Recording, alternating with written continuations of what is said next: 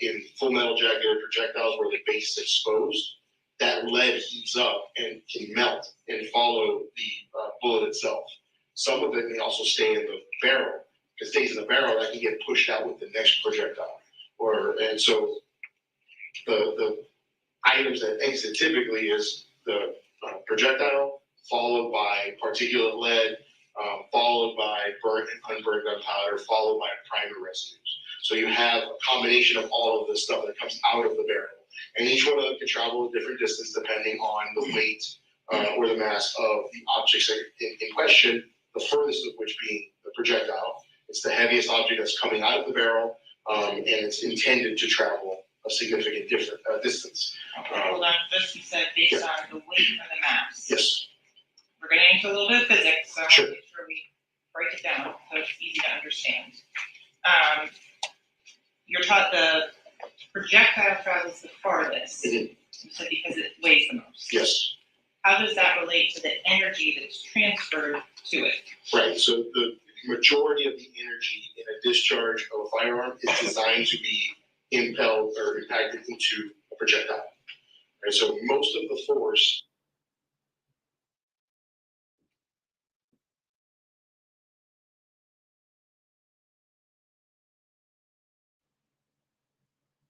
energy is going to be used in combustion and expansion of the gases during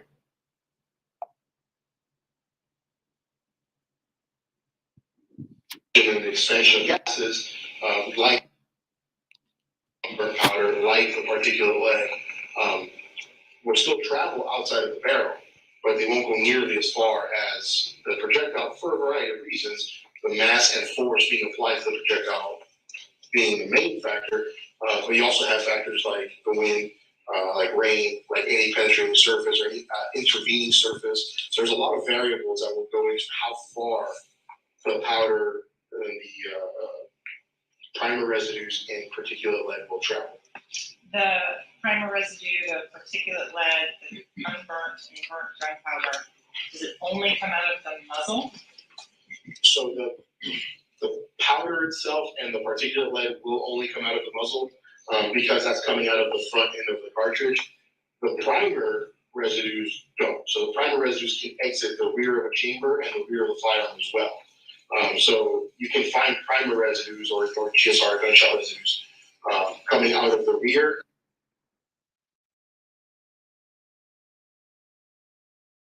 That area of the primer you're talking about? Correct, yes.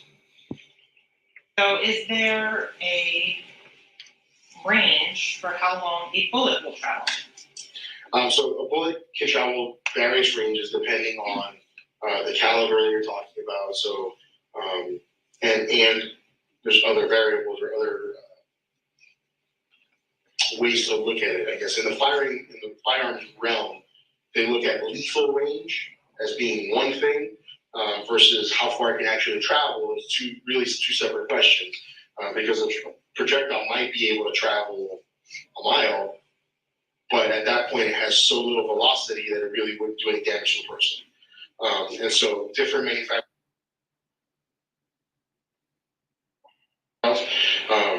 for most pistol ammunition can travel a significant distance, but their maximum usable ranges typically is somewhere between 50 and 100 yards, and it'd be questionable if you even hit a target at 100 yards with a pistol that, using iron sights and whatnot. So Okay, so there's a lot of length of a muzzle or barrel factor into that. Yes, so the length of a barrel will change how far a projectile will travel and how fast that projectile comes out of the barrel. The reason behind that is that the powder that's inside of a cartridge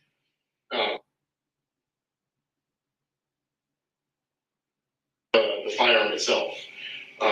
What that basically means is that as the projectile is traveling down the barrel, if the barrel is 2 inches long, that gas or the burning only had 2 inches to complete its burn. So typically in a 2-inch barrel, it does not complete or does not completely burn. So a lot of the powder will exit the barrel, burning in the air after it's exited the barrel.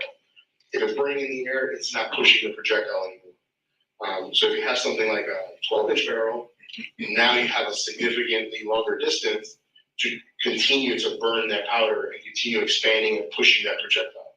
So the length of barrel is a significant factor when determining, as well as for muzzle to target distance determination. Okay, on that, can you talk about muzzle to target distance determination? Mm-hmm. What are you looking at? As far as Are you looking at the way a projectile impacts an object? we can certainly, yes, that's part of the analysis. Why would that be important? So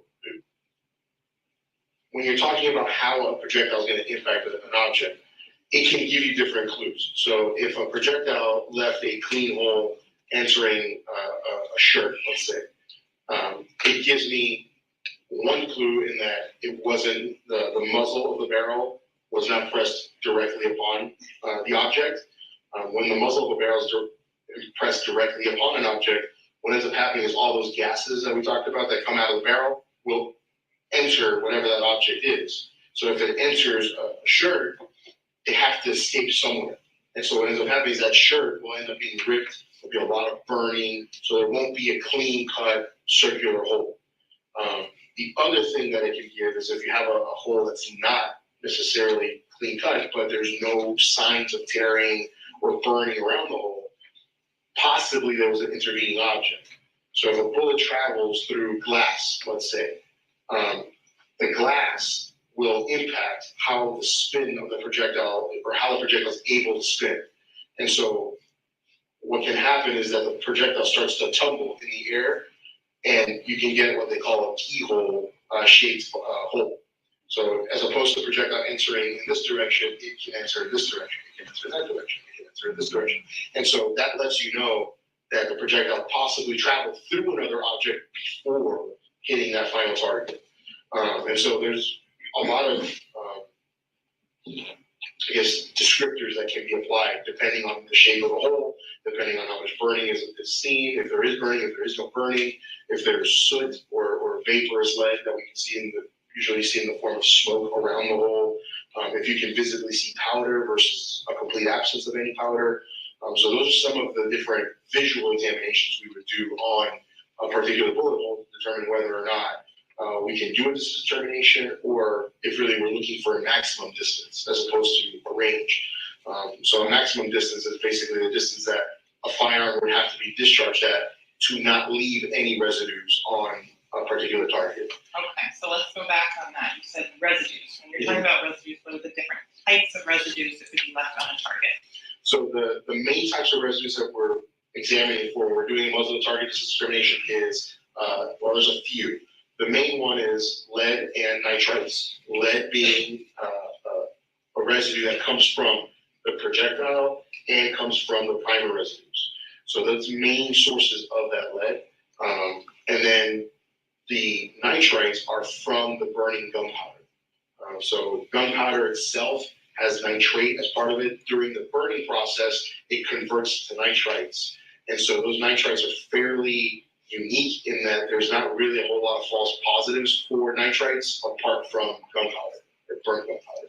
So those are the primary residues that we look at. If we suspect that a firearm that was used or the ammunition that was used was a clean type of projectile so that it doesn't have any lead in it, then we can test for copper. That's not the typical exam. That's usually done on special request. So different things? Yeah, so soot, when we're talking about soot, it's typically the particles or the residue that adheres to the projectile itself. And when it enters through an object, that soot is wiped off, forming a ring around wherever it came in. And then the smoke is essentially exactly that, is the appearance of a cloud around the bullet hole. So it's the smoke that's from the discharge, and those are, again, lead particles and lead, vaporous lead that comes from the discharge of that primer. What happens to the unburnt particles of gunpowder? So unburnt powder is not reactive with the test itself. It can be visual, so you can see it. And depending on the distance, it can still adhere to an article of clothing, it can adhere to skin. So depending on the distance from a target, you can see burnt and unburnt gunpowder being applied and stuck onto clothing. If it's a shot on skin, then you can see it essentially what we call tattooed onto skin. And that's basically the velocity and burning of the powder entering the subcutaneous levels of skin. So it basically gets captured, and so you can still see the particles visually upon the skin. Okay, so I want to talk a little bit about that. Does the unburnt gunpowder travel in a predictable pattern? Yes, so all of the particles that actually come out of the barrel will follow a predictable pattern. The projectile obviously traveling first and furthest outside of the muzzle. The following cloud of vaporous lead, particulate lead, and burnt and unburnt gunpowder will travel in a conical shape. So if you could think of the items or the powder exiting the barrel, it's going to travel at its tightest distance from the hole at the muzzle and start to expand slowly. So as it hits a target, we should see a circular impression on that target, as long as it was close enough to actually leave a pattern of powder on the target. Once it gets far enough away, usually then it ceases to leave any powder because it's all fallen out of basically lost all of its velocity and dropped out of the air. So it has to be close enough that it can impact an object with sufficient. Cloud travels a maximum of 3 to 5 feet. Yes. Can you make determination without a firearm as to the distance a cloud would travel based on a casing? No. So the reason that we don't do any examination like that is because there are many variables that come into play. So like I mentioned earlier, the barrel length. That's one significant variable. If the barrel length is 2 inches versus 6 inches versus 7 inches versus being a submachine gun that might have a 12-inch barrel or a 13-inch barrel, all of that will play a significant role in how much powder comes out of the barrel and how far that will reproduce. And so when we reproduce these patterns, the way that these muzzle target distance determinations are actually done is the first step is to visually examine the unknown, right? So the question impressions. We don't know how far that is. So we'll process it, make sure that there are gunpowder particles present and that there is a pattern present. Once we've determined that part of it, then we have to reproduce it with the knowns. Those knowns are known ammunition. So in this particular case, it's a 40 Smith & Wesson Blazer. I would use 40 Smith & Wesson Blazer. So I'm not going to use a Federal cartridge case. I'm not going to use a Hornady cartridge case. I'm going to use the same manufacturer that was used in the evidence that was submitted. Why is it important to use the same manufacturer? Because if I'm using the same manufacturer, I'm reducing the number of variables that could potentially be in place. So the same manufacturer should be using the same type of powder, same shape of powder, and typically when we're going to do that, we will open the powder, we'll open the cartridge and ensure that the amount of powder and the type of powder is consistent with what we're seeing in the evidence. If it's not, then we're going to try to use something that is consistent. So that. Would you try and minimize things such as lot numbers, date? If possible, yes.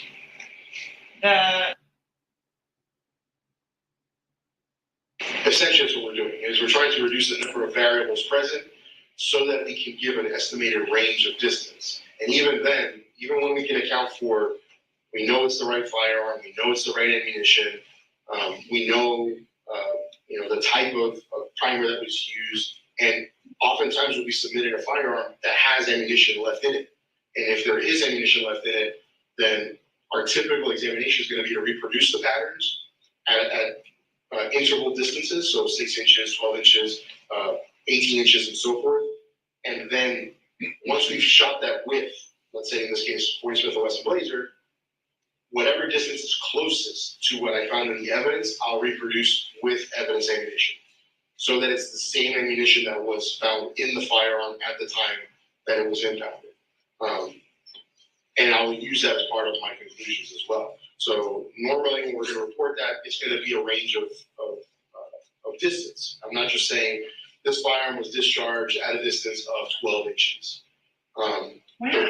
The reason we don't do that is we can't account for environmental factors. Can't account for how the clothing was object. So there's so many variables that you can't just give manufacturers. Blazer can put a grain or two more of powder in one cartridge and a grain or two less in the next. Within the same manufacturer in the same lot number. So as much as they try tolerance, and that tolerance still allows for potential variability. So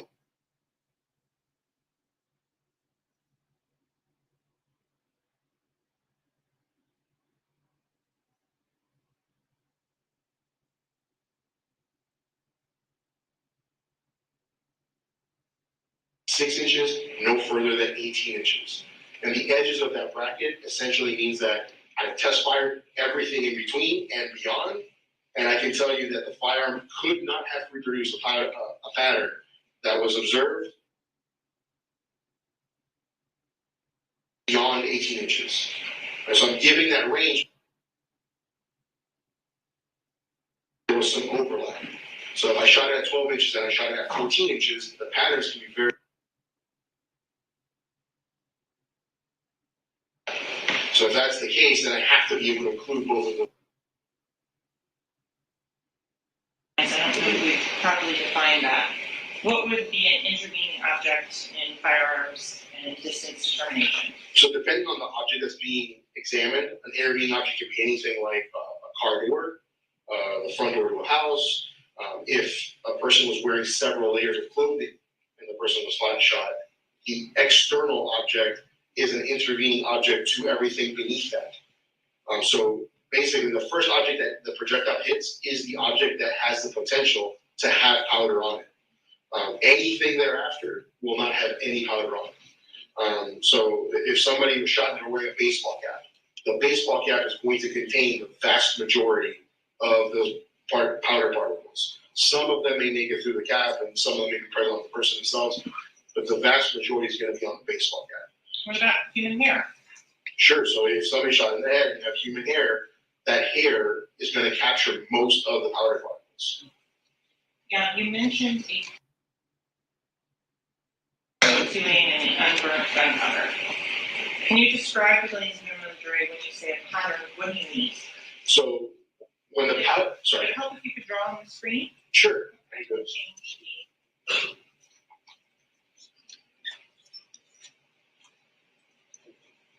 Should be able to. Okay. So the powder, I'll draw a.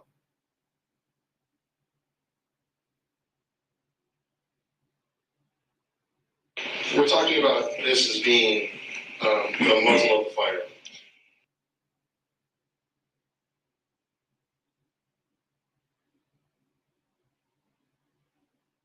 Firearm, the pattern that's observed is going to look something.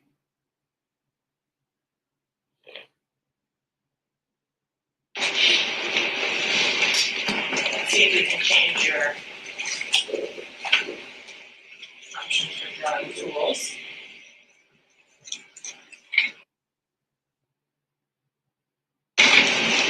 Okay, well, we can work with that.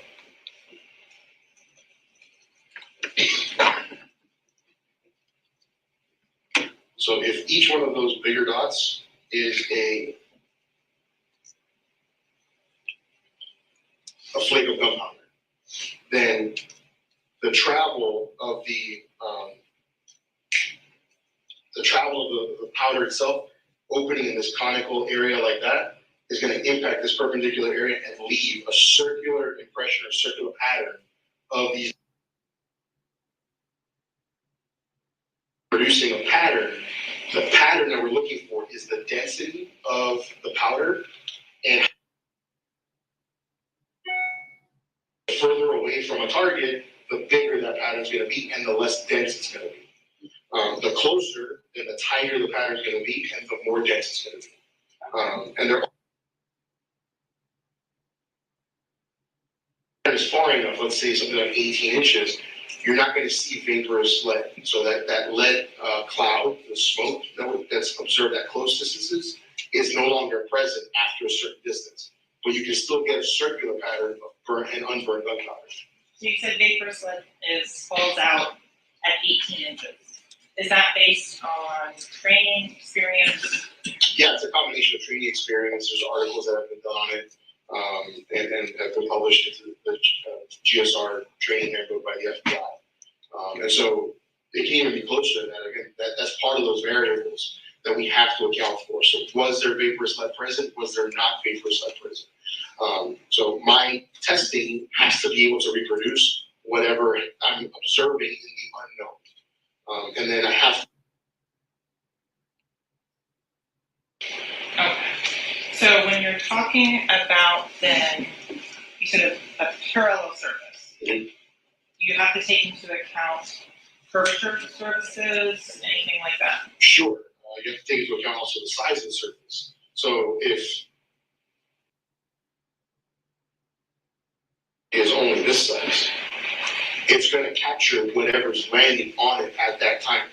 So what that means is that if my area is only this big, then all of the powder north and south of it aren't hitting anything. So that powder keeps on traveling and doesn't hit anything. It only hits whatever is present there. So all of that does play a factor in your distance determination and how you can reproduce it. And which is part of the challenge of distance determinations is we have to try to reproduce whatever we're seeing. That's the only way we're going to be able to know what that distance is if we can actually physically reproduce it. Okay. If you have a 4-inch barrel versus a 7 or a 10-inch barrel, how does that change the shape of the cloud or the cone as it travels? Well, it can change a few different things. So the cloud itself is going to come out of the barrel at a higher velocity the longer the barrel is. It's also coming out with less powder because a lot of that powder has been consumed inside of the barrel. And so two things are going to change there in that the width of this cone becomes narrower further out. And so if you don't have the correct firearm, you're not actually reproducing that pattern. Make sure the width becomes narrower further out on a longer barrel. Correct. Correct. So the shorter the barrel, the wider that the cone becomes at a shorter distance. And the higher the density of the particles that are going to be observed because there's more particles present during that combustion. And so less particles and less materials actually exiting the barrel. Okay, so Mr. Bello, it was used in whatever distance determination, a brand new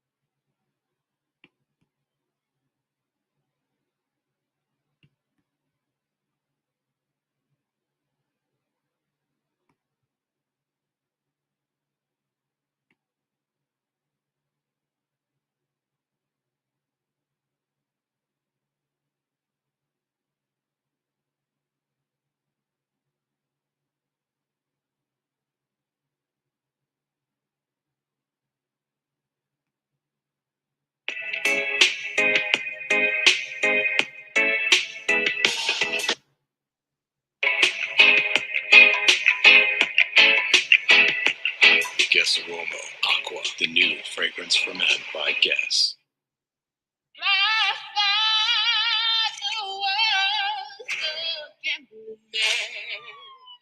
Way down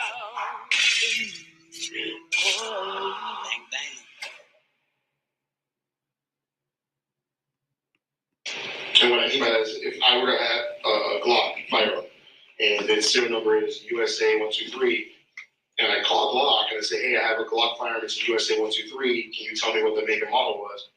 They'll tell me it's a Glock, it's a Model 17.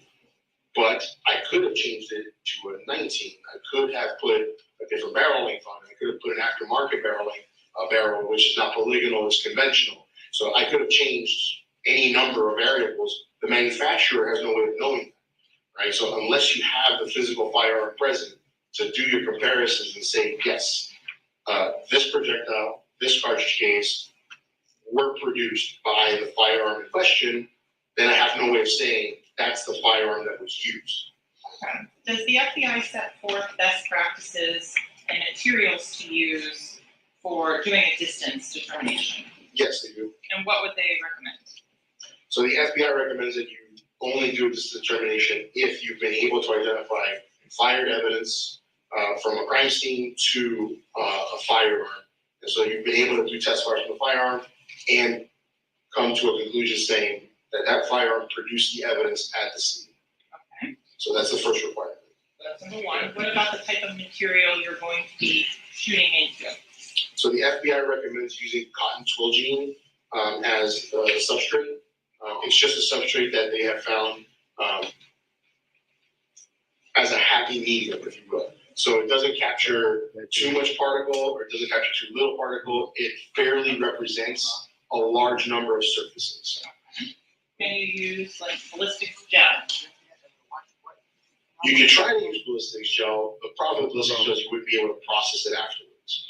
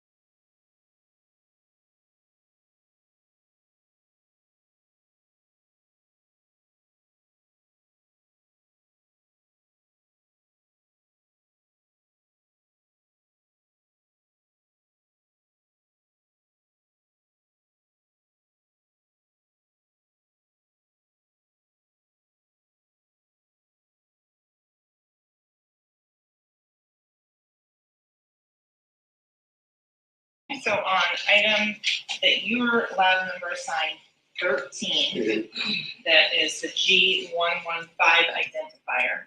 Do you know where that came from? I don't know where that came from. Did you collect it? No. Part of your job description? No. Do you go to any of the crime scenes? On occasion, we could be called to come out to crime scenes if they're looking for some kind of possible explanation, but that would be a very, very rare case. More often, we stay at the lab and we just receive evidence that crime scene or a detective. And where is the lab located? It's on the first floor of this building. So moving on to, again, item 13G115, what would you do to start this?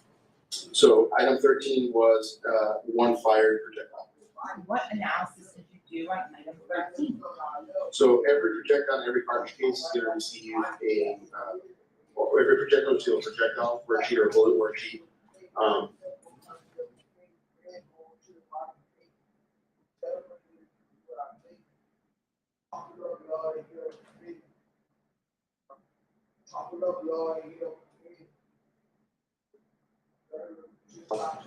The importance of that is that if I have different calibers,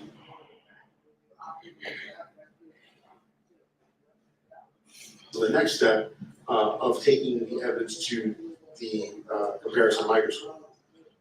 If everything has the same characteristics, where it's a 40 caliber projectile, they have or could have 6 land impressions, they all twist to the right, then they all could have been fired from the same fireman. Then I would have to take it to a microscope to see if I can individualize them. So at that point, I'm looking for the individual characteristics to see whether they were fired the same firearm or whether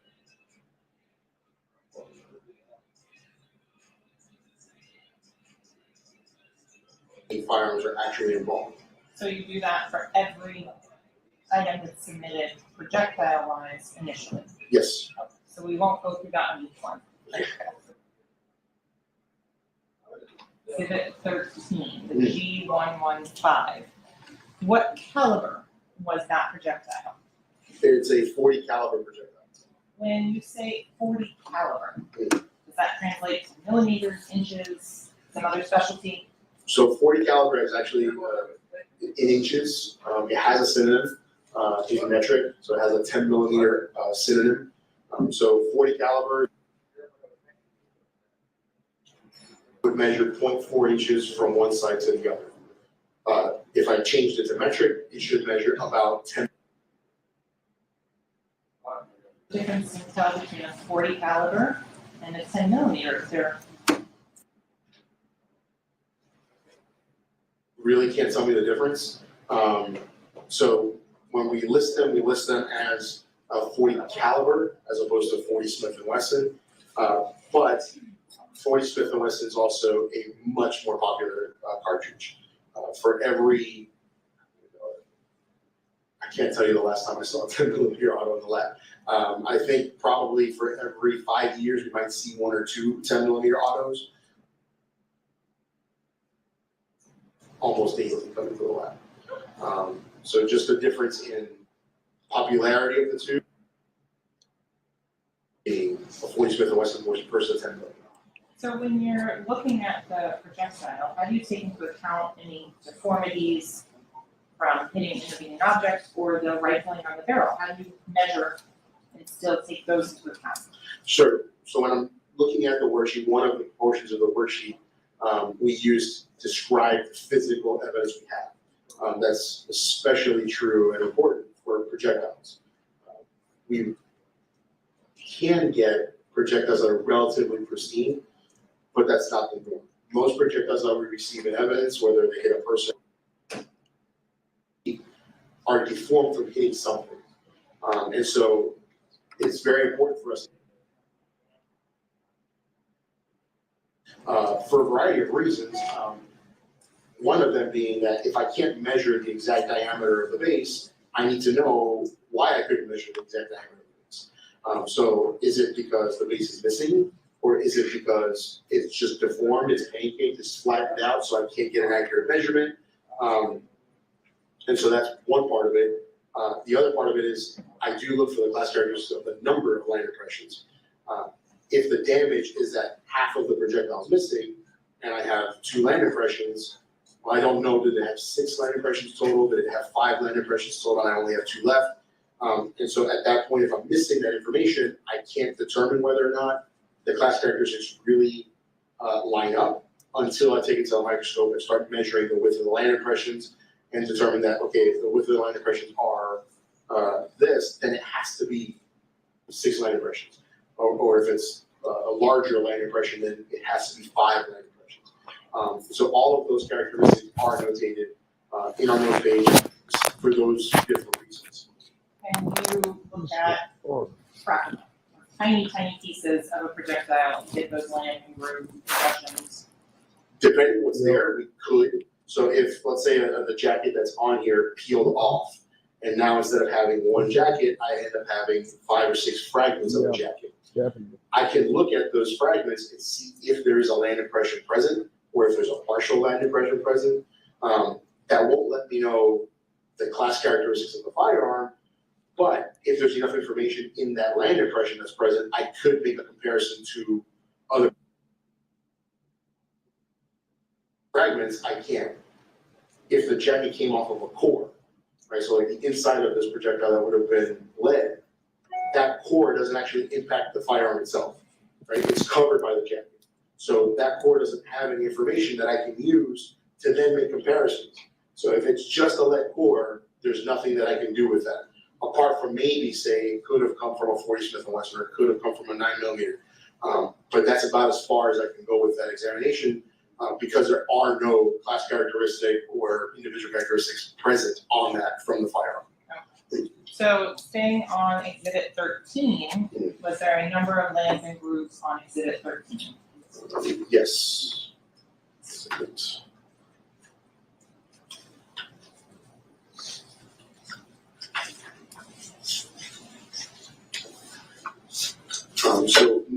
Exhibit 13 had 6 landing groups. Okay. Did it have a direction of twist you were able to document? Yes, it was right-handed twist. Okay. Did it have a bullet weight? Yes, so the overall weight of that projectile was 179.4 grains.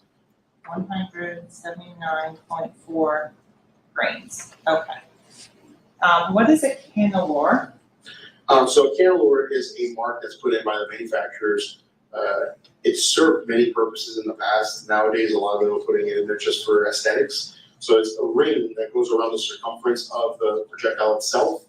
And so before, cannelores were put in place for lubrication. That was their primary purpose, is they would line that indentation in the projectile with lubrication so that as the projectile traveled through the barrel, it simultaneously lubricated the barrel, or at least that was the thought.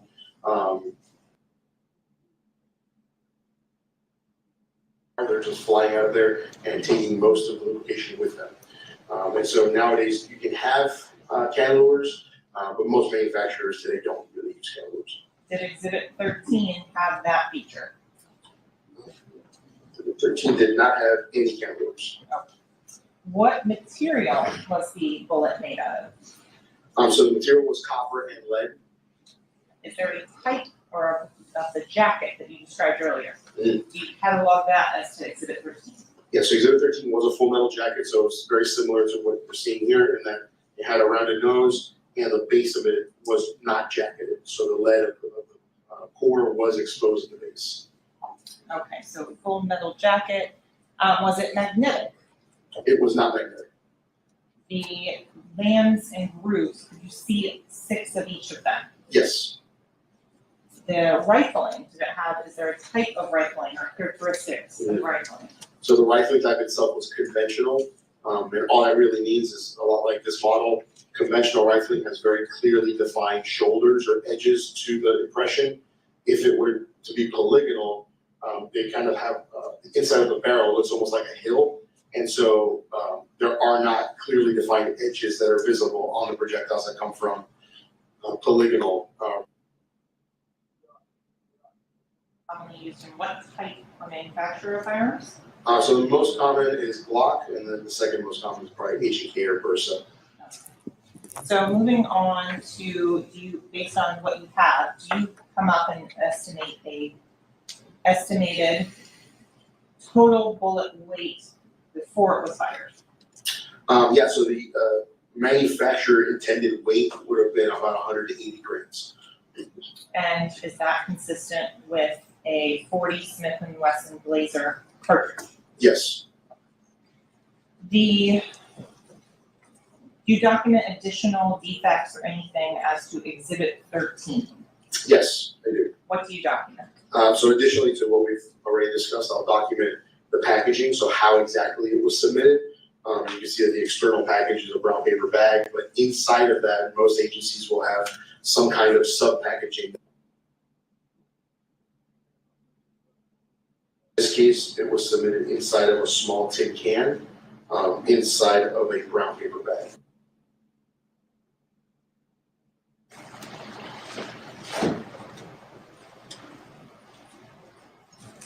So I'm gonna go ahead and publish your Exhibit 13, which is part of State 43. Do you additionally, when you are labeling them, sub-label the item inside as well, or do you rely upon? The tin might have either my handwriting or the label on it.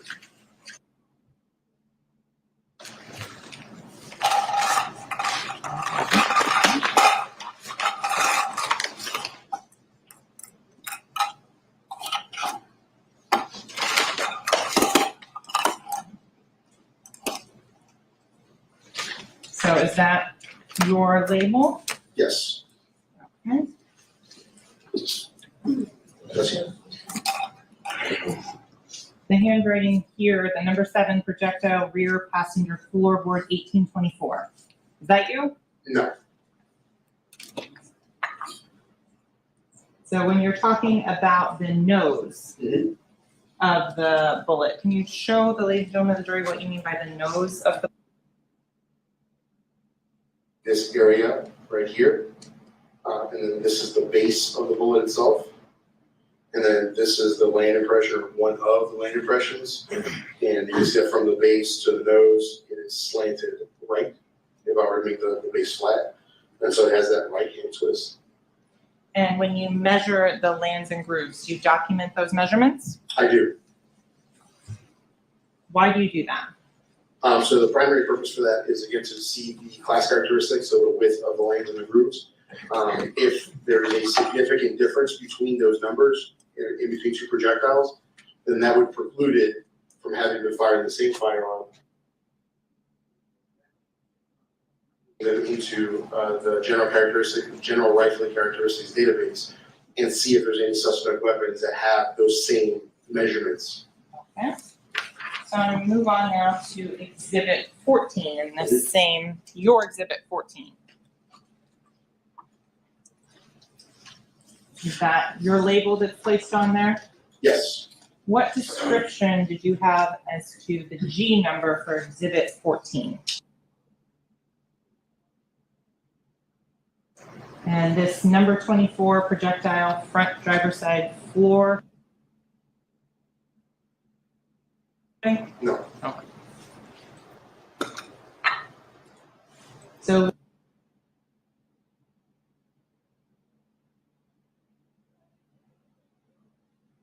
same questions again. What was the measurable caliber of that item? So the caliber measured to be .4. Last one. It's very similar. I mean, a slight difference. The other one, I believe, measured at .400. So it's a difference of 1/1000th of an inch. That's within tolerances for the same caliber. How many lands and grooves did you see on this particular one? I saw at least 4 landing grooves that were present. The other 2 were either damaged or just not readily visible. Okay.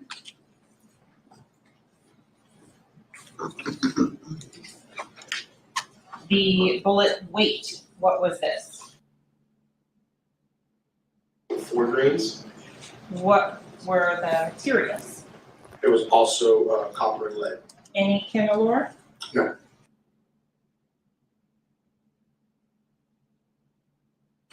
The jacket type, what was it on exhibit your 14? It was also a full metal rounded nose and an open base where the base is exposed, the lead core is exposed. So in here you said there was only 4 lands or grooves visible. How does that compare with the last one? That you said there were 6 lands and grooves. So the last one had 6 landing grooves that were visible. These 4 landing grooves are visible just because of damage. So there are parts of the jacket that had been ripped off, likely due to passive fluid. That's the only difference, really. And what other items would cause damage to a bullet? It could fragment, it could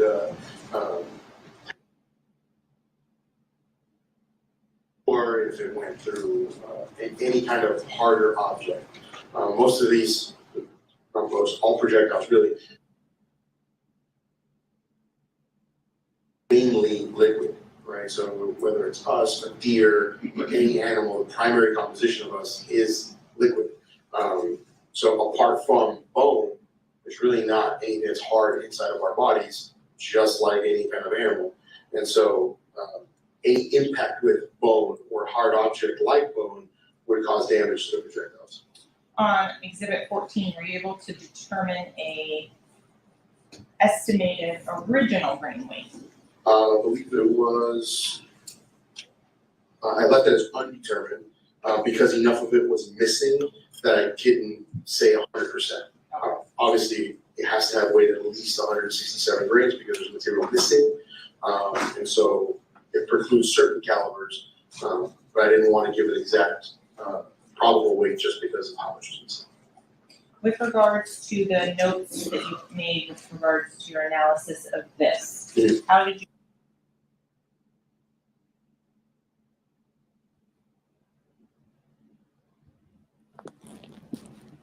Of the projectile itself, with the jacket missing several different portions of it.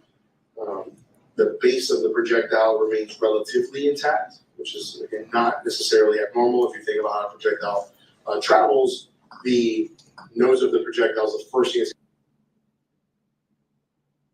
So more often than not, the more significant damage is on the nose end of the projectile, and the base is usually the area that remains the least damaged. And then it does have some of the land impressions intact, which could be measured. Were the lands and grooves consistent with exhibit 13 in measurements? Yes, they were in a similar range of sizes. So, Mr. Bello, how do you make sure that you don't accidentally put exhibit 13 in exhibit 14's container? What types of controls are in place at the lab to prevent that? So when we examine the projectiles themselves, typically the projectiles are going to have some kind of labeling, usually put on there by myself as well, either a permanent marker or in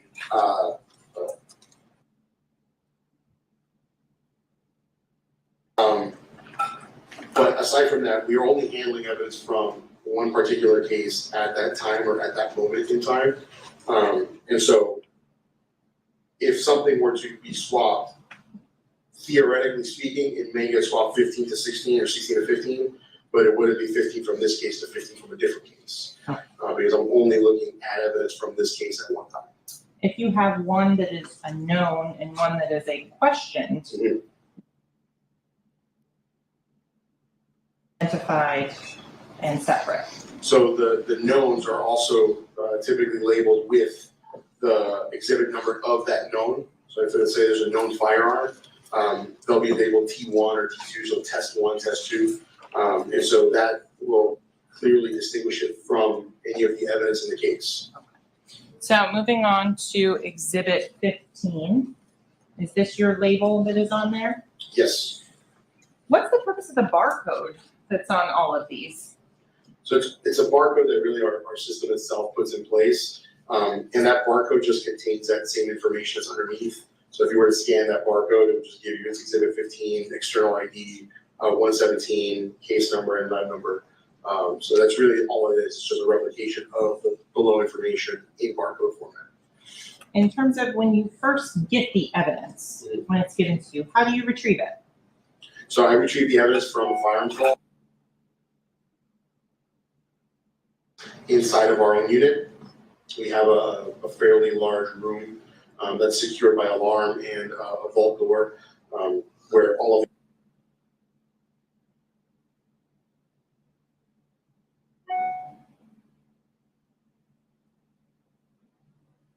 I'll sign it, and then I go to the vault physically and I retrieve the evidence from our evidence vault.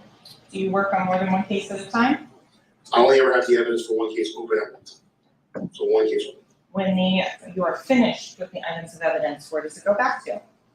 So when I'm done with the evidence, it will get sealed back up into the original packaging. If the original packaging is too damaged or something's off with it, then I'll create a new packaging for it. And then it'll be sent back to our central receiving, which then sends it back to. Tape and your name and CCN? Yes. What is a CCN? So CCN is just a badge number. It's an employee identification.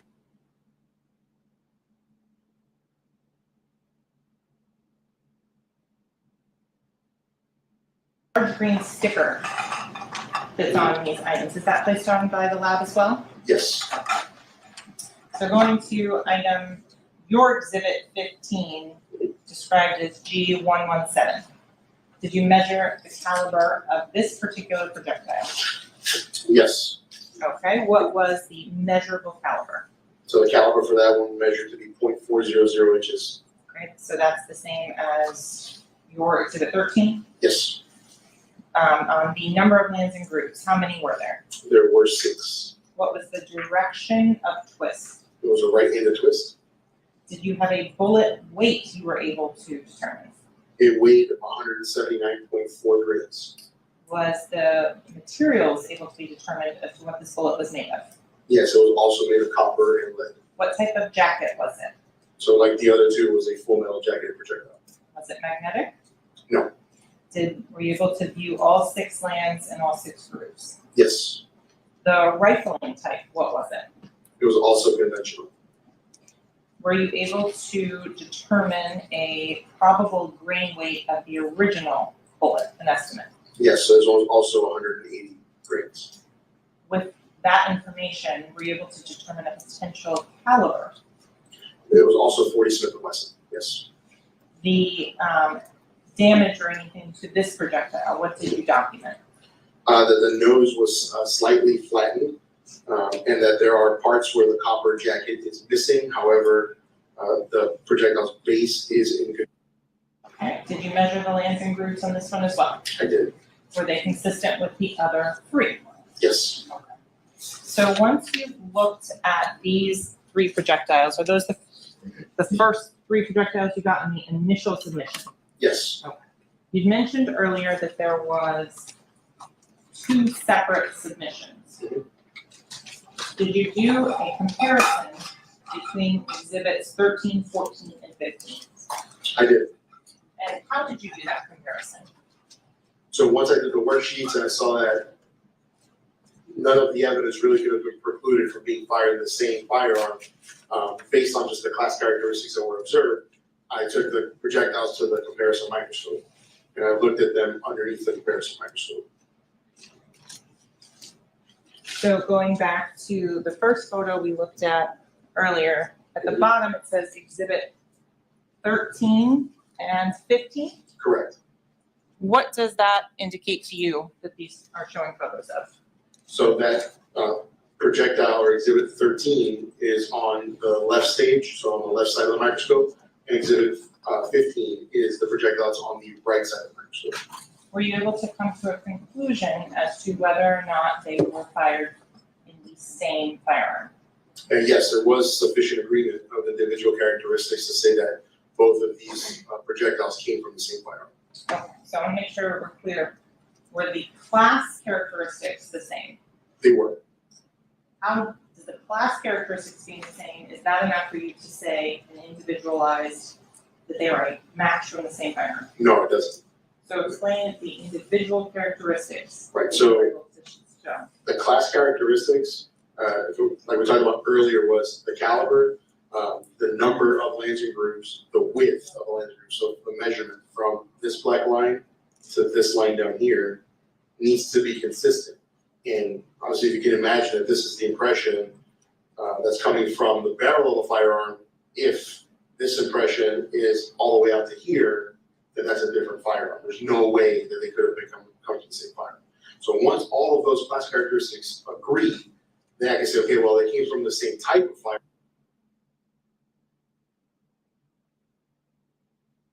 Or is all of these scratches that are in here. So this individual detail that comes from the manufacturing process of that land impression. So that's the area that is raised inside the barrel of the firearm that leaves this recessed area in the projectile. And the agreement of all of these different little scratches that you can see is the agreement that I'm looking for to determine whether or not they did come from the same firearm. Mr. Bell, does the magazine being different or changed in any way alter the way a firearm operates?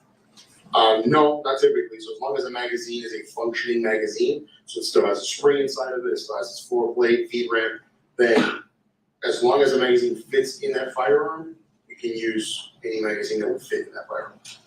There are magazines that come standard with the firearms. Yes, there are. There are aftermarket magazines that are available as well. Yes. Is there any way to tell from the projectile To know what magazine it came from. is there any way to know from the casing what type of magazine it was loaded in? Not the type of magazine. Sometimes the magazine can leave marks on casings. So sometimes it could be possible to compare marks from known. But again, that is sometimes, that's not all the time. And so there's really not a way to know in the absence of a magazine or the absence of a firearm, there's really no way to know which magazine it came from or what type of magazine it came from. So we talked about Exhibit 14, which was the G116. Yep. Were you able to do the same examination and say that Exhibit 14 came from the same firearm as 13 and 15? So Exhibit 14 had similar class characteristics. The weight could have put it in the .40 caliber class. The width from that line to that line was very similar to these two exhibits, but there wasn't enough detail present. So these lines that I'm looking at, this other projectile. So in the absence of information, I can't eliminate it as having been fired from the same firearm because sometimes firearms can mark slightly different. And so the absence of information doesn't allow me to eliminate it as having been fired in the same firearm, but I can also not identify it because there's not enough agreement. And so that's where it falls into an inconclusive class where I can't really say for sure whether or not it came from the same firearm. And so it's clear for the ladies and gentlemen of the jury, do you photograph each and every one of the comparisons that you make? No, I'll photograph a representative of the identifications I made. Basically what that means, if I identify all of my projectiles of this land impression, if I couldn't identify one of them on this one, but the next one over, then I'll also photograph that comparison because it's a different comparison. The only reason we do that is that really for brevity's sake, if I had 12 comparisons, they would all look like this. And so it's kind of useless to have 12 pictures that all look the same and say, look, here's 12 pictures. This representation is the identifications on this land impression. And so you indicated that there were 6 lancing grooves on 13 and 15. Mm-hmm. When you're doing the comparison, do you match? Yeah. Your Honor, this may be a logical breaking point for one. So leave no pledge on your chairs. Remember the admonition, do not discuss the case, don't form any opinion about the case. Encourage no research or see everybody back at 1:30, all right? Have a nice lunch.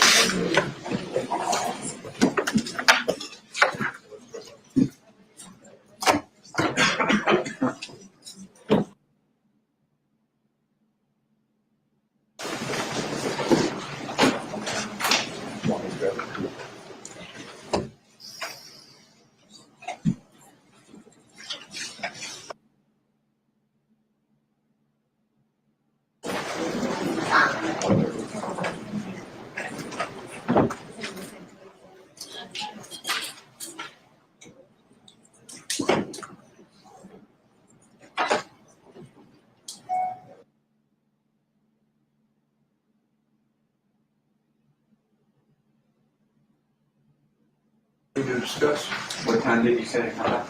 I said 1:30. Is an hour 15 good? Yes, sir. That's Mr. good. Miller, can I speak to you while my office, they'll get a message to me. Anything else to discuss, Council? No, sir. No? All right, have a nice lunch. Thank you. Thank you.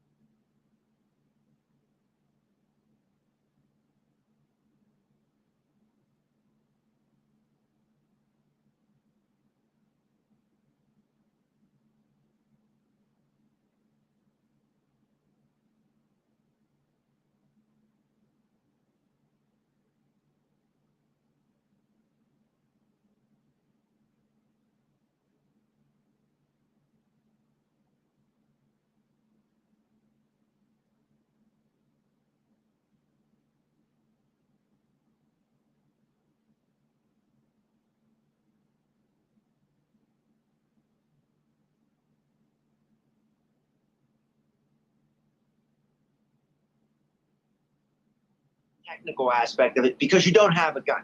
So you're trying to make up for the fact that you don't have a gun. So you're putting this expert on, and he's testifying about all the minutia of guns and how they fire just because you don't have a gun. You feel like, as a prosecutor, I need to say more. I need to put more evidence on to compensate for the fact that I don't have a gun.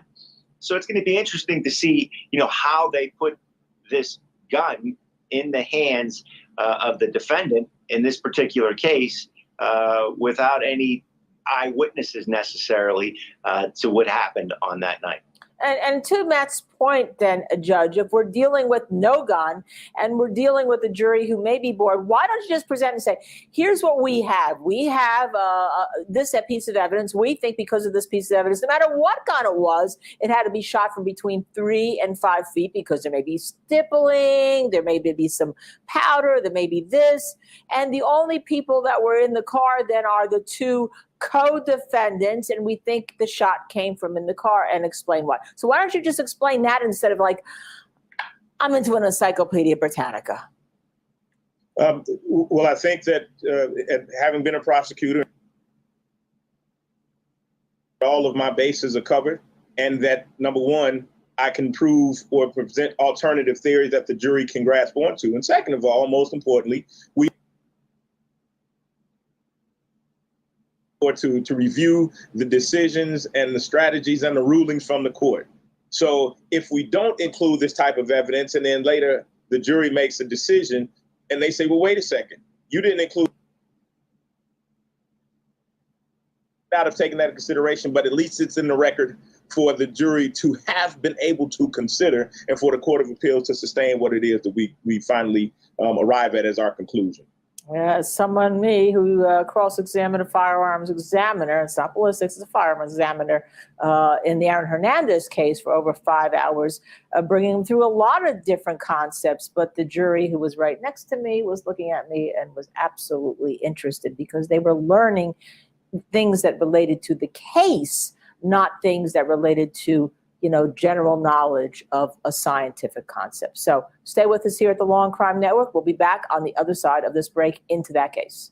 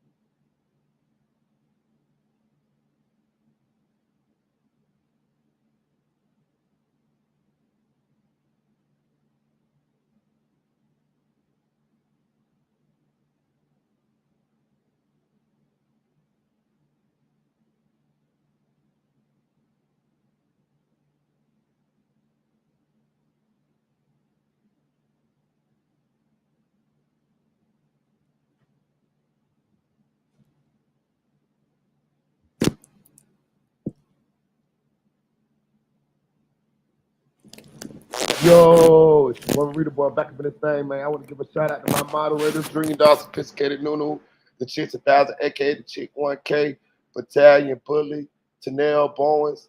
Also special shout out to my boy Spoon. Thanks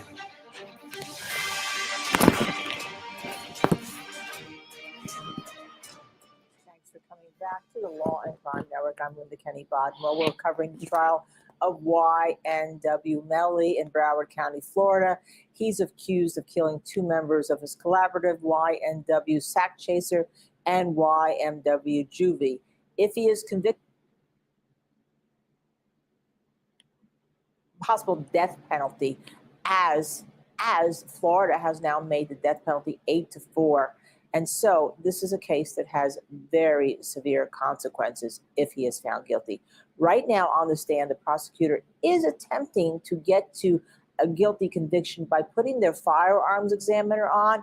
His name is George Bellows. So why don't we go in and see how he is going to connect MELLY to the firearm and then to the deaths.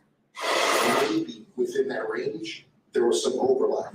So if I shot it at 12 inches and I shot it at 14 inches, the patterns can be very, very similar. So not different enough that I can distinguish the patterns with a naked eye. So if that's the case, then I have to be able to include both of those distances. You said intervening objects a couple times. I don't think we've properly defined that.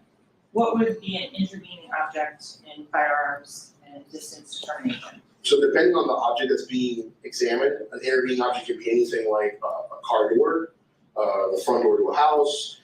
If a person was wearing several layers of clothing and the person was flat shot, the external object is an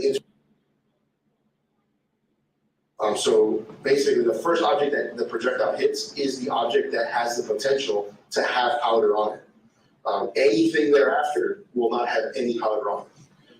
So if somebody was shot and they're wearing a baseball cap, the baseball cap is going to contain the vast majority of those powder particles. Some of them may make it through the cap and some of them may be present on the person themselves, but the vast majority is going to be on the baseball cap. What about human hair? Sure, so if somebody shot in the head and you have human hair, that hair is going to capture most of the powder particles. Yeah, you mentioned a pattern of in the powder consuming and the unburnt gunpowder. Can you describe to the ladies and gentlemen of the jury when you say a pattern, what do you mean? So when the powder, Would sorry, it help if you could draw on the screen? sure, Okay, very good. change the.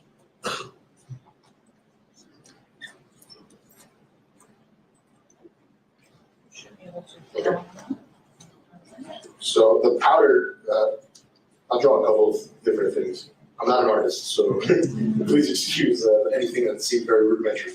So if we're talking about this as being the muzzle of the firearm, the powder is going to exit in a pattern that looks like this, right? So when it hits an object that's flat, perpendicular to the firearm, the pattern that's observed is going to look something, I don't know if you can actually see the dots that I'm drawing.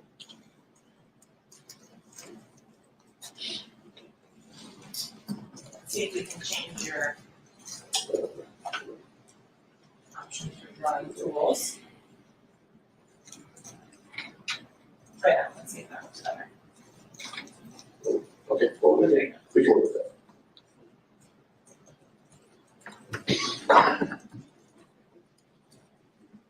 So if each one of those bigger dots is a flake of gunpowder, then the travel of the powder itself opening in this conical area like that is going to impact this perpendicular area and leave a circular impression or circular pattern of these dots, of these different particles. So when we're talking about reproducing a pattern, the pattern that we're looking for is the density of the powder and how far that distribution goes. So the further away from a target, the bigger that pattern is going to be and the less dense it's going to be. The closer and the tighter the pattern is going to be and the more dense it's going to be. And there are particles that don't travel very far. So if the pattern is far enough, let's say something like 18 inches, you're not going to see vaporous lead. So that lead cloud, the smoke that's observed at close distances, is no longer present after a certain distance. but you can still get a circular pattern of burnt and unburnt gunpowder. So you said vapor slip falls out at 18 inches. Is that based on training, experience? Yeah, it's a combination of training experience. There's articles that have been done on it, and have been published into the GSR training handbook by the FBI. And so they can't even be closer to that. Again, that's part of those variables that we have to account for. So was there vapor sled present? Was there not vapor sled present? So my testing has to be able to reproduce whatever I'm observing in the unknown. And then I have to include whatever I'm observing in my bracket. Okay. So when you're talking about then, you said a parallel surface, Mhm. you have to take into account curvature surfaces, anything like that? Sure, you have to take into account also the size of the surface. So if this surface, instead of being this size, is only this size, it's gonna capture whatever's landing on it at that time. So what that means is that if my area is only this big, then all of the powder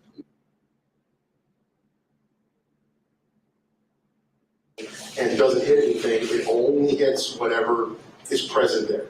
So Okay, Matt Mangino, I would like to speak to you first. We have Judge Fanon Rucker, who has joined us. Obviously, he's been on the stand about 2 hours, okay? He's now just getting to the fact that, powder is tighter when you're closer and it expands when you're larger. I mean, everybody knows when you read the books that 3 to 5 inches is an indeterminate range, but he doesn't have the gun. He doesn't know how far, and it's not just a little gun. It's where the barrel is from where it is shot, Matt Mangino. So tell us, after 2 hours, how close are we to getting to the fact that it was Melly who shot a gun that we don't have? Well, as we, but from a trial strategy, when you're presenting evidence, you might have this crescendo moment in your evidence that you want to build up to. Whether they've gone over that, that point without getting to the crescendo, I don't know. We'll see how this testimony bears out. But I know just from personal experience, I might have a really good witness who could really get to the point and could really, tell the story in a very brief amount of time. But sometimes I'm worried that the jurors expect more. They want to hear more from a witness. They don't. This is a murder trial. Two men have been murdered. They expect there to be a lot of information given to them in order for them to help make their decision. And sometimes if you get in there and you put it up right out in front of them real quick, I mean, they want more. They say, wait, is that all I got to make my decision? So I think there's a balancing act there between putting as much information as you can on, not necessarily losing the jury, but not being so brief that they miss the point and they're disappointed. Yeah, Judge Fanon Rucker, Matt makes a great point, but this is a death penalty case, as we pointed. In my experience with death penalty cases is that the jury wants to be certain, not just beyond a reasonable, they really want certainty that the person on trial that they're going to consider for the death penalty is the one who did it. And sometimes they'll, as they'll say, well, I'll vote guilty, but, we'll go to this death penalty. I'll listen, but I'm not inclined to do it. And, we've heard stories about that. But at this point, this witness is talking about reproducibility for a scientific, not experiment, but he did say it was a science project. But how can he reproduce something if he doesn't have the weapon that shot the cartridges, Judge? Well, certainly if we were looking for a conviction solely on this witness's testimony, I don't know that the state would be able to produce that. But what we know is that none of these witnesses are in isolation. It's added on testimony and added on testimony. And so this testimony of this witness will be added to the other witnesses who they do present, who can provide the factual basis for what this witness is providing from a technical and scientific basis. Very interesting. We're getting two viewpoints that says, well, maybe this witness is not as important in of itself as his testimony as he will be as just a little piece in that puzzle. So that's why we stay tuned to the whole prosecutor's case. And we'll do that, and we'll continue on our coverage on the other side of this break. Stay with us.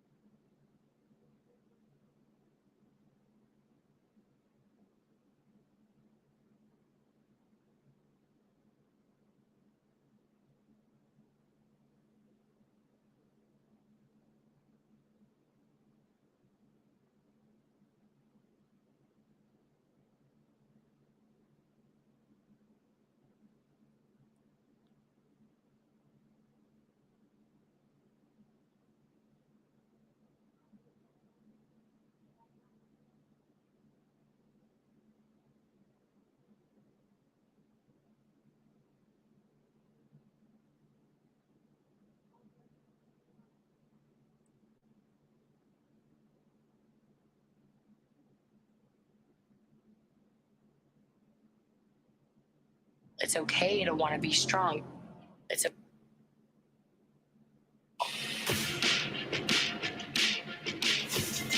Recover faster, go further. Diametize ISO 100. Because settling is unsettling. TaxBins makes requesting Form W-9 easy. Just request the form by sending an email, and you'll get it back as soon as. Then you can use it to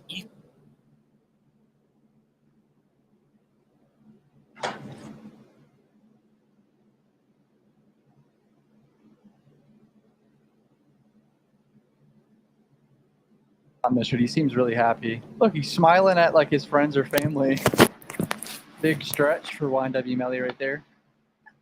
And that storage unit are rented to Francois and Jameson Francois and his wife, Scott, correct? That's correct. You found, did you not, 3 holsters? That's correct. You found some gun locks in there? That's correct. Did you find any guns in the storage unit that was owned by Mr. Francois? We're talking about finding 3 holsters in someone's storage unit right now. This guy's a corrections officer. I don't know why he's on the stand, but we're about to see right here. An individual comes in, fingerprint them, take the shot process on it. Okay. Come into contact with defendant Jamell Demons back on February 13th, 2019. Yes, ma'am. And where did you come into contact with him? In the processing area. And what was your role in processing the defendant? My fingerprint. And similar to your general duties, you would process him, correct? Yes, ma'am. So this guy fingerprinted MELLY when he was first arrested in 2019. The reason why the state attorney brought this guy up is to confirm that this is MELLY's fingerprints and I'm the guy who scanned them when he first got arrested. Make it very clear that these are actually MELLY's fingerprints. Bro nodding his head a little bit. Hey, I'm gonna be honest. Let's all imagine the hits MELLY got in his hands while he's been in jail the past few years. I know he might be a straight up fucking murderer, but he might have made some hits in there. During this time, the state would use evidence which would pre-mark the state's BB as the next numbered exhibit. Same objection, Your Honor. Thank you. Objection overruled. MELLY's team just keeps objecting to the fingerprints over and over. I am able to determine whether it's quality enough for me to make an actual comparison. And was stage 28 of quality value for you to compare and make a comparison in this case? Yes, it was. This lady basically compares fingerprints and confirms it's actually a match. If they find fingerprints at a crime scene or inside the car or whatever, you guessing these are MELLY's fingerprints? The source of the identification on stage 28 and on stage 27 were the same source. Yes. She found a match with fingerprints, basically. Apparently, this is footage of the studio, inside the studio, before everyone got in the car and left, and all the shit happens. See this inside angle, though, right here. Count 3, 10, 6, 18, 2, 17, 34. They're just showing the same shit, pretty much. Everyone just walking outside. MELLY's walking outside. Now the jury's coming in for the day. I was a crime scene technician for about 3 years. I believe it was around 422. Prior to This man took 422 pictures of the car. Jesus. what are we looking at in this image? This is showing the front passenger side portion of the Holes right there. This is gonna be the side that they say MELLY allegedly shot, staging the drive-by. So what is the purpose of all these exterior outside photos? All these are to document the vehicle, which I found it when I responded to the search warrant. And the rear trunk seal? But that one's still bad. Yes, please. They're zooming in on the seals so the Melly's team can't say that anyone, tampered with it or anything. What is all that shit? Oh, it's a phone. Looks like a little container we hold weed in and alcohol and glass. Where Sack Chaser was sitting. Front passenger seat and the door jamb for the front passenger door. That is the front passenger side floorboard. I think I'm allowed to put this in the video. It's going to be a little graphic. There might be some blood in these, so, Moving on here, the seats, did you manipulate them in any way before taking this photograph? Yeah. Moving on into the next photograph, what are we looking at there? Inside the door. What the fuck is that? Those are gold caps for teeth. And oh, that was that Sack Chaser's grill. So it's clear that that's a close-up photo from this rear passenger door. Is that a correct statement? Yes, that's correct. Never mind. That could have someone else's grill than the rear door. When we're looking out this rear passenger door, what This is where Juvie was sitting. are you documenting in this particular area? I'm documenting the interior of the rear passenger door and the door jamb for the rear passenger door. Going forward again, what are we looking at in this image? That is the rear passenger side floorboard. Dude, the fact that their phones are covered in blood and shit is so gruesome. I feel really bad for these families, obviously. I can't imagine that they had to go through this, especially with this whole situation. This image, you can see the partial back of the front passenger side seat, the floorboard of the rear passenger side floorboard, the rear passenger side seat. I observed the defect in the seat. Moving on to the next image here, what are we looking at? This is the rear passenger side seat as well as the rear center console. Is that how you found it in the down position? Yes, it is. Moving on to the next image here, what are you looking at? The prosecution just being really thorough, walking him through all the shit he took pictures of, all the bullets he took pictures of, every item he collected. They're laying out a scene for everyone in the jury too, obviously. In terms of this enterprise receipt that we're looking at here, does that vehicle description listed on this enterprise receipt and VIN number match the Jeep Compass that you've been looking at? And the name of the individual. So the name on all the rentals is their manager, Track. 100K Track is his name. I've made a few videos about things he said in the past as well. He's just the manager of Melly and all of YNW pretty much. It was his name that they searched a storage unit of his and found holsters, but no guns, I don't think. Trajectory of the bullets that were shot through the back of the window. Because apparently Melly shot the side and through the back. The rods that were placed inside of the projectile defects to show an approximate path of the projectile. Excuse me, can we approach it? Sure.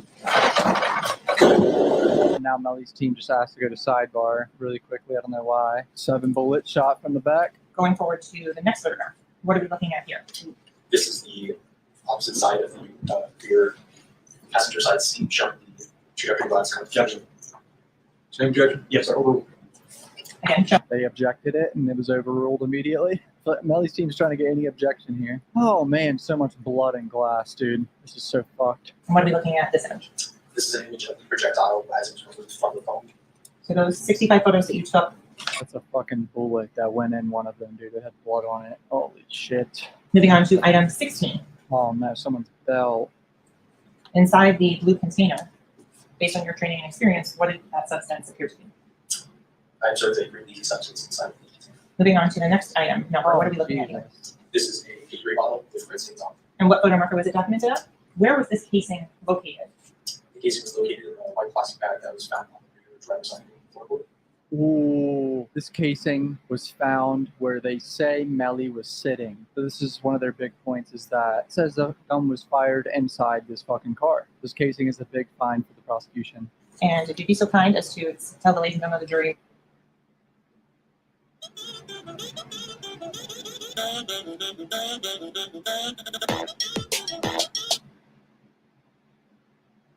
Of the jury, what is on 40 caliber casing, baby. on those? Those would be part of an unfired bullet, along with a casing. Correct. So she's trying to connect the dots between all the bullets they found in the car and this casing. Make the jury be like, oh, yeah. You just said, yeah, I'm good, I believe.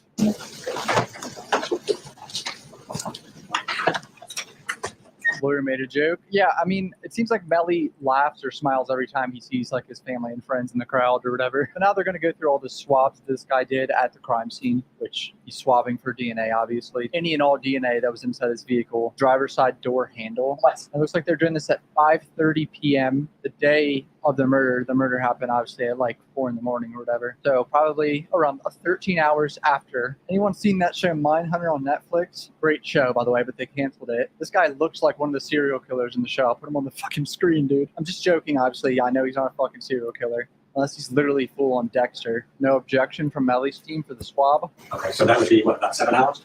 About, give or take a few minutes, correct. And you had another fellow officer processing the car, half the car. We processed all this for 7 hours that day. Wow. Which you testified to, I think belonged to Jameson Francois, correct? That's correct. He is the person who rented the vehicle, according to those documents, correct? The vehicle listed on the documents. And that was the Jeep that you spent about 15 hours processing, correct? I believe the paperwork showed another vehicle knowledge. She brought up the rental agreement that Melly's manager's name was on it because they rented some Nissan, but it wasn't the Jeep. So I don't know why I brought that up right now. The lighter that you destroyed. Completely went past that, didn't add on to it, okay? I just talking about the lighter. You, of course, processed that to see who touched the light before you destroyed it, correct? That's correct. So you must have used quite a few gloves going through the Jeep. That's crazy. They changed gloves each fucking item they touch, dude. So they don't cross-contaminate anything. Now, latent fingerprint is something that usually is not visible to the eye, correct? With a blue light, you can see sometimes on surfaces. I was talking about a latent fingerprint that was found inside the car. Wish they could, get rid of the background noise so we could hear it. I bitch about the audio every video, dude. It's so bad. Apparently there's a picture of Detective Moretti, the main detective, reading the search warrant out to everyone else. I don't know why you brought this up. May I have one moment, Your Honor? May I have one moment, Your Honor? In between breaks, my boy flexing right there. Oh boy. That's his mom, by the way. That's Melly's mother. She's actually a very nice woman. I met her at Rolling Loud before, for context, because there's a lot more viewers than normal. I have met Melly's mom and his little brother. Should he be taking it a little bit more serious? Probably. I mean, I guess his tooth infection got better. Oh, they're talking about a latent fingerprint again. I don't know why they keep talking about a latent fingerprint. And what do you do to process it to make it better? You can use several different types of chemicals or processes. The most common is black powder. When a fingerprint is collected, can you put a timestamp on the line on surface? Right. Is there things we take into account into environmental conditions as to whether or not you find Objection, lady. Oh, so the prosecution right now is asking him, I think, because Melly's team brought it up. They're like just confirming to the jury right now that latent fingerprints are okay to be found. Because I think Melly's team was fishing for like latent fingerprints not being useful. This lady's a certified crime scene investigator from Miramar Police Department. I'm pretty sure this is the second lady that did the whole crime scene with the other guy that has the mustache and everything. Did you collect swabs of DNA? I did. What side of the car were you responsible for? I was responsible for the passenger side. Did you also collect latent fingerprints? I did. And what? She swabbed all that bloody mess, dude. Yes, I took photographs of whatever I collected. Boys went to Chick-fil-A. But Melly's lawyer just said, can we stipulate that that's marijuana? I think he wants to make it clear that it's marijuana because no one really cares about marijuana anymore nowadays. Like it's perfectly legal besides federally for whatever reason. In this case, the stipulated fact that you must accept as true is that the item in Marker 8 is cannabis. The green leafy substance is cannabis or marijuana. Oh, he just basically said it's going to be counted as marijuana. Okay. See how proper this is? They have to make it clear it's marijuana, not fucking some other substance. Like, Jesus, dude. Always got the magnums on them. Is that a Bible? There's a bloody Bible. Behind the front passenger seat. And then going on to item 27. Did you recover that item? Yes, ma'am. And do you recall what part of the car that projectile was recovered from? I'm pretty sure that was inside of the seat. They had collected that glass from the scene, and I went to collect the glass from the Jeep, from different parts of the Jeep, so then we could then send it off to FDLE for help. Ooh, so they found glass on the side of the road somewhere, right? They are comparing the glass. I wonder if it's a match. Placing the trajectory rods, as well as labeling the rods to show the path of the bullets. The outside of the car, we were trying to establish basically, an approximate height of the shooter, as well as if there was any angles or exactly how the bullets hit him. Straight up Dexter shit, dude. Now cross-examine. Melly's lawyer's coming up and gonna ask her some questions. When you processed people found them, but you weren't able to recover. Is that what we're going to say? No, we collected everything. It's not a situation where you found the existence of projectiles, but were unable to recover. You just didn't find them. We didn't find them. We documented all the holes, but we did not go into the metal or tear apart the seats looking for them. Projectiles that you did not find were in holes, the existence of which you documented. I'm assuming. I'm not positive about that. You don't even know that you found a hole that the projectiles were found. You can't say that. No. So he's questioning about the fucking bullet holes, that bullets are still deep in the metal or anything that ended up in the car. It's deep in there, so they're not going to be able to get it out. He's just trying to make it look stupid. I would not know this was. You might have missed those perforations altogether, is what you're saying. I mean, it's possible. I don't know if Dummy did miss anything, but it is possible. Yes. He's pointing out the possibility of her missing something right now. Yeah, they're trying to make her look dumb. Can't really help to educate us on how thorough your processing was because you don't even know where the projectiles came from that you did not find. Right? Okay. Because of course, if you saw a perforation. This is lawyer work 101 right here. And since your department lacked the ability to take the vehicle apart, you would have alerted your supervisor, prosecutor, BSO to the fact that there is a perforation that we observed, but we lack the ability and technology to fully investigate, and therefore, in order to make sure that there is a complete investigation, please look at it. You know that, right? If you saw it. We just document what we see. Like, I'm not the one that would be reporting that to anybody. So this would be kind of a not my job situation. If there's a picture of a hole, something might be in there, but let somebody else figure out whether to go check, right?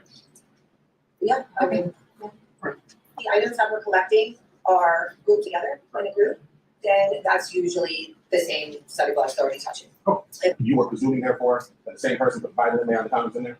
Or were you risking contaminating them by using the same gloves to retrieve? She just said herself, he said, were you assuming that it was the same person that owned all those items, contaminating them? They were all already grouped together touching, so if there was any contamination to be done with, already happened. They were all bound together in the same place. Okay, so you're telling me that all of those items were touching each other? Yeah, it was in the back seat pocket. They were all grouped together in the pocket when I pulled them out. Made this lady look like she cross-contaminated it, dude. Will the jury buy it? Any of it? Probably not. I don't know.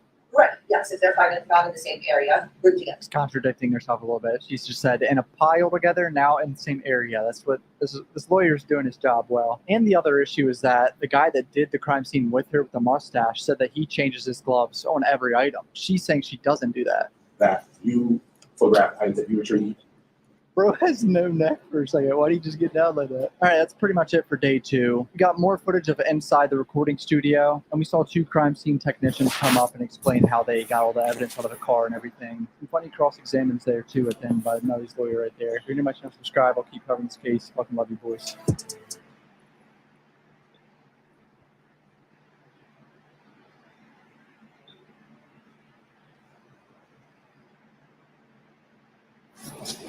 Yo, listen, man. Listen, I'm a little tired. You know, we went live yesterday for like over 17 hours. It was a long day, man. My boy Spoon, he's doing his thing, man. He went viral with his interview that he put on, dropping on Law and Crime Network, telling his side of the event, giving a voice for his son. Also, I went on Triggerman TV last night and answered some questions for the folks out there in Texas, out there in H-Town, out there in Dallas, out there in Fort Worth, you know what I'm saying, who was intrigued and interested in knowing what was going on with this case, man. I was shocked that there's a lot of people that really don't know the particulars of this case, man. I explained the case to Rainwater last night on the panel. And if you don't know who Rainwater is, that's Mo3's manager, Long Live Mo3. You know what I'm saying? And I was just shocked that how, I guess because we're here on the East Coast or in Florida, or if you're a Melly fan, you know about this case. But I was shocked that it was people out there who really didn't know the particulars of this case. I was explaining this, and it seemed like Rainwater, he knew a little bit about the case, but he didn't know a lot about it. And he was just, you know, listening to what I was saying and taking in what I was saying. And I was like, dang, so these people really ain't heard about this case. But shout out to everybody who rolled out with us yesterday, man. Again, I'm tired as hell. I done dozed off on this live already. But at the same time, though, I got a job to do, and we gotta do this for Juvie. We gotta do this for Sack. We gotta do this for the families. You know what I'm saying? We gotta do this for Spoon. So it is what it is. I'm rocking out. Shit, I used to stay out all night selling drugs and doing all other kind of bullshit. Well, I can't stay up and do what's right. You feel me? So yeah, that's where we at. I'm gonna see what's popping back on the Law and Crime Network. Special shout out to to unspoken crime murders as well.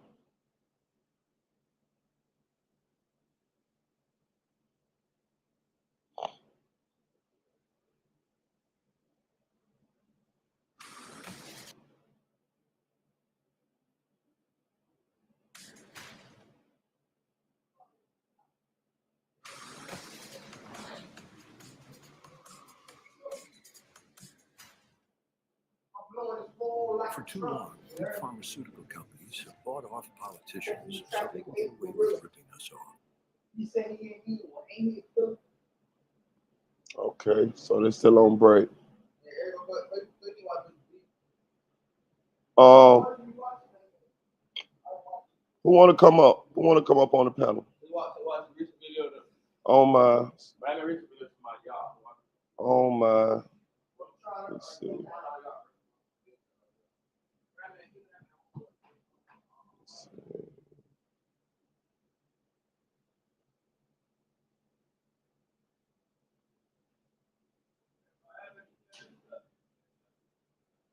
Oh, I know what I'm finna do.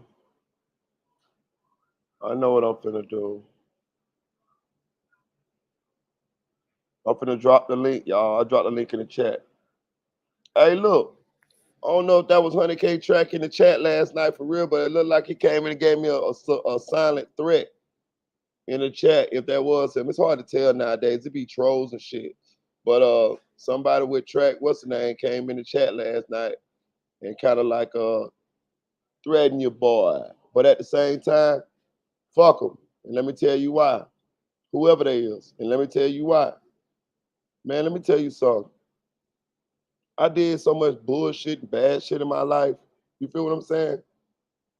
I'd die for something that's right. You feel what I'm saying? Like for real, for real. Like on the real to real. My homeboy lost his son at the end, at the beginning and at the end of the motherfucking day. That, you know what I'm saying? And that's a good enough cause for me to ride for. You feel what I'm saying? The man didn't do a damn thing to YNW Melly to cause him to lose his life. And he lost his life to that man. You feel me? So I don't give a damn who threatened me or who say what or who say whatever. I'm still gonna stay steadfast in doing what I'm doing because I know it's the right thing to motherfucking do. So and I'm covered by the blood of Jesus. So I don't give a damn about none of that other shit. For real. I know that's right, bro. Hey, that's Nell. Good afternoon. How you doing, babe? I'm doing good. I'm good. Hey, Melanie. Hey, I've got to say this. I have got a big problem with on that video of Cuff Boys where he showed. I missed this yesterday where they had a search warrant for 100K Tracks storage unit, and they found 2 gun holsters in there. I missed that. That's a problem.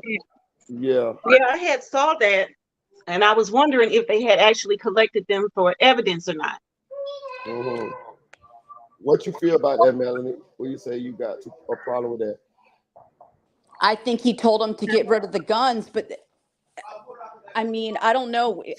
Can you tell, like, from a holster what kind of gun it goes to? Like,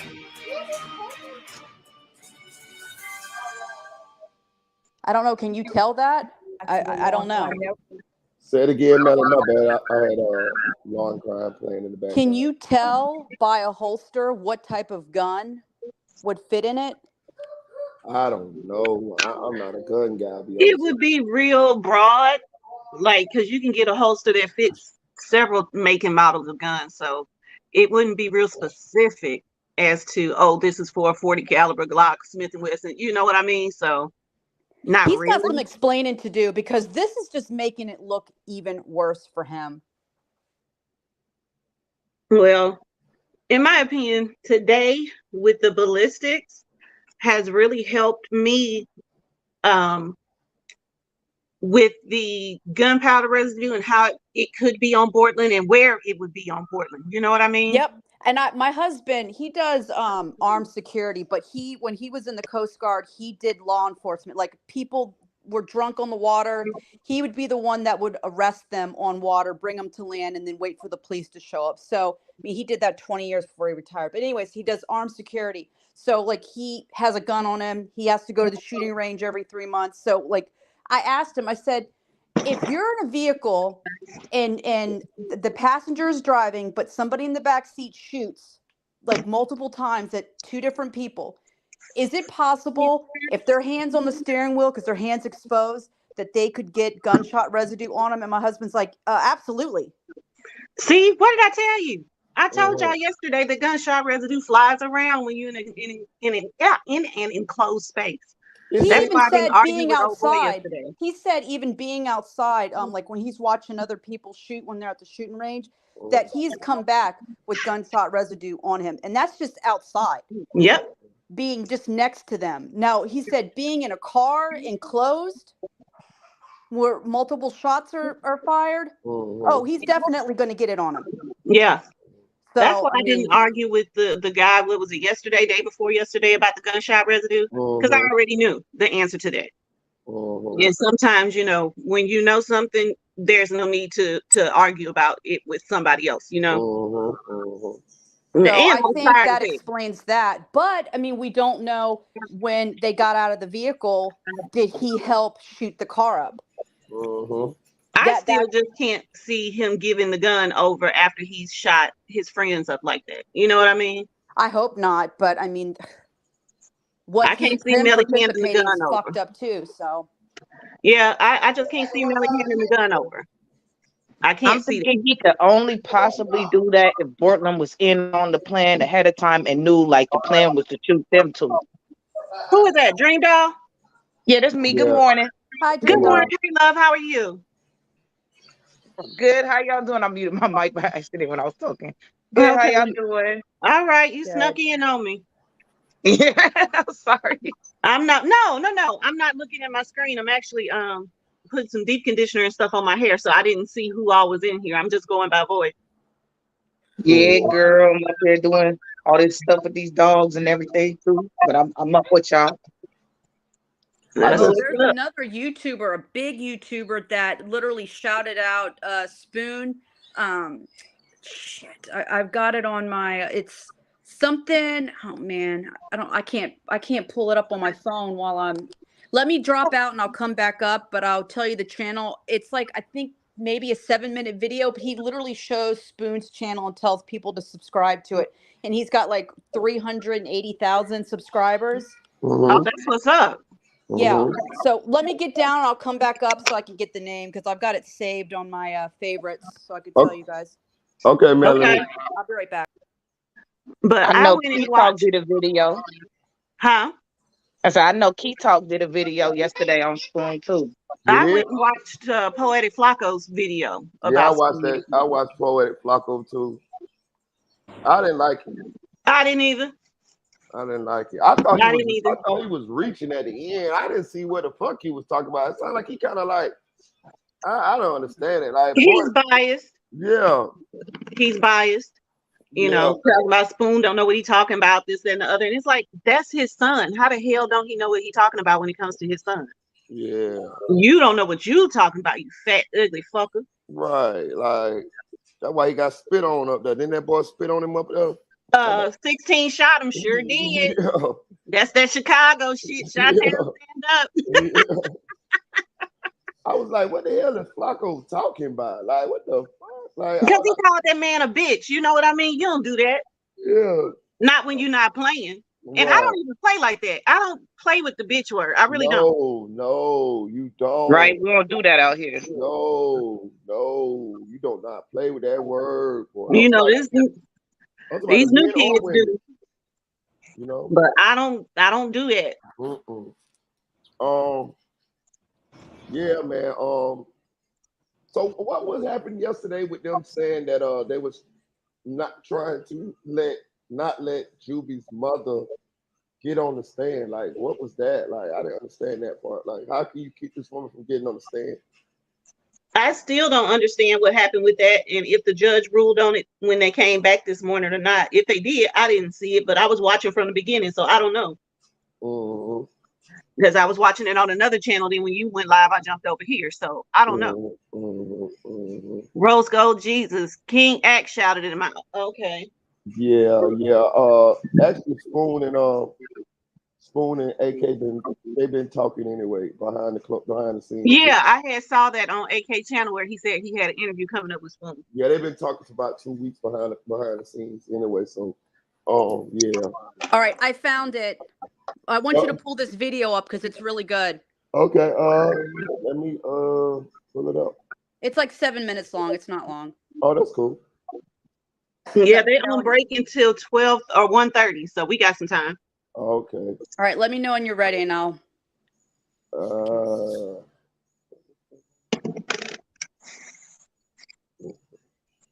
right, I'm ready. Okay, Melly.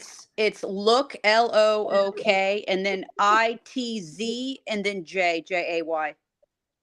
Oh, look at Zay. Yeah, I don't look at him before. It's got 13,000 views. It's his last video. You'll see Spoon on the thumbnail. Yeah, I see it. Yeah, I check his channel out before. I wanted my subscribe to this channel. Yeah, it came up on my recommendeds. Am I making too much noise? Do I need to mute myself? I don't think so. Okay.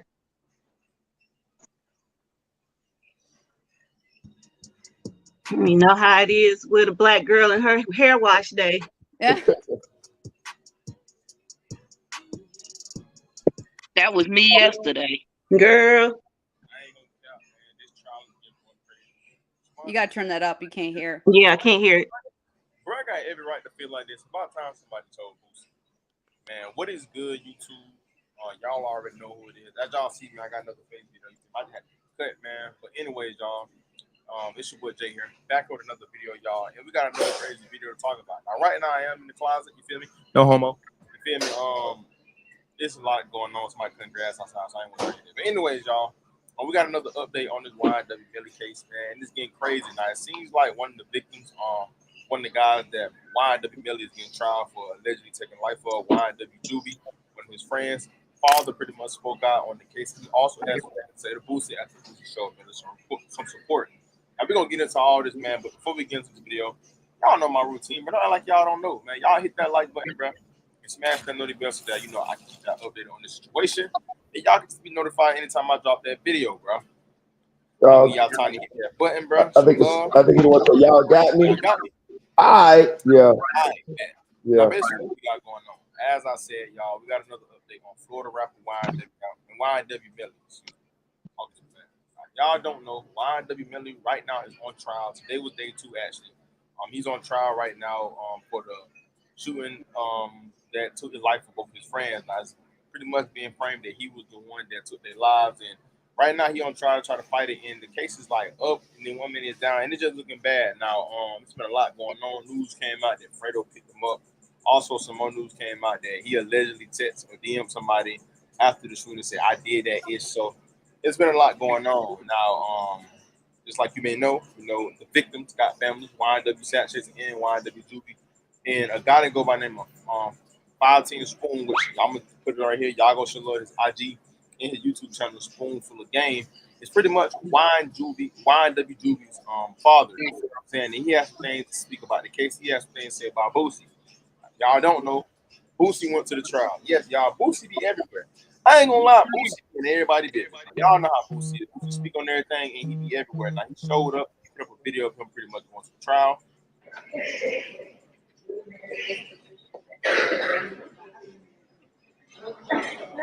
And when he did that, man, that went viral, but his dad wasn't pretty much feeling it. And YNW Juvie dad had his thing to say to Boosie. Another thing. People still sharing this around old Melly. Even that chat going on free Melly. Man, everybody that's saying free Melly, that's to you and your mama and your daddy and everybody that look like you. And it's me. I said, oh man, Boosie dying there to support Melly. He lost for that. He don't even know that Melly. Oh, I want Melly free because that bought me some snacks and magazines at a magazine. Snacks and magazines at the airport. Man, why you didn't go to Marlo Mike trial? You try Marlo Mike in that fight for his life. You got that man on the road, all doing all that goddamn time, but you in that female. You got them in Louisiana. They got Andrews fighting their life. You got your priority. Go back to your home. Scared. As y'all see, pretty much, he went up on Boosie, you feel me, and said that he out here, he flawed, like he looked like a clown. He out here saying free YNW Melly because YNW Melly bought him some magazines or something when they was in the airport. And I don't know how true that is, but if that's true, Boosie, relax. And he also brought up Marlo Mike. Now, y'all don't know who Marlo Mike is. That's a dude that Boosie allegedly had going out, that crashed out for Boosie, that allegedly took some lives of people. He was a little boy, you feel what I'm saying? But he in jail right now, fighting for his life for most providers, and Boosie allegedly was the guy that opened him on hits. I don't know. Now, a lot of people were mad at the dude, YNW Jube's dad, saying that, he just mad and he need to be quiet. But I'm going to let y'all know something, bro. Y'all got to learn how to stop thinking so small-minded. Stop thinking that these rappers are idols and stop being so quick to cape for these rappers. Because like I said in my last video, I don't know if Melly did it, but I'm not ignorant to the fact that he might have did it. Like, people are really saying free him when there's a chance that he allegedly took both of his friends. Like, you know what I'm saying? Like, regardless of if you're a good rapper, good football player, good singer, you like him or not, wrong is wrong, right is right, evil is evil. You feel what I'm saying? Imagine if that was your brother and sister that he did that too. Then they want to hit the same. That man is a father and he got every right to feel the way he want to feel. And I feel like, honestly, bro, if he know deep down, or like if it's some stuff that he know about that dude Melly took his son, and let's just say Melly beat the kid because he got money, that's a bad pill to swallow, bro, and that's disgusting. And that gotta hurt him as a father because that's his seed, bro. You feel me? And that man never coming back, bro. You feel what I'm saying? To see everybody saying free him just because he's a rapper, that's disgusting. You feel what I'm saying? But one thing about it, God in heaven, man, Jesus Christ, Father God sees everything and nothing goes unnoticed. You got to deal with God and whatever way you deal with him. Now, what also had people strung out about this video is when he did the little live video on YouTube, which I'm gonna tell y'all go watch. He also spoke on YNW Jube's sister, and he had this to say about him. Let me see what else. And my daughter Chloe, she all on that talking about some free Melly. YouTube. Your brother, your mama, anybody that you think. Another thing, man. Now, I don't know what that was about. I don't really get that. I don't know if that was his dad. I don't know if that was Jube's sister on his mama's side, whatever the case may be. But he said that, the sister was saying free Melly. So maybe it's something we don't know about. Now, like I said, it's like a lot of this stuff is not as simple as it looks. You feel what I'm saying? It could be code that somebody else could have probably did it. They just don't want to see. Who knows? Nobody knows what happened, but that was in the car. But one thing we do know is that somebody did it. You feel what I'm saying? And God see everything, and somebody got to pay. And let's just say Melly did hypothetically do that, and he beat the case. Well, you're going to have to pay somewhere or another. It's going to, that's two bodies. You feel what I'm saying? Somebody going to pay. You feel what I'm saying? So you ain't finna see me saying free Melly because I don't know 100% sure they ain't do it. You ain't finna hear me saying, don't give him this many years on it because what if he did do it? You feel what I'm saying? But it's looking bad, bro. You feel me? I don't know. Rest in peace to those two dudes. Sadly they got their life taken. By allegedly by a guy that's supposed to be their friend. Like I said, allegedly. So I don't know how true this is. But I will say, man, rest in peace, two dudes that should have been here, bro. They were young, bro. I ain't gonna cap. Like, a lot of them ain't making it to these high ages, and this suck, bro. You feel me? But like I said, God sees everything, bro. You know what I'm saying? And God said, vengeance is mine, said the Lord. That's what the Bible said. You feel me? But give me what y'all think about this in the comment section. Give me different perspectives that I may not be seeing it from. Y'all give me information that I may not know because I'm not perfect. I don't stay up all day looking for news. No cap. I get notifications on Instagram, do a little research, and I make my video. That's how I go. Give me y'all thoughts and opinions. It's your boy, Lippy J. Thank God for another day. Y'all be safe. I love y'all, man. Christ loves y'all more, bro.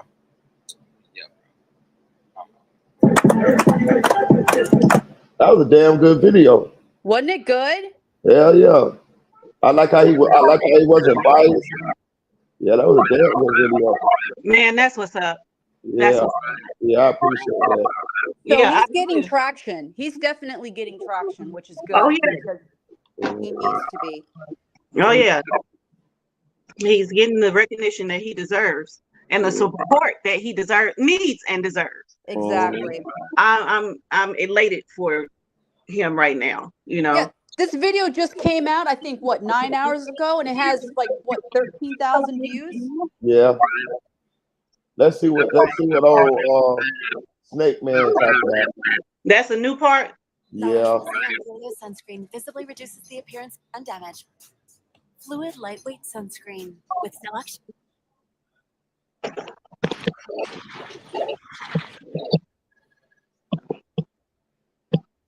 And Flat Eye, he's locked up, right? What's he locked up for? See, I'm trying to remember because I think I remember his. Oh, the YouTube thing. I think they allegedly robbed somebody on YouTube. It was a famous YouTuber that came to the city. I think was playing with little kid. Like I don't remember the story, but some YouTuber I believe who played with some little kids. Oh yeah, they robbed that Latino dude, and they got I don't know, just stupid stuff. You know what I'm saying? Unfortunate situations. Yeah. Okay. Yeah. And he's still and he's not convicted of any. I don't think he's convicted. I know 30 Deep got sentenced, and he was charged. I don't think Zai went to trial yet for that. I think he's still fighting that. I think he's still fighting that case. How come you don't know? Okay. All right. So, and you've been working with these guys for a few years, for a while. With who? 30 Deep, Grimy, and everybody's about the same. Everybody's about like 3 years. You know, about 3 years. Really 2 going on 3. Some less than some less than the others. But I got more artists. I'm probably in between Melly getting locked up now. Probably don't work with over 20 something artists. So in my roster is a little bit around like 15 or more, if not a little bit less than 15. So and mostly dead or in jail. Because I'm a production company, I'm a management company, so I got a big staff, so I work with a lot of artists. It's got to be hard to manage that many artists. Like I kind of want to ask you, like, what's your secret? Because you know what I'm saying. Just even me doing interviews and having to work with a lot of different people, it can be difficult. You know what I'm saying, working with artists and everything. Mm-hmm. You know, it's really just having a great team and a support system. Like I said, you know, in between, just like finding new people. I got a real good team. Like right now, I employ 15 staff members internally for myself, and then I work with probably an additional 10 plus if I'm distributing you with whatever company I distribute you with, or if I take you to a major and bring you on a partnership on the label side. So I'm able to utilize 15 people that just work on my day-to-day business. So think about it. Each artist is paired with 2-3 individuals. So, you know, I got a good hand on it, on just how to like do it, feel me? Because I've been doing it for so long. It's just putting money back into the business and expanding and not just being stagnant at one place. If I was just one guy, one cell phone trying to do all that, then it would have been probably ridiculous. But because I got a staff and an actual system, I'm able to put my influence and have other people do some other, you know, leg work and things like that. You know?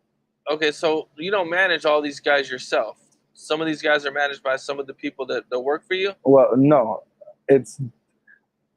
We're talking about management. We're talking about on the record label side. So, you know, a lot of people know me as a manager because that's what blew me up. You know, that's what I blew up as, Melly manager, King Von manager. They just sound easier. It just roll off the tongue. But I'm actually a record label.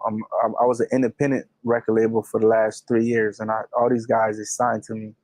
Other than King Von and YNW MELLY, which was strictly management, and 1804 Jack Boy, because at that time I was very early in my career. Every other artist is actually signed on a record label side, and I would partner up with whatever label of my choosing, or whatever partners that I decide makes sense at that time. If it's Atlantic 300, if it's Universal, if it's Interscope, if it's Create Music, if it's Empire.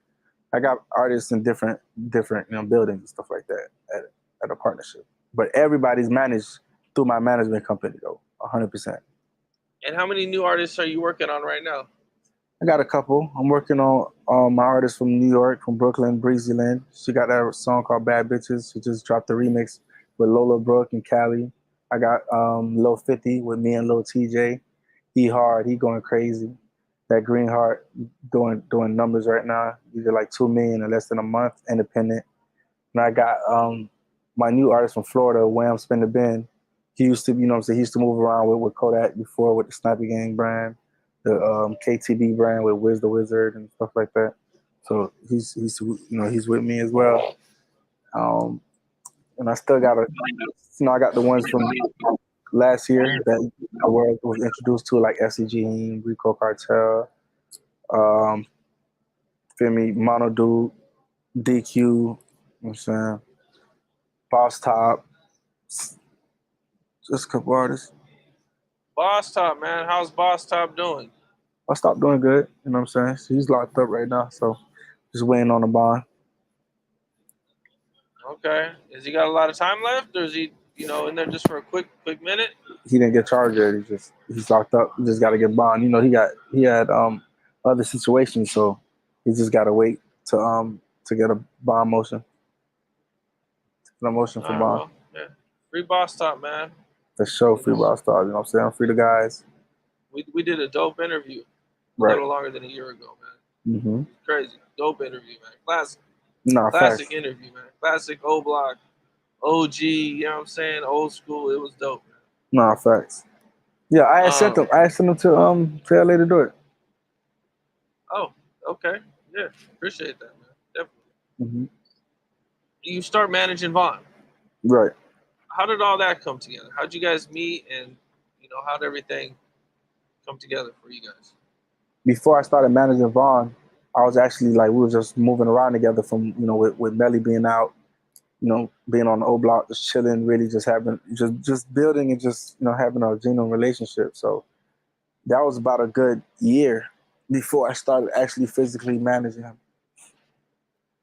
So Melly and Vaughn were tight, and Melly used to go to O Block, and you guys would all go there and hang out? Melly, Vaughn, me, Portland, we always tight, you know what I'm saying? We just used to hang around. Melly and Dirk, you know what I'm saying, linked up on some music stuff. And then from there, you know, our camp, their camp, we just got real tight. Zoo, really just the guys, like, them boys really like family type stuff like that. Because, you know, we was moving around. Like, we would be on the block, just regular, like, in Chicago, chilling, just on O Block, just in the hood, you know what I'm saying? Like, we did that repeatedly and stuff like that. So we actually grew up, we actually had a bond before we physically got into the business side together. What's up? This is Cam Capone. We got more content like this coming soon. So hit that like button, subscribe, and stay locked in. Everybody understand the Chicago connection now that I've been talking about? Uh-huh. Everybody understand why they would do it in Chicago now? Anybody who's had questions before? Uh-huh. Uh-huh. I've been O Block like they own the block. Hell yeah, they gonna do it in Chicago. right. Right. Right. It Who we makes think he sense. was talking to about it though? It had to be somebody on O Block. I ain't gonna say no specific names, but I have a few in mind. It definitely I had agree. it definitely had to be some old block guys. That's his Hell yeah. that's his only connection. I know at least 3 that I could think of off the top of my head that would definitely have done this shit for the right price. You know what I mean? So yeah. Mm-hmm.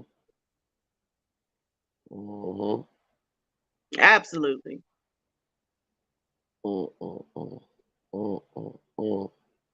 But that solidified the Chicago's connection for anybody who's had a question, why Chicago? That right there. Right. Right. Because I didn't even know they was that deep in Chicago. I knew, you know, he had been and had Vaughn and Dirk on his side, but I didn't know they stomping around O Block like they live there. You know, so hell yeah, there it goes. Another theory giving more credit. Right. I saw I saw King AK. What the hell is that? I got an echo. Oh, I hate this shit. I seen King AK-47 did an interview too, I mean a video too. It was decent. It was decent. I liked it. I liked it. who else? Somebody else did an interview or a video about Spoon that I had just saw this morning, and I can't think of who the hell it is now. But he's definitely gaining traction, y'all. Right. I agree. You know, his voice is definitely being heard. So I'm happy for him, man. Like genuinely happy. Yeah. Again, like I said, I was surprised last night when I went on that Trigger Man Tell Him YouTube page and up on his panel. I was surprised that the people that didn't know the particulars of this case, like, and it just let me know, like, I could, because we know things, but it opened my eyes to a lot of people do not really know The all depositions. Right. If people would read those depositions, then they would have a clear understanding of what's going on. And a lot of people haven't. Right. A lot Yeah, of people just don't take the time to really research it. They just going off of, oh, I like his music, Free Millie. Or the blogs, and that's why media is so powerful, and these bloggers are so powerful nowadays, because and I'm gonna tell you this too. The artists in the industry, they realizing this too, and that's why they pay these bloggers, certain bloggers behind closed doors, to spin narratives, because if they spin the narrative good enough, or if the blogger platform is big enough, or bloggers, then the public is kind of gonna listen and believe what the bloggers say. I've been going to a couple different people's comment section and looking, and depending on whether the blogger is pro Melly or anti Melly, the comment section kind of reflects that. I was like, wow. Yeah. Wow. I wanted to tell you too, one of my friends, she's a moderator for Law and Crime, and I was telling her today, I'm like, these comments are absolutely ridiculous. She's like, we're blocking them, but she said there's like what 30,000-40,000 people in the chat, like they can only, stop so many. But they're blocking quite a bit of them. But I mean, it's not really putting a dent because of how many people, and they've got it slowed down to like every minute and a half or 2 minutes you can even comment, and it's still not slowing it down. Boy, them comments be moving fast on Law and Crime. I was like, damn. So imagine if they're blocking as many as they can. Imagine how many really are coming through. Right. Yeah, I know. I was like, that's crazy. Right. If we're only seeing a portion of them, that's ridiculous, man. Right. What's up with these weird movements that Melly was doing yesterday, as far as like the blowing the kiss and doing the air and all that? Yeah, what was all that? He's freaking demonic. He's demonic. I said he either doing voodoo or he was blowing his mama a weird ass kiss before the end of the day. That shit look crazy. The optics are horrible, and if his attorney was worth its weight in gold, they would tell him to sit there, draw a picture, do something like that. But the optics are horrible. Each day it's something. Yeah, I agree. And he looked drugged out. I don't know what they got him on, but that man is gone in the head. You hear me? The attorney got him doing weird shit too, or the attorney doing weird shit herself too with that book. Yeah. The Her woman and optics then ain't that good. laughing and joking. This is not the time and place to be doing that shit. I would definitely say that, Melanie. I think the laughing and joking is getting too much. Now I could give you a pass maybe the first day, but now it's getting like you kind of like mocking a little bit now. Yeah. You're doing a lot. It was too much the first day for me. Like, it was too much. It should have been like, if you was gonna laugh, it could have been a quick hee hee one time here, like not the whole day. Right. Yeah, because I was trying to give him a pass with the nervous energy and being anxious and shit, because that's how I am. Like I've said before, I laugh at some of the most inappropriate shit when I'm anxious about stuff. But come on now, you've had time to calm down and get your bearings together. But in front of the jury, like the jury looks at that shit. They look at that. Yeah. Yeah. And like I said, I would be laughing at the most inappropriate shit. Even in that situation, I know I would be anxious as hell. So yeah, I would probably be smiling and laughing at the wrong times too. But after the first day in court, I would have got my shit together and been okay. You know what I mean? So this is day 3 and you still doing the weird shit? Nah, Man, Thumbs up. give him gummy bears. Give him gum. Give him something to do with his mouth so he doesn't laugh when the jury's there. It's just all the cases I follow, whenever they laugh and then they interview the jurors, like after a case, they always comment when the defendant is laughing. They always do and say it looks horrible and it didn't help. So I agree. Like I said, I was trying to give him a pass, but now, no, this is day 3. You should be over all that. Right. It's just looking. I'm telling you, it's looking like it's taunting. When he said, he say it's woo, blowing the kisses, woo. What does that mean? Which is voodoo. Oh. It was a weird way he blew the kiss. Remember, like he did like this. It looked weird. I mean, yeah. It Long crime. Did you hear the hot mic? Yeah. Did you hear the guy talking on the hot mic? Yeah. What was he saying? What was it? No way or hell no or something like that. I saw a clip. Long Crime Network. You know how they have their shorts. There's a short of it, and you can hear the cameraman talking because he's the one that zoomed in on that, like basically in disbelief that he was doing that. Wow. Yep. No, I didn't hear that. Yeah, go to the shorts. I'm pretty sure it's Long Crime Network that has the shorts of it's just like, I don't know, maybe 10, 15 seconds. And you can hear the guy on the hot mic talking.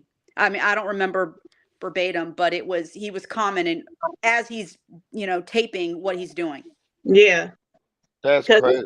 It's crazy. Yeah, I agree. The optics look horrible. I totally agree with you on that, Melanie.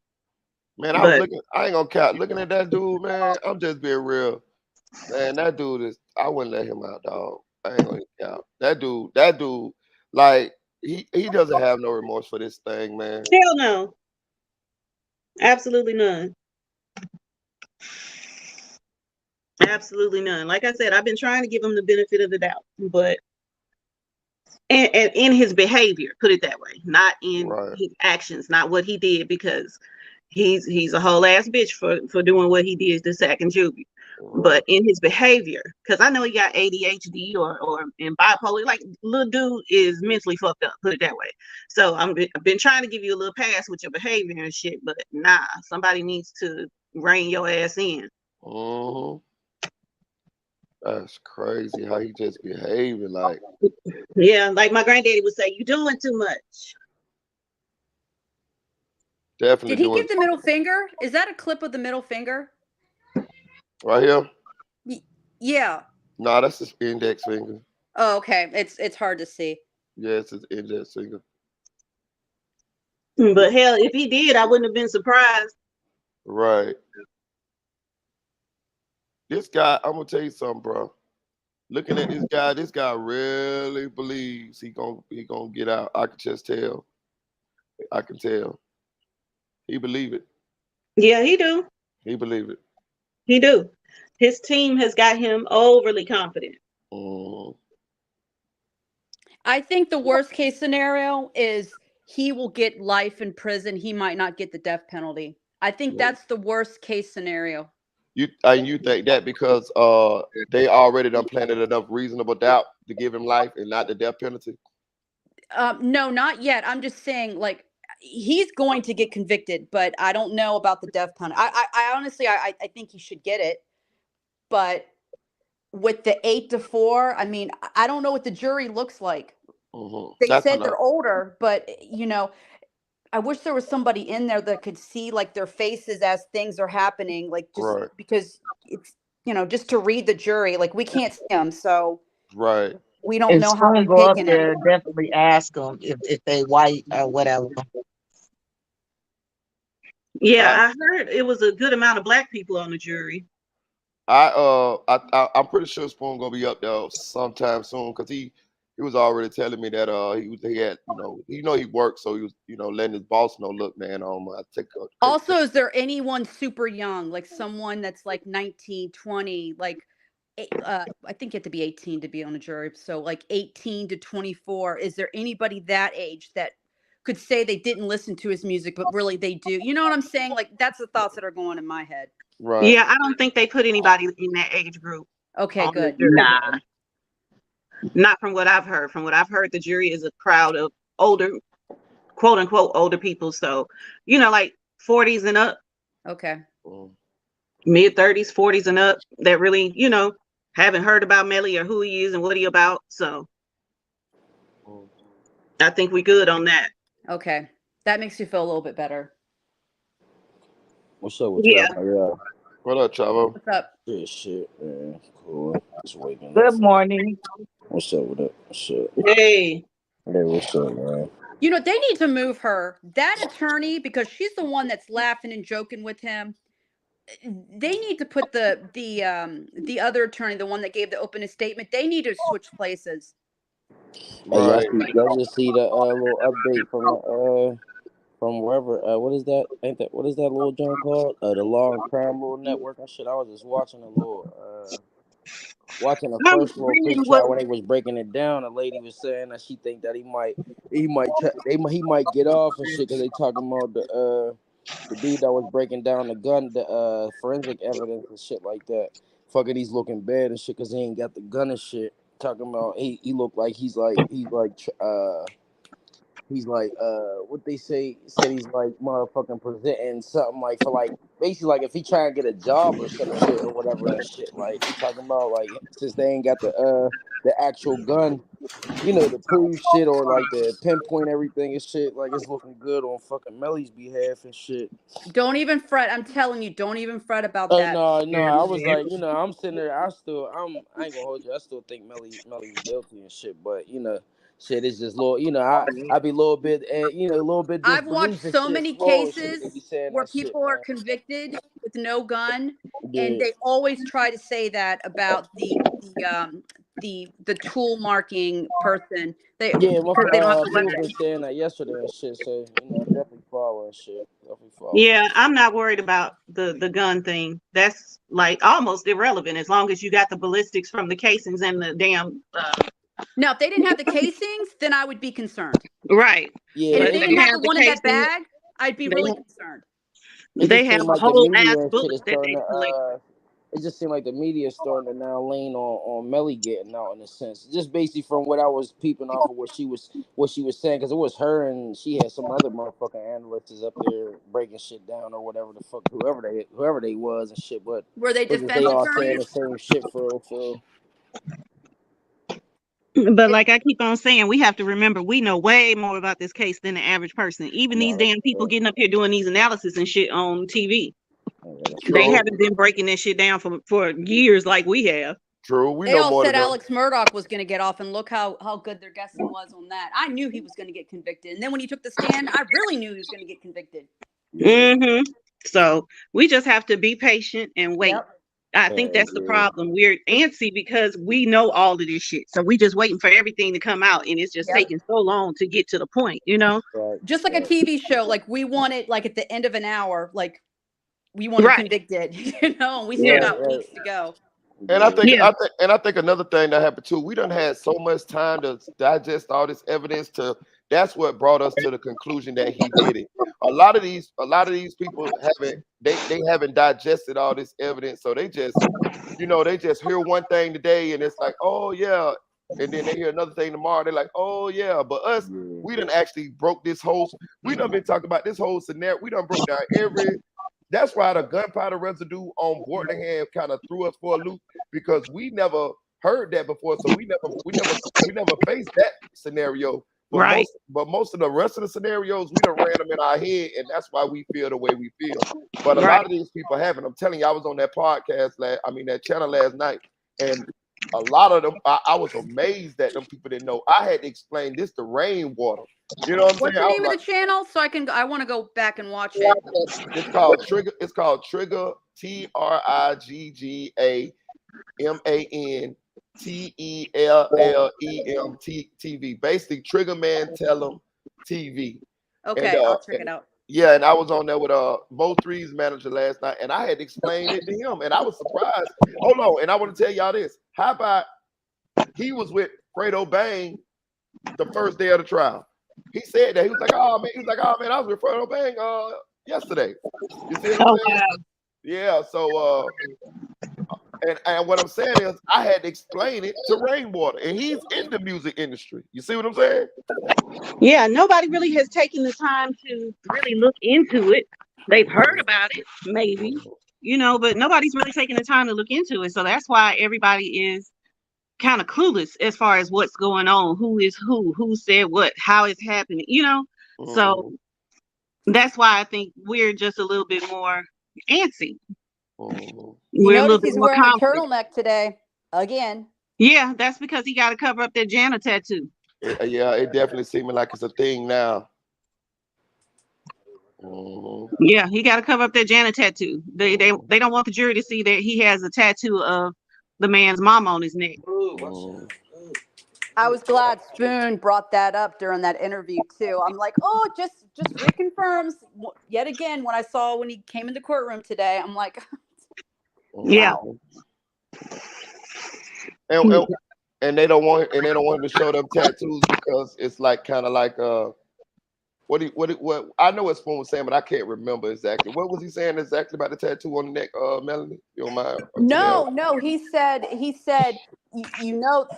the lady was asking him questions, and he was like, the reason why he's wearing that turtleneck, and she was like, why? And he said, because he's got Jana's name on his neck, and he's covering it up.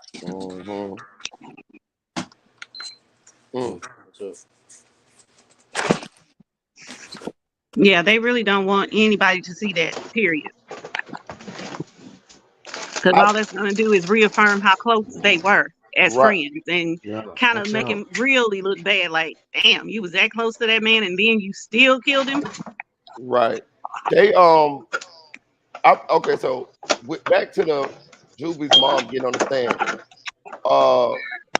Juby mom, was she supposed to get on the stand yesterday, or was it out of like the schedule of her to get on the stand? Because you get what I'm saying, like, because we know she got to get on the stand. She got. Yeah, I ain't gonna lie. I thought that was kind of weird and shit. They ain't let her get on the stand, or that he's trying to shut that down, basically. And No, shit. the reason why they explained it.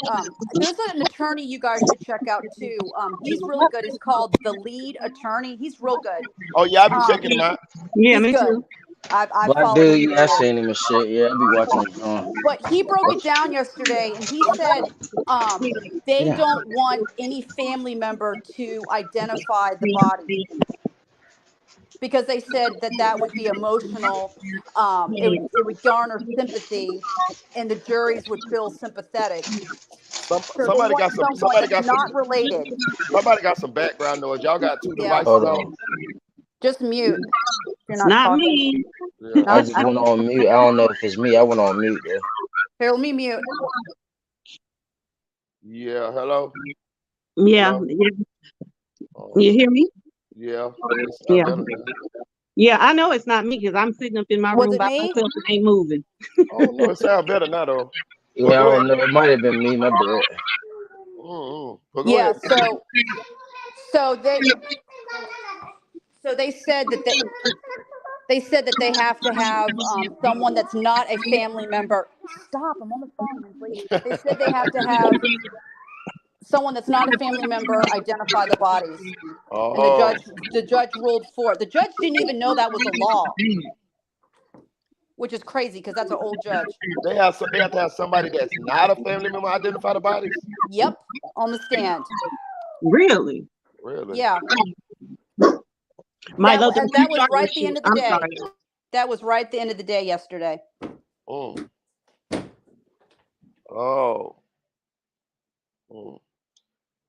Okay. I'm sorry, y'all. They trying to start cutting my grass, and my dog goes crazy every time. So if you heard me tell him don't start no shit, I'm my bad.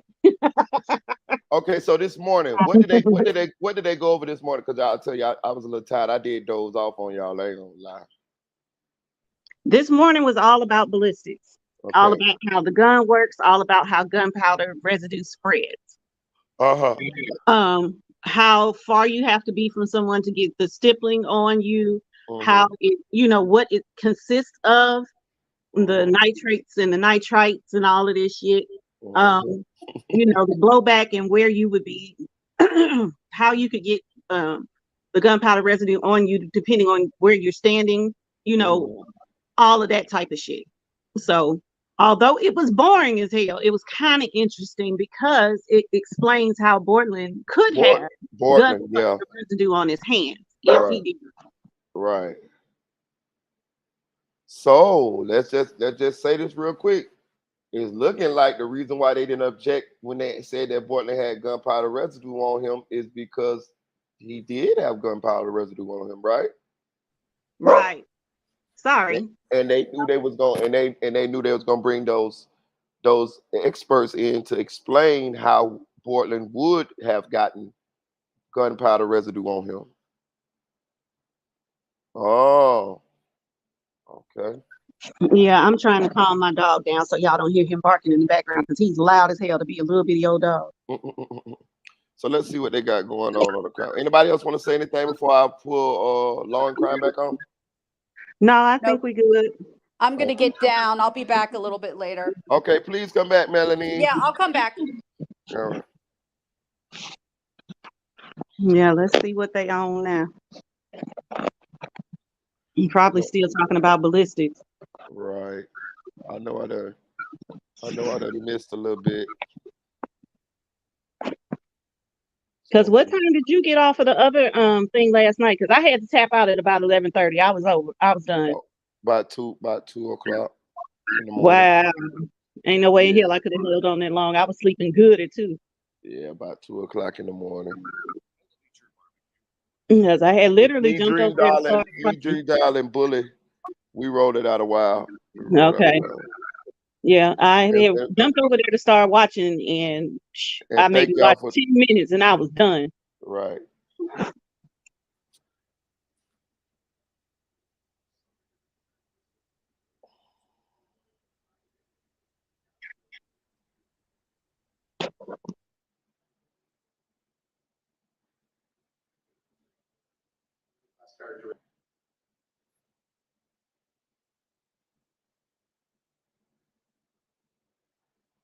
There is agreement of class and some individual characteristics, which indicates that they were fired in this firearm, but there's not enough individual detail and not enough agreement of any.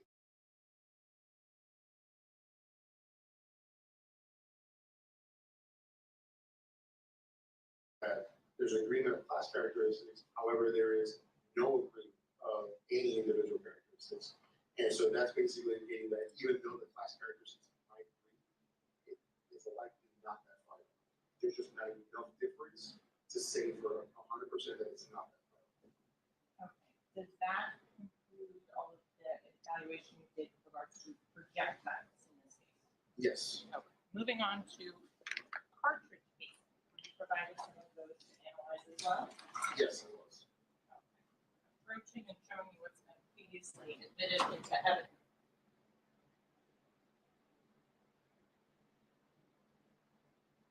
Take a look at those. Do you recognize? Yes, Do you recognize that exhibit? I do. How do you recognize that exhibit? Okay, based on my initials, employee.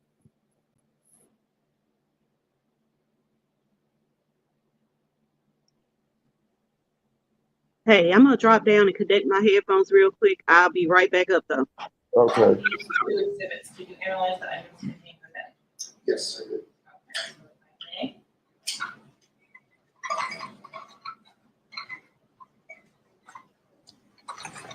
So starting with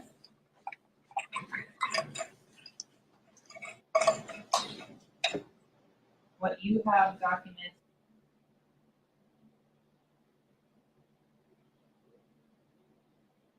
for G196.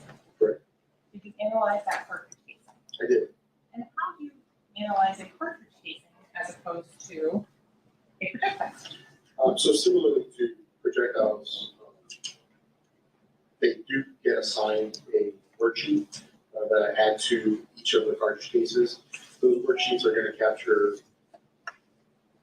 general information about the cartridge cases that will help examiners determine whether or not there's any consistency in class characteristics across the cartridge cases that were submitted in the case. So the classes that we're looking for, the information categories that we're looking for are the caliber, look at the composition, whether there's, the casing are brass and brass, or whether it's brass and nickel, or any combination of materials located on the cartridge cases. We notate the manufacturer, whether or not there's any presence of ejector marks and extractor marks. We also determine whether or not there's presence of a firing bed impression. Sometimes we are called to compare or examine live ammunition to determine whether or not it was sighted through a firearm. So sometimes we examine things that don't have a firing pin impression at all because they weren't fired. We'll also document whether or not a particular exhibit was entered into an item. So whenever we do entries into an item, a representative will be entered. So not every cartridge case we receive is entered. It's a representative from the submitted case gets entered in.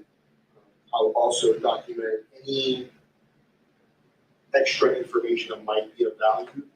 So if I receive a cartridge case which has pieces of asphalt that are attached to it and it was flattened on one end, I would document any of that information because it might let us know that piece was in the road, it was run over. Or if it's charred, it might have been burned. And so that information, that it seems like it may be pertinent, then I would document any of that information as well. Okay, so if you could explain to the listener what is photo 2 depicting? So the picture is a picture of exhibit number 6 on the left and exhibit number 5 on the right. And it's a comparison which was performed on January 18th. And then the microscope, so magnification is documented there. And you can see the hairline is this line right here down the middle. So anything on this side is exhibit 6, anything on this side is exhibit 5. And you can see the agreement starting up here with some of the grocery lines. So line agreement in that area as well. So you said that the word we haven't defined yet. What line? So fine line striations, essentially what we would call them. So this particular firearm leaves parallel line striations on fire casing, which means that the breech face was manufactured with some kind of approaching tool and has parallel lines that are on that firearm itself. And so any casing that's fired through that should be expected to have similar characteristics. And then once you line them up, you can see that the directionality and everything lines up on these cartridge cases from left to right or right to left. And that's what that orientation spacing between each of those lines is what makes it. Okay. So going to exhibit 4. Did you analyze the caliber of that? Yes. And what was that? It was a 40 Wesson. What was the case material made of? It was a brass material. So the casing body was brass, and the primer itself was brass as well. What was the manufacturer? It was Blazer. And just to interest of expediency on exhibits, your exhibits 4 through 11, so G196 through G203, which are contained in states here, states 23. Was the caliber of the arrows? Yes, it was.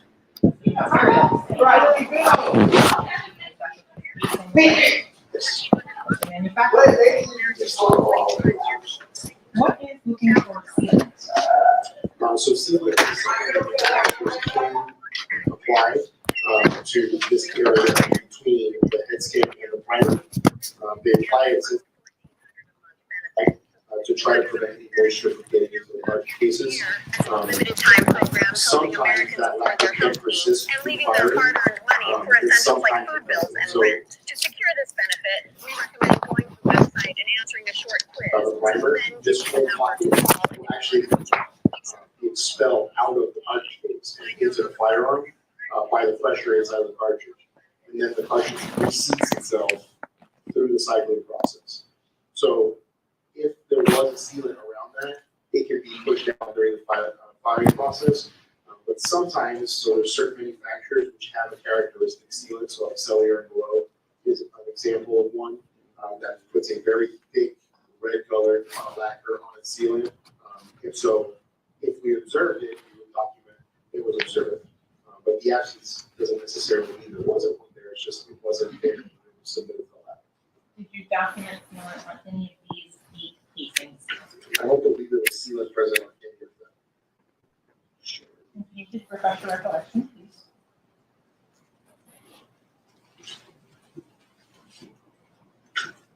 So there was no sealer present. In terms of the extractor marks, were you able to document those on each of these exhibits? Yes, I was. Were they consistent from 4 through 11? Yes, they were. What about the ejector marks? I believe there were ejector marks. Yes, so there were observable ejector marks on all of the cartridge cases. And were they consistent with one another on items 4 through 11, your items? Yes. And that's again G196 through G203. Correct. Weathering or anything on these cartridges, is that something you document? If it was something that was extremely weathered, yes. So presence of rust, or if there was some kind of debris, dirt, grass, so that would document, yes. Did you document that in this case? I didn't observe it. In terms of the DNA or INVAC procedure, are you involved in the processing of the casings at that point? No. In the timeline, do you get the casings before or after the INVAC is done? Theoretically, they would get them before. Ideally, they would get to me before. Sometimes, and I suppose it's due to the process of investigation, they believe they have enough DNA or they think they have DNA from a certain source, and if it doesn't pan out, they may need to come back and process the cartridge cases. So it's not unusual for them to come back and after I've handled cases, to then go ahead and process the cases. So what do you do to ensure that your DNA doesn't wind up on casings? So I try to use gloves as much as possible, but we're not a clean unit. So almost inevitably. Can you explain by clean unit? So in the sense that our protocols are essentially for safety for handling firearms. We're not really looking for biological contaminants from case to case. So we don't clean our workshops. That's a requirement of the DNA units. Anytime they're going to work a case and they start a new one, they have to clean up everything. I did not know this.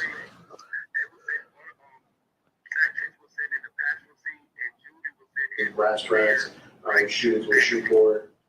Those items, while those are not clean with bleach. Not sterile. Correct, they're not sterile. So in terms of the DNA process, is it best practice to do that before it gets to you? Yes.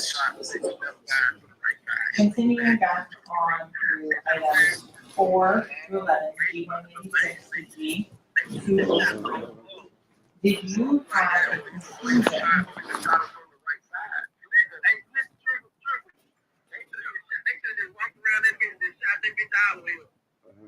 One, there's different lesson plan. One fire expired, all of this. And so that is again G186 to G203, 4 through 11. Correct. Are there any things that were different between those in numbers 4 through 11? There could have been differences, but there was enough agreement with individual characteristics that made it obvious that they were fine. So moving on to states 35. I'll be right back, yeah. You evaluated this particular item of evidence? Yes. Add your initials and sticker up at the top? Yes. Okay, what is in your exhibit 12?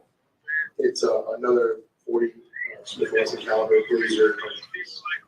Was this evaluated on the same date and time as states 23?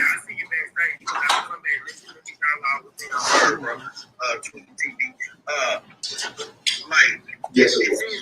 What steps did you take to make sure that what is your exhibit 12 did not get switched with any of the other evidence of the 8? So the cartridge case that they will be labeled with a burning marker or a electric scribe with the information in the case specifically having been exhibit particular cases of the person dead. Is it because they're packaged in different packs? For us, it's really changed our processing, so we have different agencies who submit things very differently.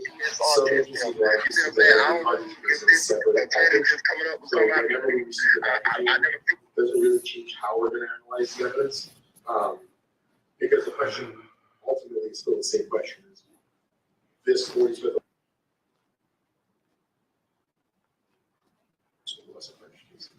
Okay. So the evidence is state 35. How did you document that?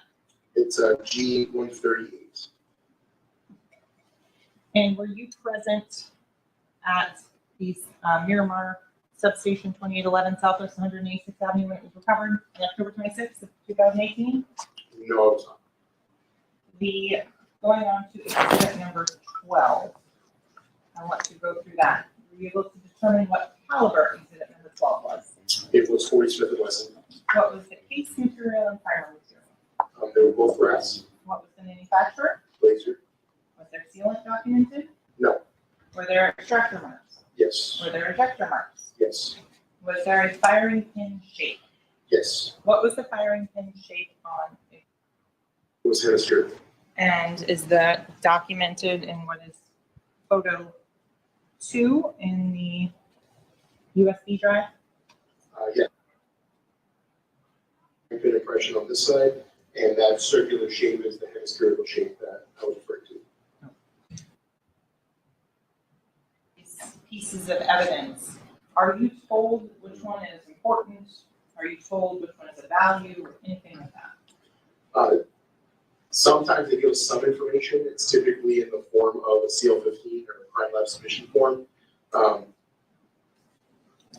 Luckily, or unluckily, I guess however you like to look at it, for firearms, that information really doesn't matter to us because the ultimate question for us is still the same. So it doesn't matter really for us where this exhibits were collected, where they came from, who they believe they're affiliated with. For us, what really matters is, can I objectively say that these items came from one source or did they come from different sources? So that's really the question that we're always trying to answer. Okay. So we've talked about the hemispherical firing pin shape was exhibit 12, G138 magnetic.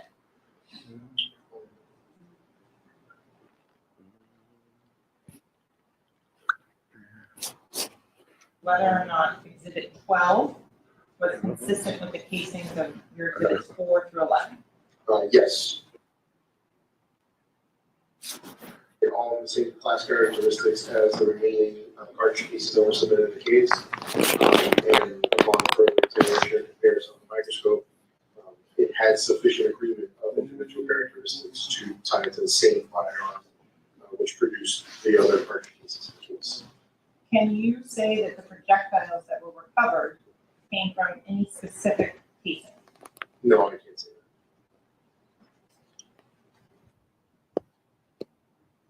that. You mentioned going on to photo 3 here in this photo. So this is the entry or the images of the that will eventually get searched by the database. The first image is the overall image of the head stamp, so that includes the information, the manufacturer, caliber, and the primer detail that's there. It doesn't typically get compared or correlated. It's the more detailed picture that are underneath that do get compared and give correlation score, so score of agreement. And then they're just different lighting images. They're all the same types of images, they're all just different lighting. So the top left image is a 2D black and white image. This image is what they call the 6 o'clock grayscale image, and then this is the all in focus image. And when I'm looking at these, one of these images, so not all of them. This is just how it prints out in the system. And then the bottom 2 images are just 2 different lightings of the ejector. So that's this little area there is the ejector mark, and that's the. This is the 3 o'clock lighting, and this is the 6 o'clock lighting. When you say 3 o'clock and 6 o'clock lighting, what do you mean? It's the directionality of the light from within the actual system. So the system itself is pretty much automated. So once I insert the casing and put the relevant case information, it begins to acquire all of these images on its own. So it automatically focuses different rings. So there's a red ring here, this has a blue ring on the other. Are the different details that will ultimately be correlated by the system itself. And in terms of any associations or anything like that? No, so no associations were made in this particular case. And is that updated on a regular basis? Yes, so if any association were made after, which can happen if the firearm comes in at a later date and gets testified and put in, it can link to this particular case. Up until now, that hasn't happened. No further questions at this time? Ma'am. Councilman, Mr. Bello, version of the testimony, I think you should hand out certificates. Fundamental identification dealing with firearms. That's number one. So you've got a lot of certificates to hand out. You examined these projectiles and casings on 2 different days, correct? Correct. One was on, I think your report was 1/11. Correct. And the other one was on 3/3 of 22. Correct. 1/11 of 2019, and then 3/3 of 2022. Correct. Could you tell us, beyond and to the exclusion of every reasonable doubt after all of this examination, how many firearms created these casings and projectiles? So what I can say is that one firearm fired casings, so one firearm produced the cartridge cases that were submitted. And as far as the projectiles are concerned, I can say that 2 of them came from one firearm, and then the other ones could have come from the same firearm. But Damn, this nigga could have streamlined his examination part or whatever. His testimony. Right. Fair enough. Now, after you did all of this analysis, were you able to determine what gun was used to create these projectiles and casings? No, in the absence of a firearm, I cannot conclusively say it was an element of that. Have you heard the term trajectory reconstruction? Yes. What is it? That's typically an examination that's done using either rods, some people use lasers to match points on a line that would designate the trajectory of the projectiles that was traveling. And that would be able to place, supposedly, if you can do it, where the shooter or shooters were when they fired the firearm. Certainly, at least the firearm. Oh, there would be the muzzle of the firearm is technically the origin. Yes. And that would be someone's hand. Somebody's hand. Right. Let me see. What we're talking about is being able to tell where the muzzle was. So you, in essence, would be able to tell where to shoot. Correct. I just want to. Okay. Trajectory reconstruction. And where the so-called shooter or shooters were. Certainly, there's a lot of variables that come into play. Why don't you tell us what some of the variables are? So some of the variables that come into play is whether or not there were intervening objects. So did you have a beginning and an end point? Do you have a middle point? Right? So if I only have, as an example, a hole in the wall, but I don't have anything else I don't have somewhere I can put a rod through or that I can start the directionality of a laser from. And so without that, I basically dead the water because I could start it from any point in this room. So let's say there's a bullet hole in the exit sign back there, and that's the only hole that I have. It'd be very difficult for me to be able to place where the person originated from. Now, if an object is, let's say, 3-dimensional, not 2-dimensional, and the bullet travels through that object, then we can pass the rod through and then find a directionality. There's still variables with that, how far away with it, how close were they. So that's kind of, it gives you a line, but the point upon the line that the firearm was is the question. How about how the man person, how the person held the gun? Sure. There's a thing called holding it tight. That could affect how you position the shooter or shooters, correct? Sure. Is this still the prosecution side? Or sideways? Defense. This defense. Okay, thank the Lord. How about, you said tight, how about if you hold it very loose? If you lip wrist, as we call it. What is that term? Lip wristing? Yes. Yeah, so normally when you're firing a firearm, you want to try to cradle the weight of the firearm, and that's usually in your wrist. Lip wristing is just you're letting your wrist kind of walk with the firearm. And so while the origin point may be similar, the trajectory of the projectile leaving the barrel may be different. I'm sorry, I didn't mean to interrupt. How about the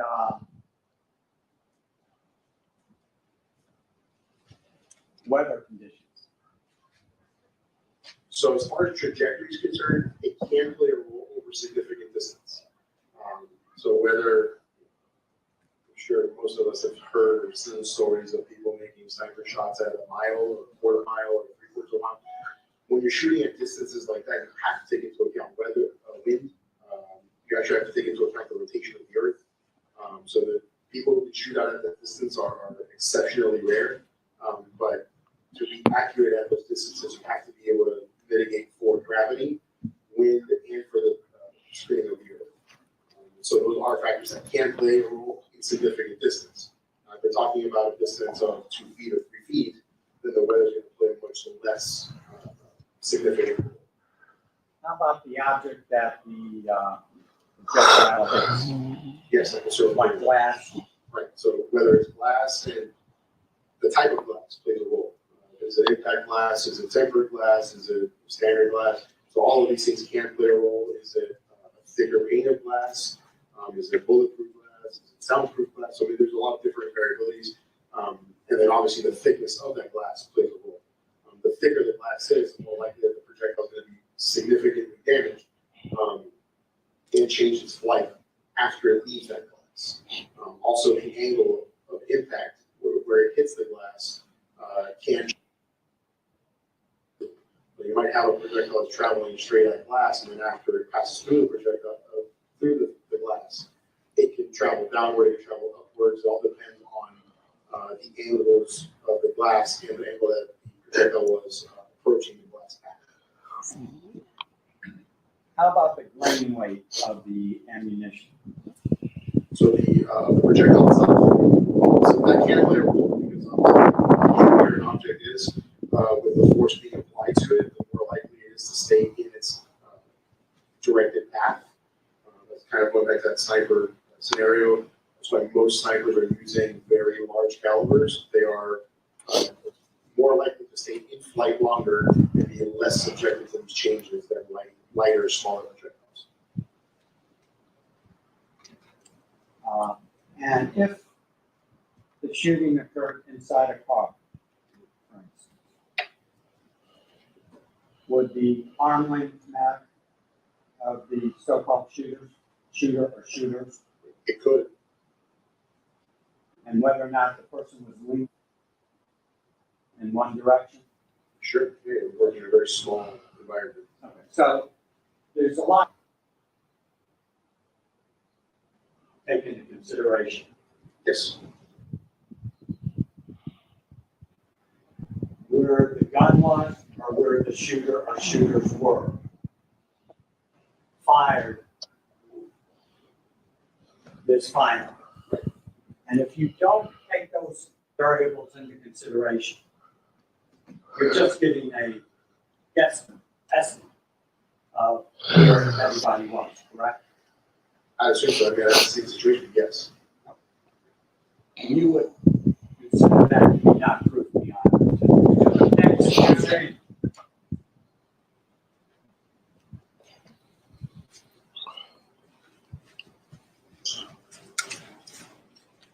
As a manager of the Broward Sheriff's Office tool and what's the title tool? And fireman tool. Okay. You certainly would want to take before you told this jury or any jury. Yes, scientifically, I would want to make sure that I'm accounting for as many variables as possible whenever rendering an opinion. Otherwise, it would be just a guess. Yes, right? Right. I want to give. Fair enough. Could I have one moment, please? Yes, sir.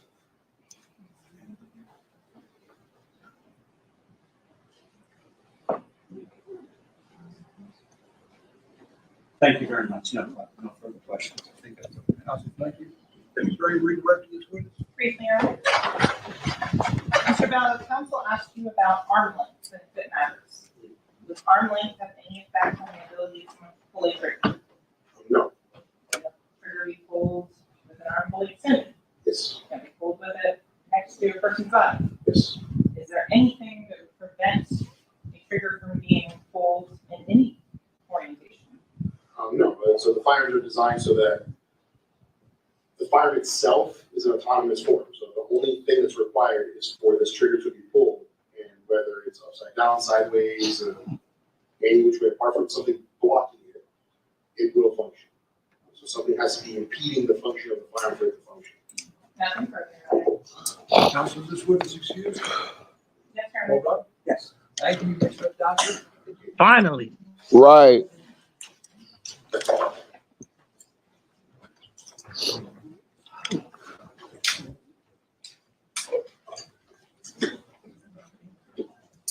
Let Tanel go.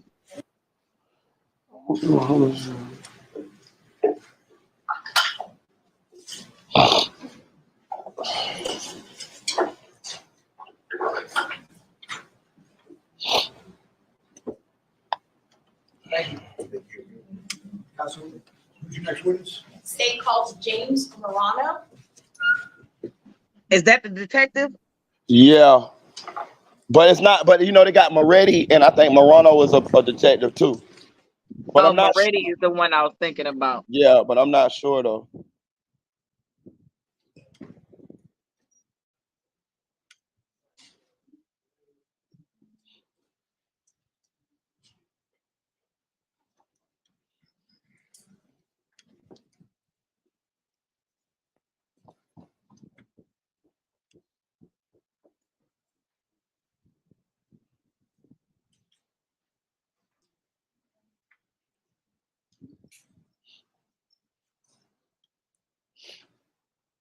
Good afternoon.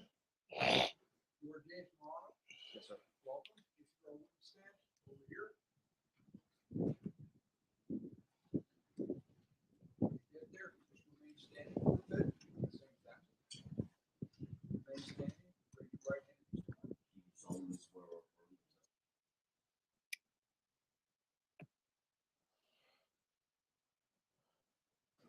James Morano. Spelled first and last name. JAMES MARA.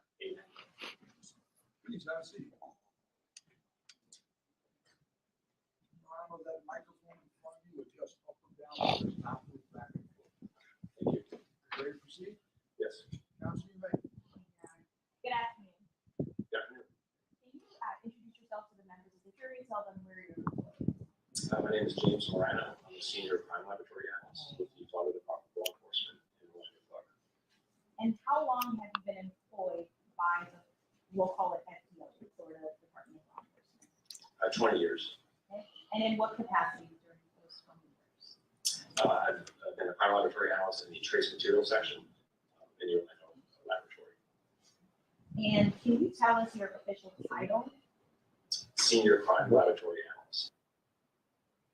Describe the nature of your work. In the trace materials section, we're tasked with recovering, recognizing, examining, and comparing items of trace materials or trace evidence. These are typically things like glass and paint, things that are broken during the commission of a crime or some incident, and they're submitted to our laboratory from police departments and sheriff's offices, and we're asked to compare them and to write a report about our findings. So law enforcement agencies within the state of Florida can make submissions to the FDLE. Yes. Specifically, like, can you tell us about your specialization in glass? How long have you done that? I completed the glass training program with an FDLE in 2008. Working in cases in both paint and glass for about 14, almost 15 years. And can you tell us about your formal education? I have a Bachelor of Science degree in Forensic Science from the University of New Haven in West Haven, Connecticut. I was able to double major during that time, so I also have a Bachelor of Science in Biology, and I graduated in 2002. And as part of your training and certification that's required by the Florida Department of Law Enforcement, can you tell us about some of those trainings? Yes, so when I moved to Florida in 2003, and I entered the paint training program within the FDLE. That's a 2-year training program. It's very comprehensive. It's broken up into 2 phases. There's an academic phase that includes lectures, practical exercises, as well as tests, oral and practical tests. After completing that, I did some casework in paint, and then I entered the glass training program, and I did a similar training program with the glass. It's about a 1.5-year long training program. After I completed that, I was able to do independent casework in both of those material types. Requirements that you currently hold or that you do throughout the time you've been employed? Yeah, we try to do continuing education as frequently as possible. Numerous workshops, virtual workshops the last several years. But I've taken some week-long training courses, either in trace evidence generally, science, or specifically with regard to paint, glass, testifying in court, statistics, things like that. Anything related to trace evidence. And are you a member of any professional organizations or any associations within your field? Yes, I'm a member of the American Society of Trace Evidence Examiners, known as ASTE. And how about your certification within FDLE? What are you certified as? So FDLE certifies me to work in casework in both paint, includes polymers, paint polymers, as well as glass. How much of your time did you say is devoted to glass analysis? The last few years, it's been more. I've been involved in also with glass in the laboratory. I have a trainee that I just got out of training, so I trained him the last several years. I am responsible for the instrumentation that is used to analyze glass, so I have to maintain it, I have to validate it at the beginning of the instrument to make sure that it's working properly. I write the standard operating procedures and work instructions for those instruments, as well as anything else related to glass. And I've been working on the glass work for FDLE for several years. So you're doing both the administrative role as well as the program? Yeah, I would say. Approximately how many samples of glass evidence have you examined during your career? I did several modules, I would say. And does that include casework? Yeah, I would say training and casework. I've looked at several hundreds of glass samples in the last 14 years. How about your prior testimony report? Have you previously testified as an expert in the area of trace evidence or trace materials? Yes, I've testified 14 times. I have 9 different counties in the state of Florida. And working time since what year?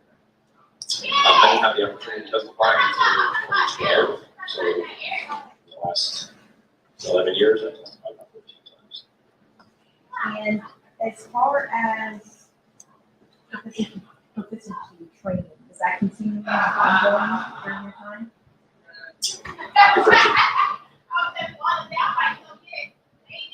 Take a proficiency test. Subdisciplinary workshop, take a test.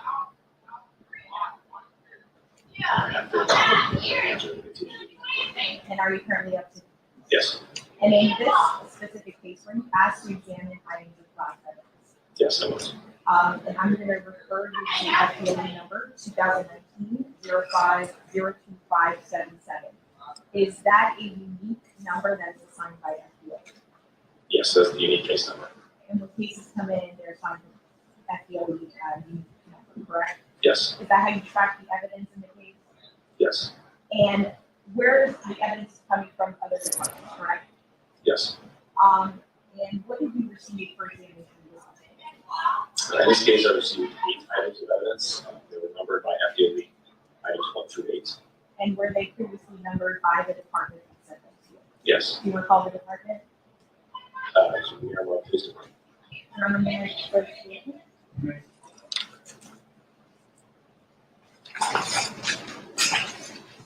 I'm going to approach this exhibit.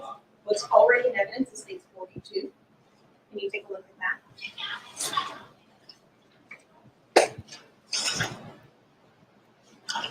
And do you recognize that? Yes, I do. And how does that recognize? I see the FDA case number, the item numbers, and my initials and my handwriting. So you're able to identify based on the packaging as well? Yes, the packaging and my initials are on the seal that I resealed. Show the states what's already in evidence is page 22. Do you also recognize that? Yes, I do. And how is it that you recognize it? In the same way, the FDA case number, item numbers, and my initials are on the packaging as well as on the seal. And are those what item numbers do those go to your FDA items? These are item numbers 1 through 5. And in states 42, those are item numbers.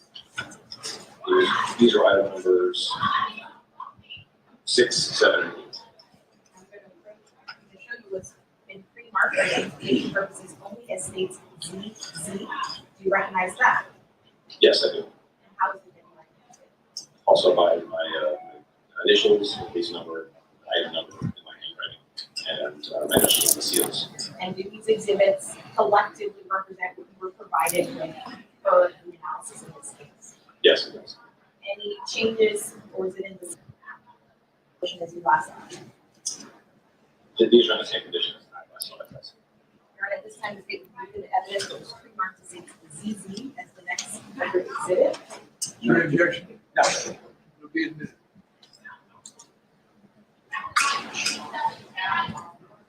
State CZ will be marked states.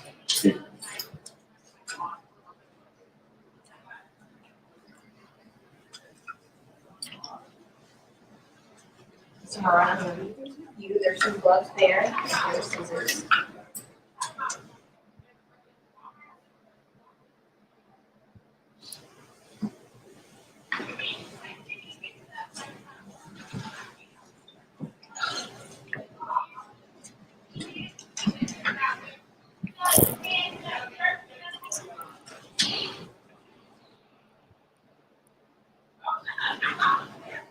All right, so let's go through the 5.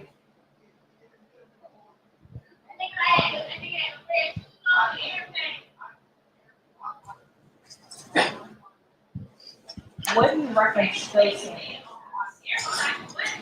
So these are represented as being found at the scene. The scene was described as US 27. Okay, and state's number, I believe 20. Is that the state number 22? Or if I may put it down? Yes, ma'am. Yes. 22. 22. So let's refer to states 42. What are those? These are represented as being class standards from the vehicle, from the Jeep Compass. It was described as being standard from the front passenger window, the rear passenger window, and then sample from the rear window. And what are you tasked with when you're provided with these items? My job is to open up the evidence. Typically, the question is, there's question samples found someplace. The agency wants to know, is it like another sample? Is it like a sample from the window or the window? Basically, asking. So items 1 through 5 compared or of the same nature as item 6. Yes, I'm looking to see if I So when you get those items, what is it that you first, after you documented the items, what do you do with it? after I documented them, laboratory by taking notes and pictures. Then I actually start the comparison part, doing side-by-side comparison. So I'm looking to see, I'm actually looking for differences. Can I see any differences between these two samples? So I'm looking at the color, the thickness of the samples. Can I see what type of glass it is? Is it window glass or is it container glass?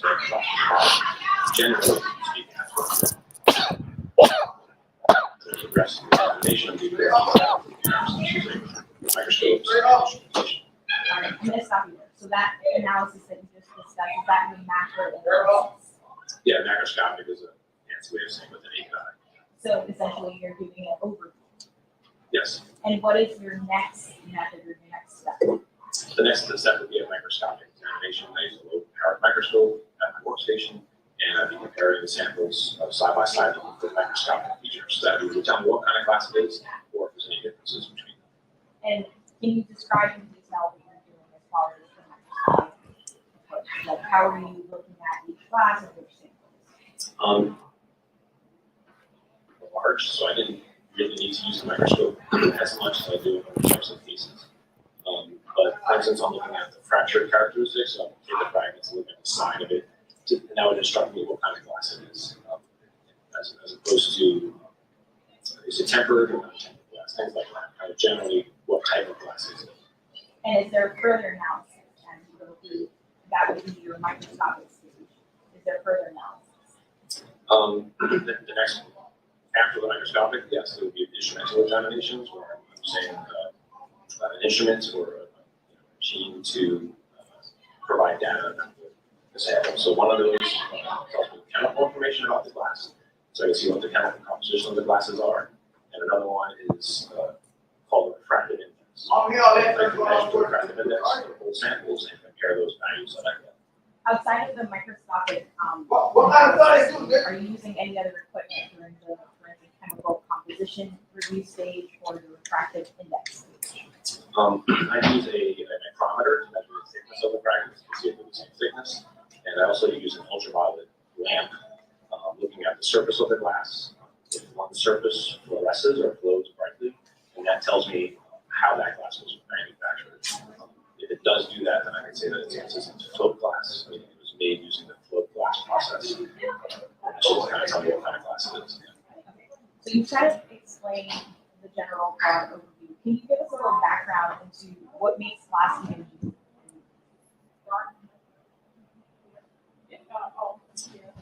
If I could explain how glass is made, it might assist the jury. Would that be in your testimony? Yes.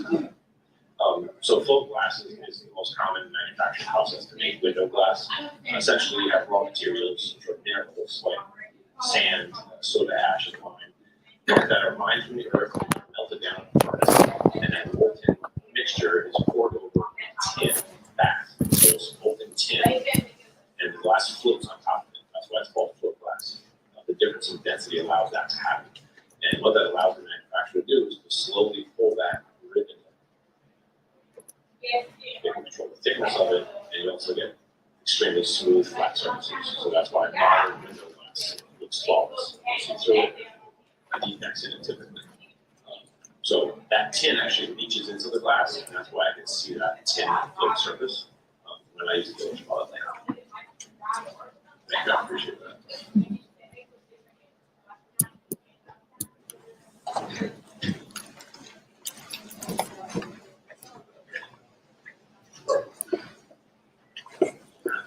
Excuse me, thanks. So is glass unique between manufacturers? It's hard to say. I like to speak more in terms of plants, right? So glass is made in a big manufacturing plant. There's probably over 200 float glass plants globally. So there's many plants making glass 24/7 all the time. So from plant to plant, there's going to be differences because they get raw materials from locally sourced areas. The manufacturing process itself will change the composition of the glass. For instance, that furnace that I talked about where they melt everything, it's made of bricks, zirconium bricks. That zirconium can break down over time and get into the glass. So you'll see levels of zirconium increase and decrease over time for one plant. So I can't say that the glass came from a specific plant because that plant's going to change the end product over time. So there's a lot of variation in glass from plant to plant and within one plant over time. So essentially, for instance, Toyota, they have an assembly line plant that they're creating or manufacturing glass for their vehicles. Within that manufacturing plant, there's going to be differentiations within the glass that's manufactured in that one plant. I would agree, except I don't know if Toyota makes their own glass. They would get their glass from the manufacturer and they put it on their vehicles. And there's no rhyme or reason as to where they're getting their glass from. They can get their glass from one plant 1 year, and the next year they can get their glass from somewhere else.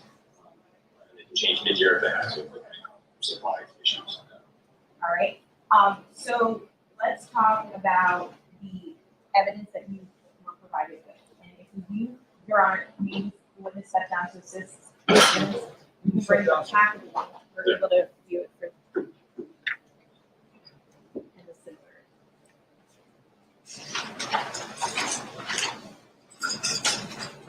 Yes. And we'll start with the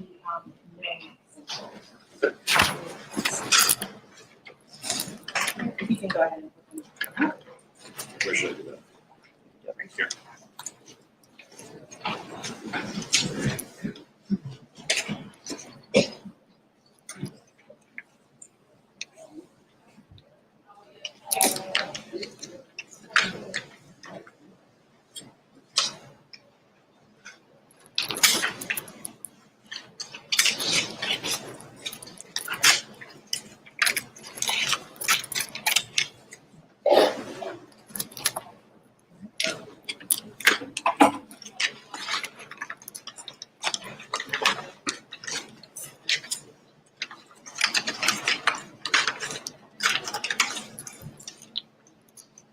put it under the light.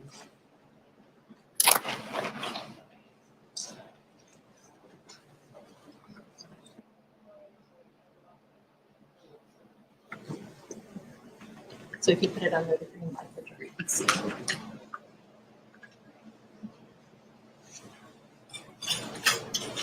So this is my handwriting, item 6, item 7. And are you able to open the glass, so open the container so we can see the glass particles?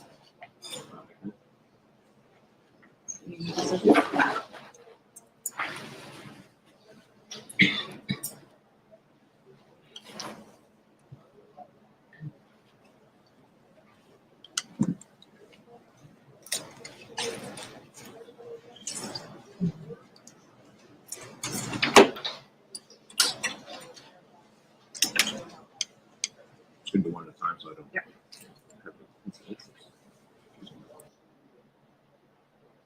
So this is item 6. Yes, this was item 6 that was just open. And in your macro analysis, can you explain to us what you're looking at? Yes. So that little plastic dish is what the sample actually took out of this tin to use in the analysis. I did look at everything, so I'm taking inventory in the sense of looking for glass that doesn't belong. I'm looking for different populations of glass, different types of glass. And if they all look the same, then I consider that they're all the same type of glass. So I'll do that with the naked eye, and if I have any question, I can use a microscope to look in that pile of glass, see if there's anything that doesn't belong or is not like these other ones. I was looking at the color, the type of glass that it is. If I had to, I can look at the thickness of it to measure that. Okay. And as far as item 5 or 6, 7, and 8, they were very similar in nature. Or from a known, how would you characterize it? So item 6 is the one that's represented from the front passenger window. That one is light blue green in color. And once I open up 7 and 8, you'll see that they're actually dark gray in color. So there are 2 types of glass present in these chambers.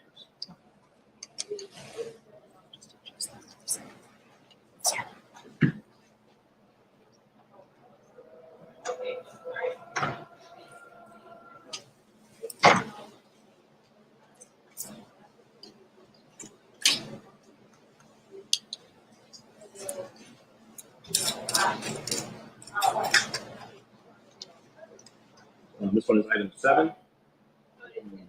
The plastic petri dish that I put in there to to separate out glass that I examined in further detail. This was the glass that was submitted to me, and as you can see, it's dark gray in color, so it's different from the item 6 glass. Okay. And this was represented as being from the rear passenger window. And when you're ready, we'll look at item number 8.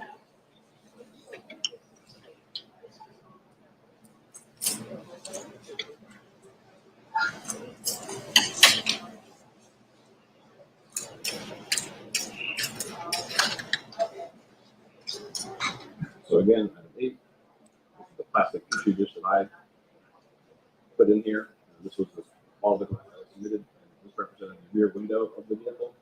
And again, you can see it's dark gray in color, so it's different from item 6, which was like blue-green. Okay. And you're taking samples you notated in that petri dish. Why are you taking the samples and not, for instance, utilizing all the glass? So I would say that my examination does include all of the glass. I'm looking at all of them when I open it up and I'm taking notes of what I see, and then I separate out some for further analysis for detailed analysis. So I don't have to go back into the scan every single time. I can portion out some of the glasses, considering them all to be like one another. Visually, take some and use it for further examination. It's like when you did a science test in class, you took the petri dish and put a sample of what you were using right? Yes. I'll give you a chance to put those back in and then we'll swap out. Do these review sealed? Not at this time. Yep.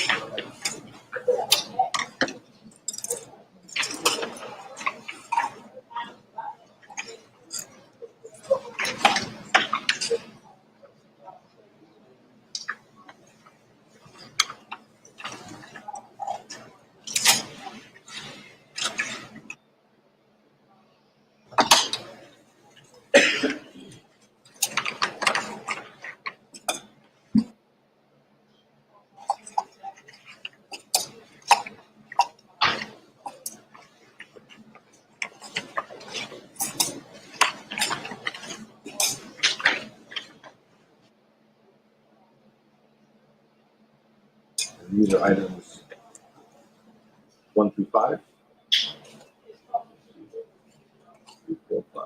And with respect to items 1 through 5, are you aware of the origin when you receive these glass samples?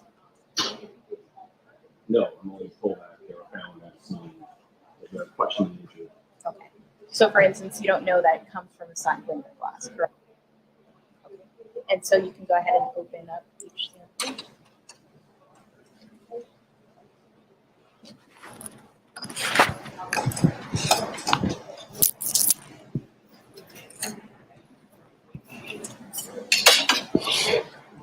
This is item 1.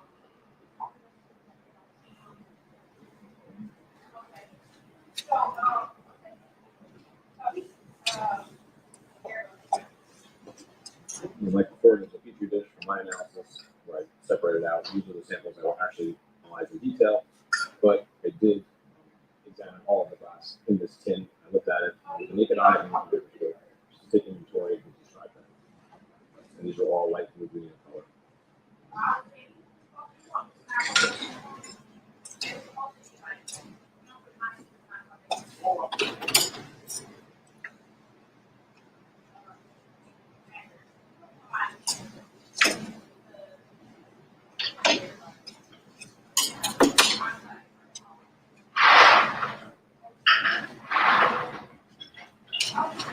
This is item 2.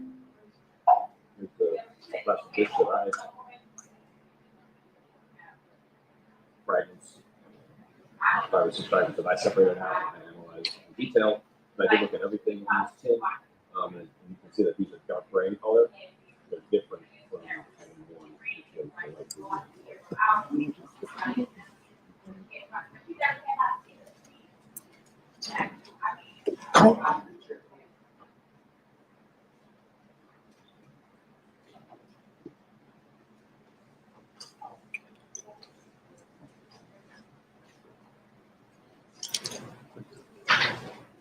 So at At this time, when I opened up each of these, I made note that there were two populations of glass vessels. There was a light blue. That was the same. At least two. And because it's a discriminating characteristic. It allows me to distinguish. Item 3.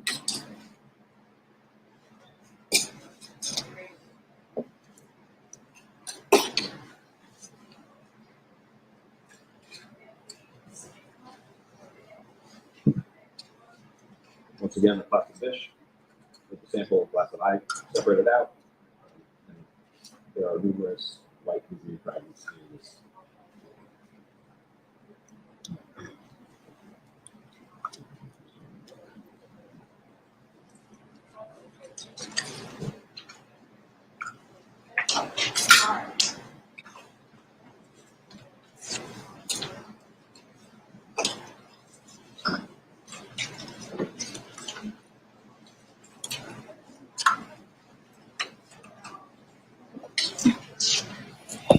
Item 4.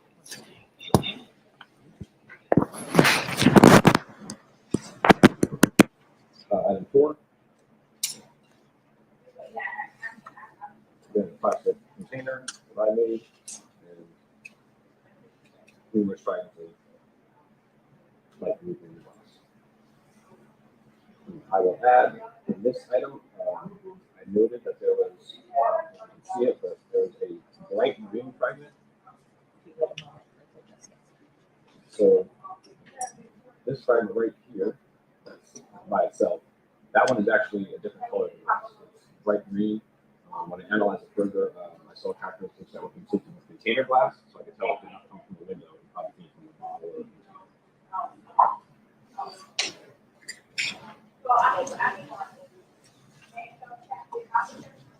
the last one is item 5.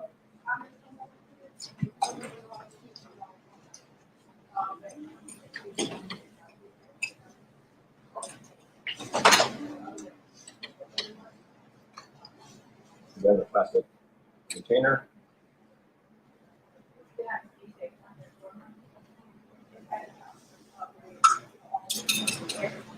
And there's some parent plant material with glass fragments in this tin. And this one, there's one, you can kind of see it stands out. One bright green fragment right here. It's different from the other one. So it's not like the light blue green glass. It's bright green in color. And also have characteristics consistent with container glass. So I can say that that one did not come from the window.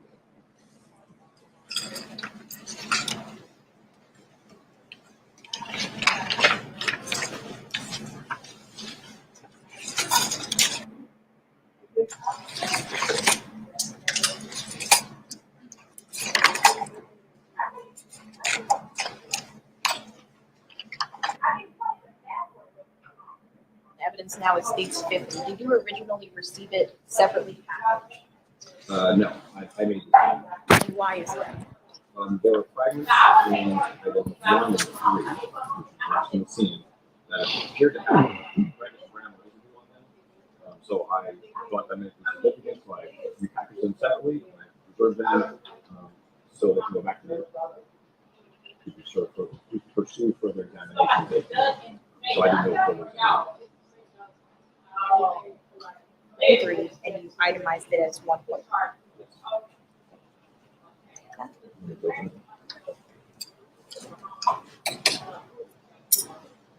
Take your seat.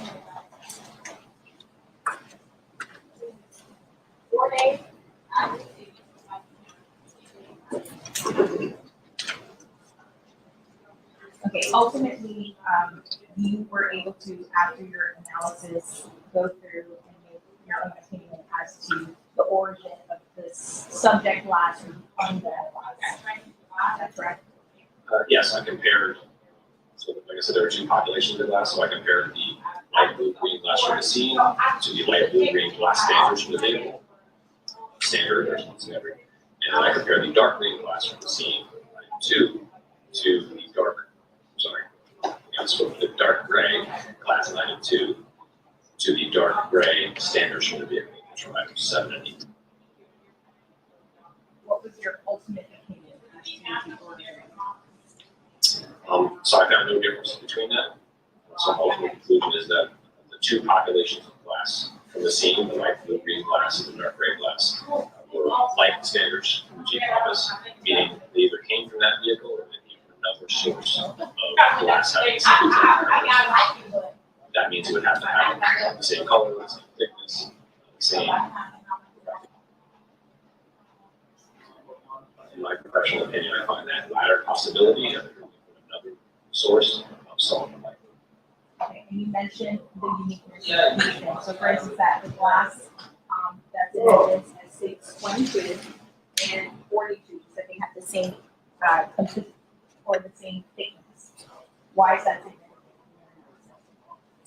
Because it can be discriminating characteristic.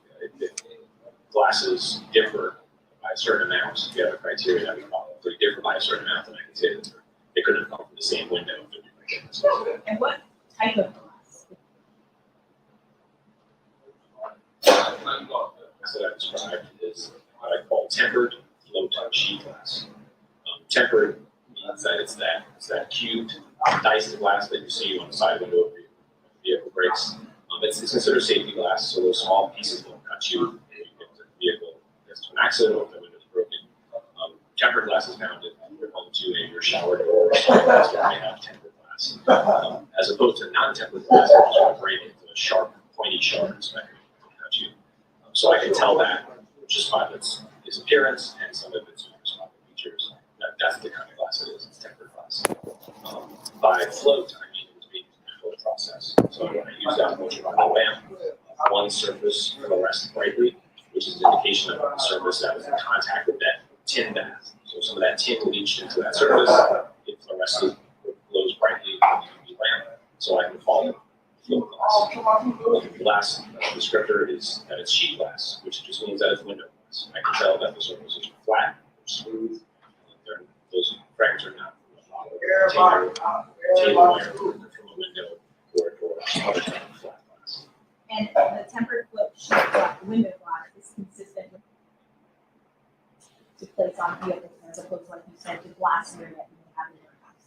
Correct. Almost all side windows and rear windows are going to be made out of float sheet glass. And as specifically pointed out, I think it was item number 4 and item number 5, that there were some small fragments of bright green glass that you were able to separate as another origin glass. Yes, there's one fragment in each. Okay. And you were able to determine and separate those fragments, 1 in each, 4 and 5, from the other sample, correct? Contained within those. Yes, they were different from item 4 and item 5. They were different. They're also different from the glass standards, so they could not have come from the vehicle windows. They're different color and they're different type of glass. And just to clarify, Marita, you here? Yeah, I'm here. They saying the video blurry and Tanel said drop the link. Say it again. Yes. However, they saying the video blurry and Tanel said drop the link on YouTube. Correct. Tempered wood sheet glass that comes from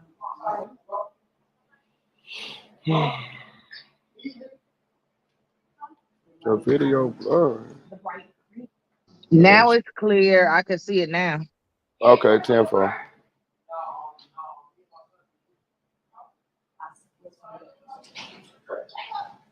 And as far as the dark gray glass, item number 7, what was the, why is that glass so versus other glass that you see as a light blue, bluish characteristic? Typically, modern vehicle manufacturers make the rear passenger windows, rear window dark gray, which is a natural tinting so you don't have to put an aftermarket tint on it. It just tints the passenger part of the vehicle. So you're able to distinguish that gray as coming from the rear of the vehicle as opposed to the light, the other colored glass coming from, for instance, a passenger side. Hey, the chicks 1,000. Those are going to be blue greenish in color, and then the rear ones will be dark gray, especially in modern vehicles. It's very common now.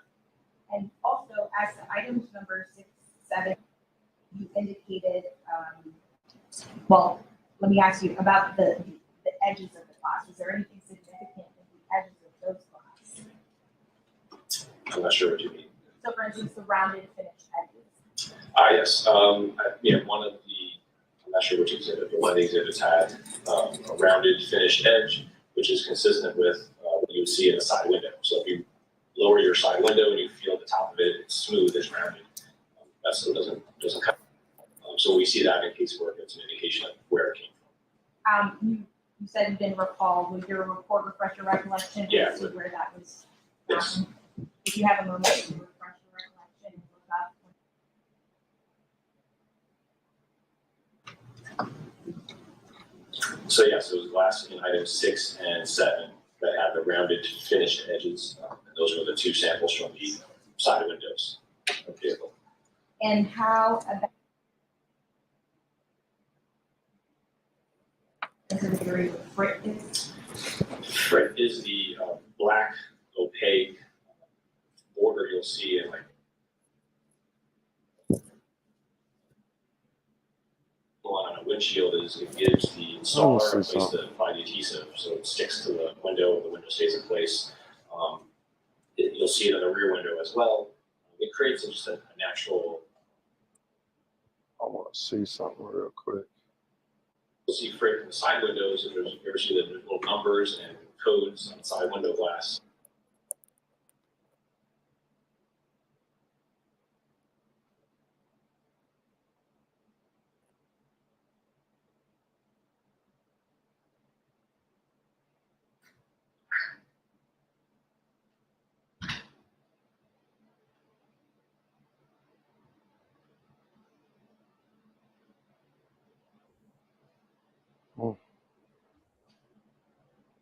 You need to refresh your recollection by repeating the report. Thank you. Sorry. Item 6 had some numbers in frit on one surface, and there was frit on some fragments in item 8 as well. And that was it.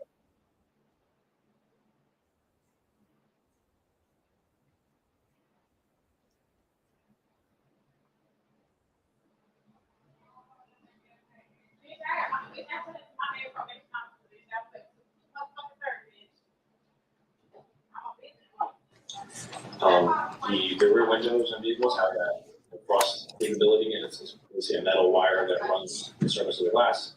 Occasionally I see that in casework, so if I do see that, it's an indication that that is a rear window glass source. And item 8 in this case did have a froster wire.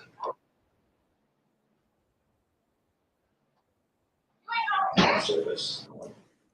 And the item 8 was in the rear window. And you mentioned in your opinion regarding the fact that it's your opinion that it would, the latter possibility is considered unlikely. How are you able to figure out the probability of that second?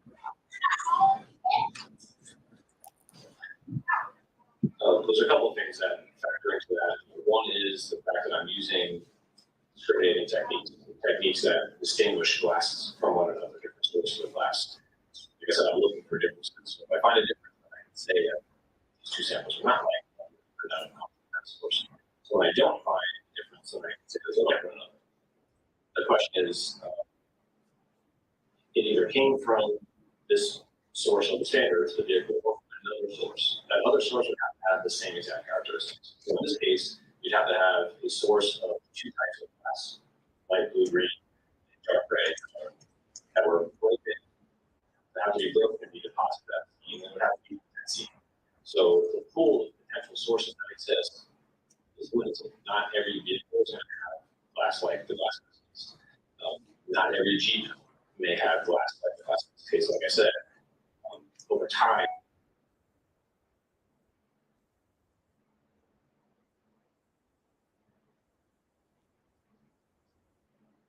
deposited the glass at the scene, and it was exactly like the glass in this case. I find it somewhat unlikely just based on those factors. The fact that it would have to be another vehicle with broken glass. So it wouldn't every Jeep on the road, right? Correct. Yeah. Nothing further. Ladies and gentlemen, make sure recess We have no question. No question. All right, so this. That's usually don't not discuss the change.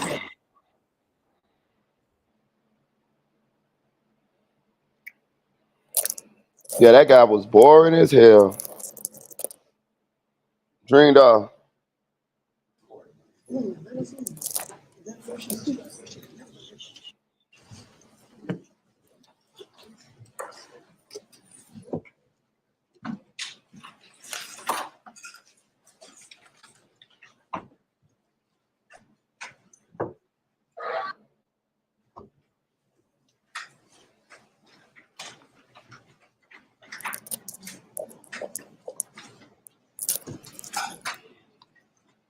Thank you. Let the record reflect the jury's decision.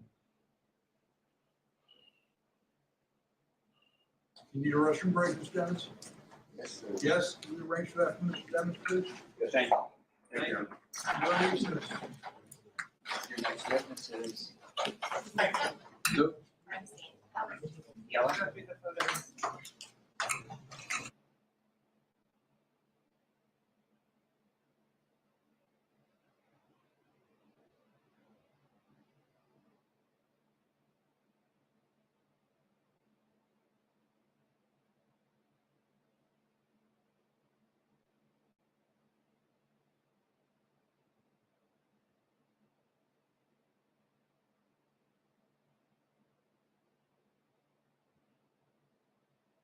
With 1.2 globally, we've provided innovation and expertise for over. So what, they went to break right now?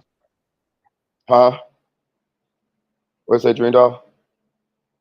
They went to break right now? Yeah, I'm so glad because that last thing was boring as hell.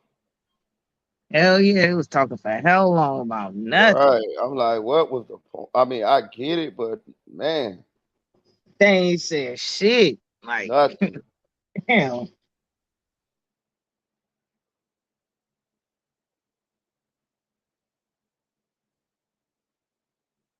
Did they say when they coming back up?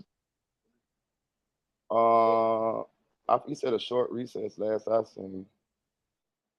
Okay, so like 10 minutes or so, something like that. Oh, short break. Oh yeah, 10 minutes. Okay, that's what it said. Yeah.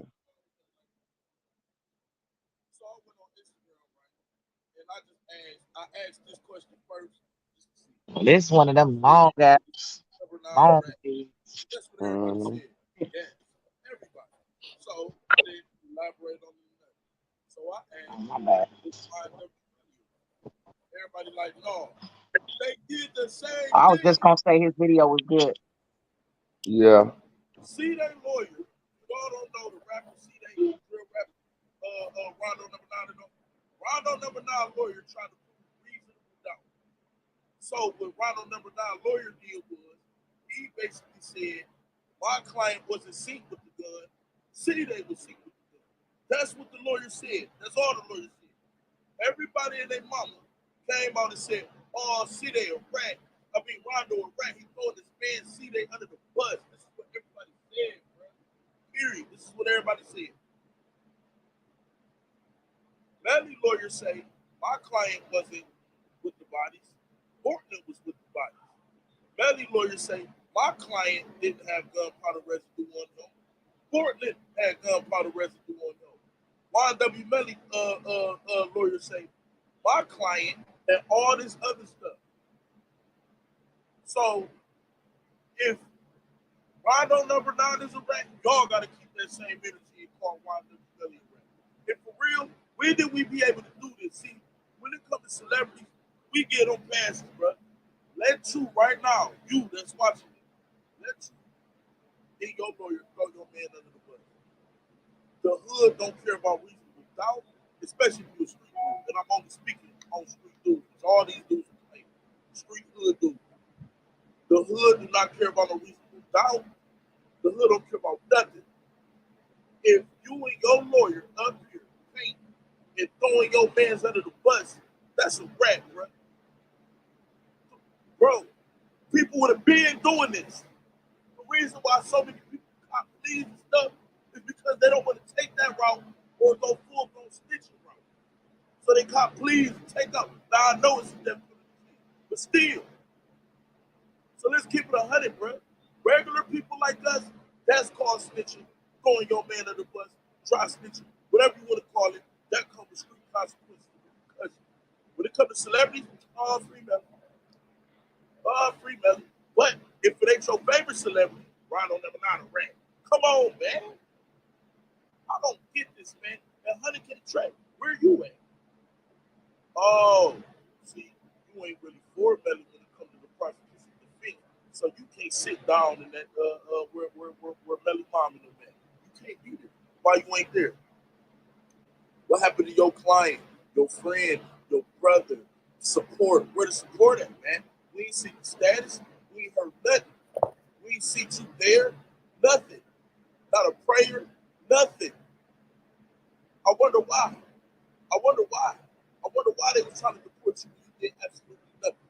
I wonder why in the Young Golf case, Justin Johnson brother got hit. And all he did, they even hit the dude that transferred. They hit the dude that transferred Justin Johnson. All they did was pick Justin Johnson up straight right. And they charged him. Where your charges? All but AK track knew nothing about what happened. Okay, Justin Johnson, driver, and the brother didn't know nothing about what happened. And they still got charged. So that's probably why they brought up the court view. And that's probably how that cell phone came up in their grasp. And I wouldn't be surprised if a murder weapon come up the blue if Melly played crazy on you, man. Yeah, where this dude at, man? Like I told y'all, all y'all been tapping these dudes, man. This is absurd. This is a shame, man. Now I'm gonna tell y'all like this, man. Melly can beat the case as long as the lawyer. I don't care if this can't hurt Portland. I don't care if what comes up in their trial can't hurt what. It still is what it is, bro.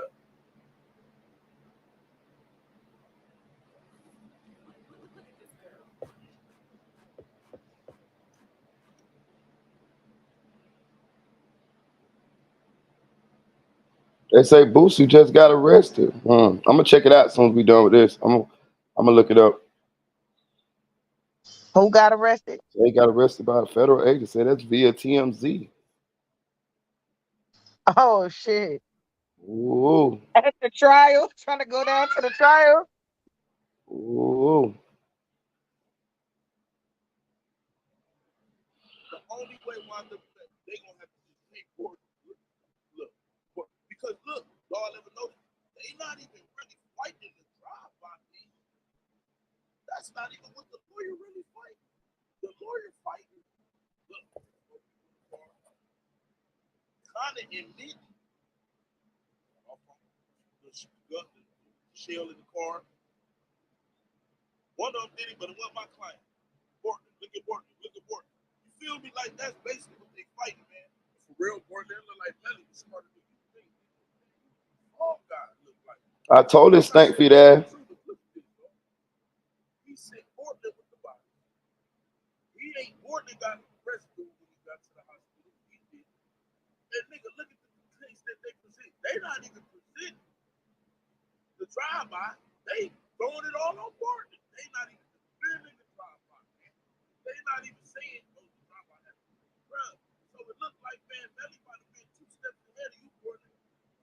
You go to the hospital. Now look at the position you in. Now his lawyer can nail everything on you because you went to the hospital. You got problems with gunpowder residue. You got problems with your clothes changed. You look crazy. Weird case. Melly out here playing like the devil, like the LeBron James. All this, like I don't get what's going on. Y'all capping these dudes. And I just don't understand. The lady got an evil look. I mean, what's going on, bro? What's going on, man? Then everybody asks me about Juvie Father. Listen, man. Juvie Father, I want to tell y'all something, right?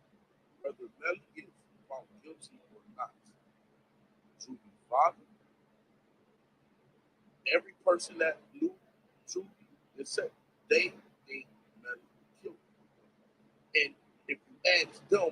It's not a thing. They know Melly killed them. So we can't get mad at a dude coming out. Why y'all saying free Melly? Bruh, he's right. Why we saying free Melly? They know he killed them. Whether that I don't want to hear, because I was on Instagram and people was coming at me, hey kid, if he get found not guilty, that means he didn't do the crime. No, it don't. Because if that's the case, y'all got to take 2 bodies and 2 attempts off King Von's record and take them bodies away. Y'all don't do that. So we're not about to do that. We're not about to act like every killer being caught. Now, I'm not here to say, look, it ain't me. I really don't care. I'm just speaking off what Bobby said. We can't change the fact that they feel Melly killed the boys, bro. They feel it. Y'all read the deposition. They didn't even, less than 24 hours. Everybody, Melly. Not Portland, Melly. So obviously they know something or knew something we did. Then he brought up Boosie. Why is Boosie there? Boosie, how you feel that the lawyer, your lawyer didn't have to do it? See, Melly's case is different than every other case we've seen. Because how Boosie beat his death penalty, one person came back and Melly needs 5 people. 5. So how you feel that Melly is gonna sit back throwing Portland under the bus? How you feel, Mr. Snitch K? Mr. You don't gotta do none of that. You don't even know that. Y'all let me know in the comment section how y'all feel. AK47. Y'all make sure y'all hit that like button, subscribe to the channel, share this video. I'm finna see what's on. I'm finna see what's up with Boosie. Boosie. With They this said that TMZ. he went into court for that gun case and they dismissed it, but on his way out the court, the federal agent swooped in and picked his ass up. Ooh, that's how the feds work too, boy. That's I know how. he's hella mad. With his ass all up in court, bullshitting around. This was in San Diego though. He flew down to SoCal I guess yesterday because when he just in Florida for Melly case. Yeah. So he must just flew out here that quick and got his ass picked up. So it says while he may have cleared the air in one case, Boosie Badass was dragged back into another legal mess, getting arrested by federal agents. TMZ has learned. A spokesperson for the San Diego County District Attorney's Office tells us Boosie was in court Wednesday for an appearance in his ongoing gun case. The good news, the case was dismissed. The bad news, he still had another pending legal issue. We're told Boosie was arrested by federal agents outside the courtroom as soon as his gun case was hearing wrapped. Damn. We don't currently know the circumstances that led up to the arrest. As for the gun case, reports say Boosie was involved in a traffic stop last month when officers discovered 2 handguns. Okay, so let me tell you how this goes here, right? This happens all the time, B. So what happens is, say you get a case, right, and it's a case that the feds could prosecute you for. What'll happen is it can happen 2 ways. Okay, so this would happen.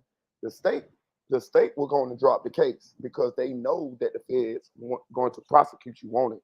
You see what I'm saying? Now it's basically like the feds coming in and say, "Hey man, let us handle this. We got this." You see what I'm saying? And that's what they did to him. And I want to say most gun cases can be federal cases. It's just depending on if the feds decide to prosecute you or not.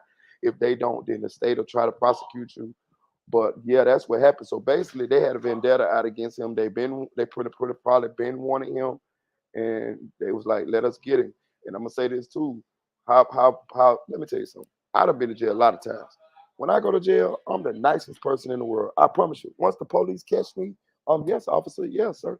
I mean, while I'm in handcuffs and everything, it don't pay to talk shit to the police. I done seen a lot of dudes talk shit to the police, and them police, they get a vendetta against you. You know what I'm saying? They can make you have no bond when you first get arrested. They can add charges on you. They can do a lot of stuff. They can make up shit when they writing the police report, all type of shit.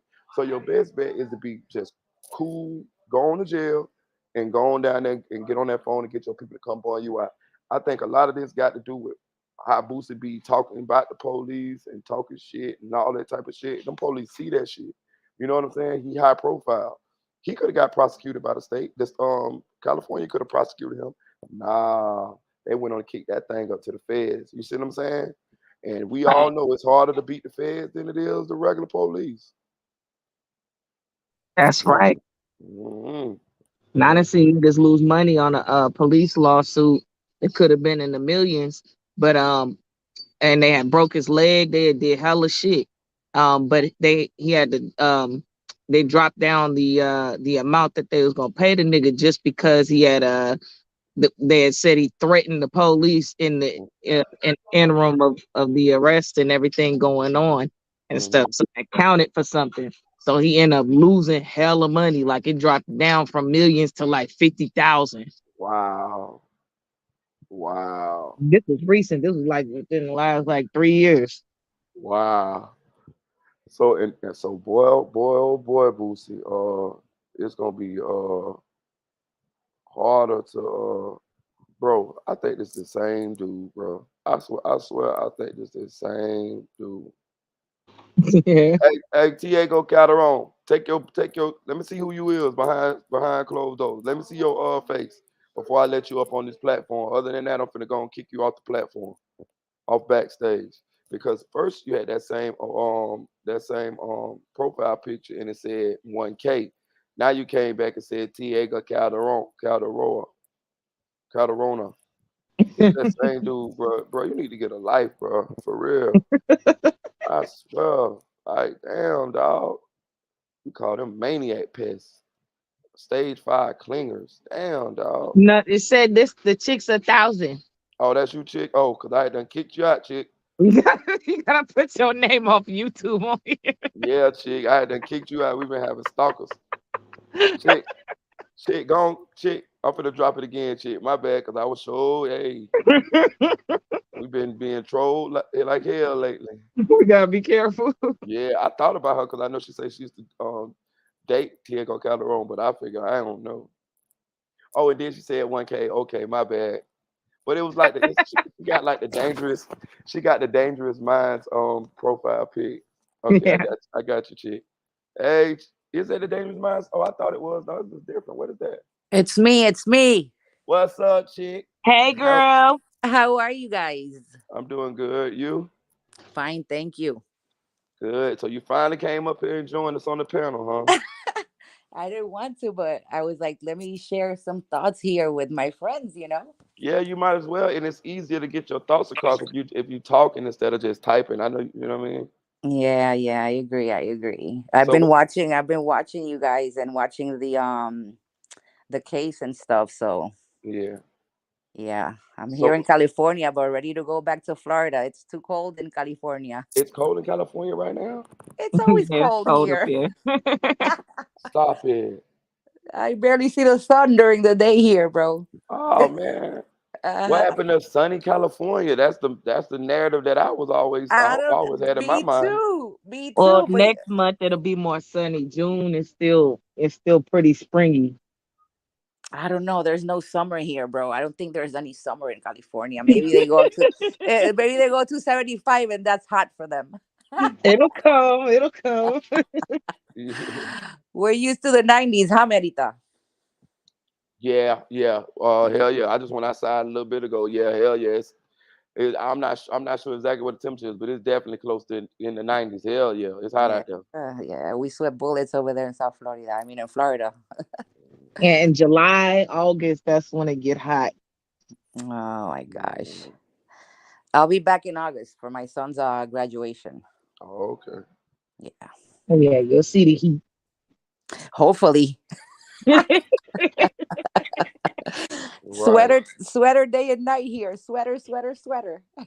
Yep, I got my heater in I'm under my heating blanket right now. Is Melly rapping? Melly is rapping again. He is rapping again right now. Look at, oh my goodness. I'm gonna pull it up. Oh my God, he has mental problems. This boy is Oh, bobbing his head. He pointed at his head like he's taking murder on my mom. Oh, this boy is rapping and bobbing and singing. oh, he out of here. He tripping. I don't know. I'm sure that his lawyers tell him to, chill out, but Maybe he's too nervous. The white man sitting right next to him. He just sitting there. He ain't said shit to him. He just now he kind of looking. That white man's getting paid. He doesn't care. Okay, look at this. Look at this. I'm finna You got back. to back it up a little bit to Yeah, I'm see finna when say it I'm was finna really back this going, shit but he's up. still doing it right now. Like, what song is he singing? He probably singing with his mama. You know, his mama and them probably in there singing with him. He gotta chill out. If not, he's gonna get in trouble. Oh, there he go with that goddamn Illuminati shit again. Look at it. There you go, y'all. There you go. He's saying that. He's saying that goddamn voodoo prayer. Look. Oh, he wow. This dude's psycho. I feel bad for him because he's very young. You know. This time, they trying to make him a ghost after a while though. He gonna be a young ghost after a while. That's right. Poor thing. This dude's psycho though. He rapping. This is interesting. Now he didn't stop. He's This, still shaking his head like he's singing in his head or something. I don't know. Now Oh, his lawyer, she ain't got that evil things book today. She got a blank one. yeah.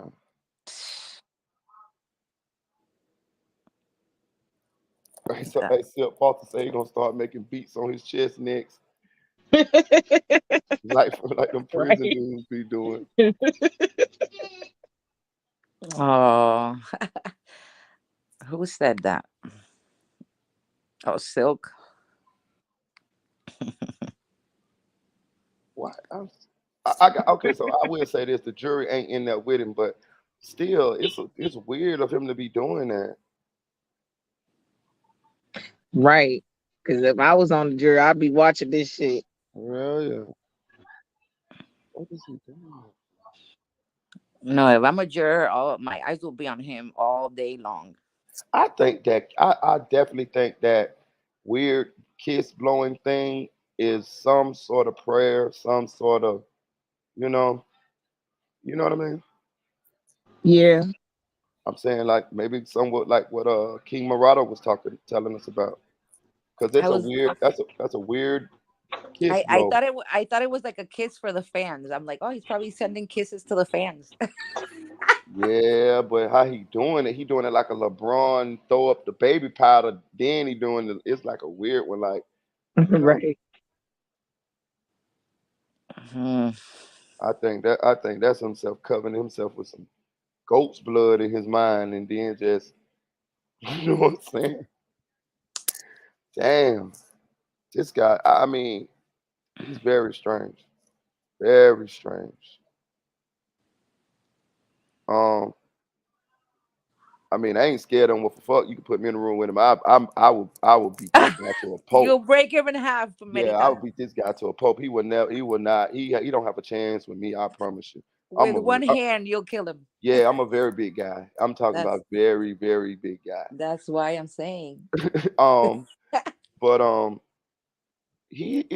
I mean he a weird, scary type of guy. Like okay, so put it this way: looking at this guy, watching him in court, his mannerisms, I could really see him like doing this. You know what I mean? Like the way he's acting is not helping him, in my opinion. No, not at all. He doesn't look innocent, is what I'm saying.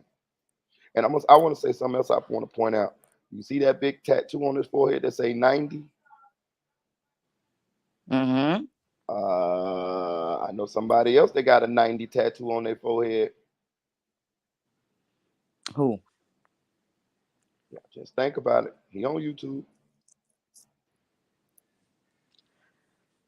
You know what I'm talking about, Dream Doll? I Oh, she dropped off.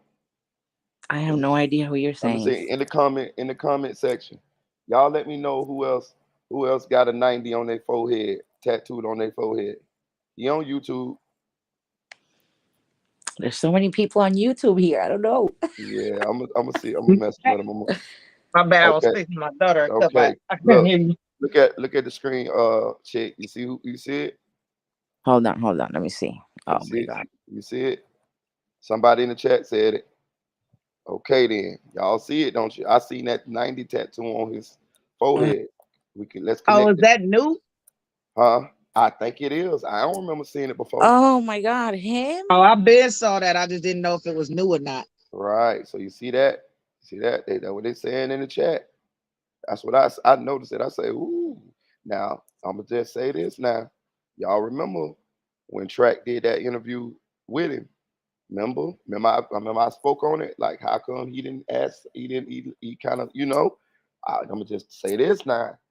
Connect the dots. That's all I'm gonna say. Connect the dots. They all tied in. I mean, it's right out there. It's right out there for us to see. They putting it out there for us to see.